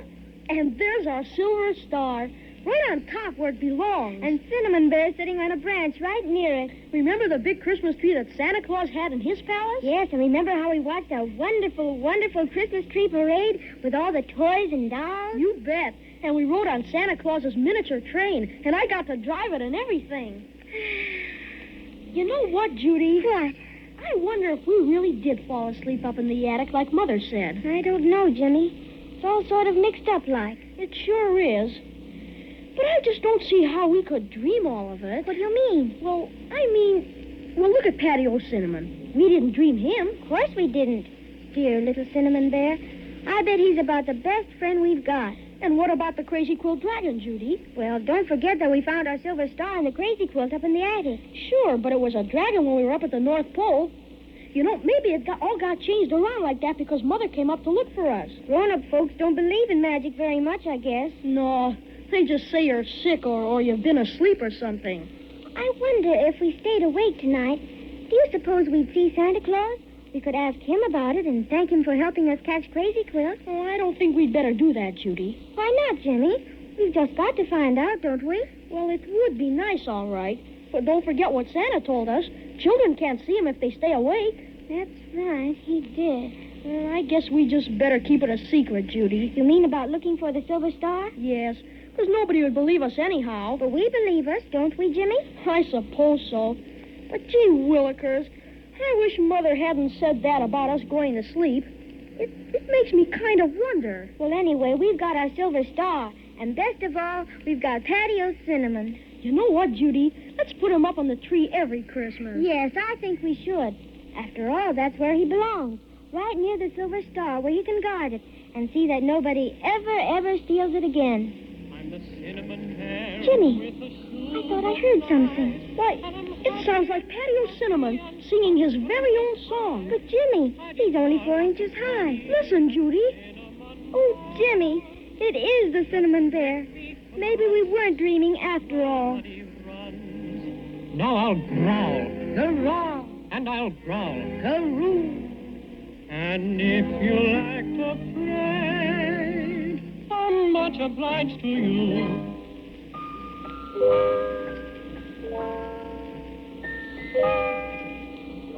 And so ends the story of the Cinnamon Bear. Whether Judy and Jimmy dreamed these adventures or whether they really happened doesn't matter. They were truly wonderful and certainly most magical. And now that the silver star is shining brightly on the very tip-top of Judy and Jimmy's tree, we can smile our biggest holiday smile and say, a Merry Christmas to you all. We hope you'll always remember little Paddy O'Cinnamon, the Cinnamon Bear. That's the one thing that will make him very happy. And I can tell you on his behalf, he'll be much obliged to you.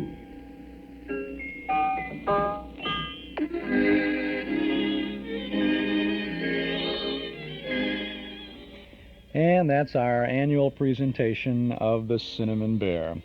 If you'd like to have your own set of Cinnamon Bear tapes, the complete story, all 26 consecutive episodes, is available on a set of 6 cassette tapes for just $24 from the Hall Closet, Box 421, Morton Grove 60053. Or you can pick it up at our Metro Golden Memory Shop at 5941 West Irving Park Road, just east of Austin. The shop, by the way, will be open till 7:30 tonight and tomorrow from noon until 5. And we'll be there tomorrow afternoon to wish you in person a Merry Christmas. The Cinnamon Bear on tape. The Cinnamon Bear every year is part of our Those Were the Days program, brought to you by Eden's Plaza Shopping Center in Wilmette.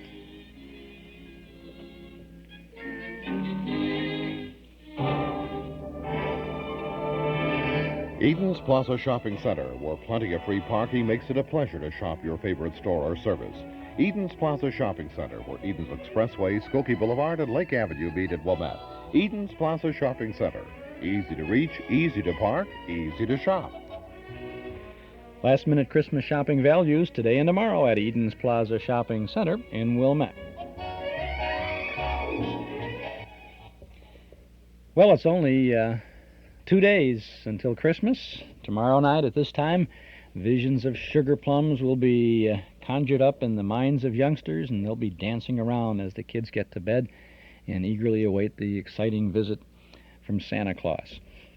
It's a pleasure for us to be able to present to you all of these wonderful, nostalgic, and warm and entertaining Christmas shows, as we have every year for the past 8 years, I guess. We've been bringing you the Christmas programming, and for 8.5 years we've been broadcasting our old-time radio shows. It's a real pleasure for us to be able to share these memories of good entertainment programs with you. And, of course, Christmas is a very special time for us, and your being here with us makes it even more special. So from the Shaden family, my wife Ellen and our daughters Susan and Patricia, and all the other families of the folks who make our weekly get-togethers possible, the Paradises, the Schroeders, the Boobas, and the Bogarts, we say from us to you, a very Merry Christmas.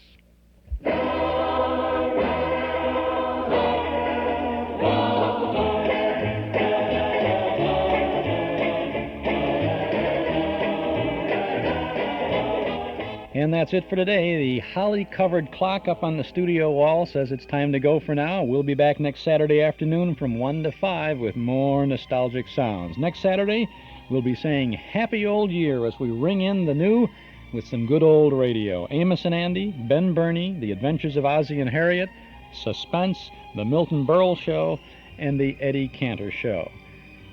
Our thanks to Northwest Federal Savings, Nelson Hirschberg Ford, and Eden's Plaza Shopping Center for making this weekly get-together possible, and to you out there in Radioland for making it worthwhile. This is Chuck Shaden speaking. Have a wonderful holiday. Drive carefully. And Merry Christmas.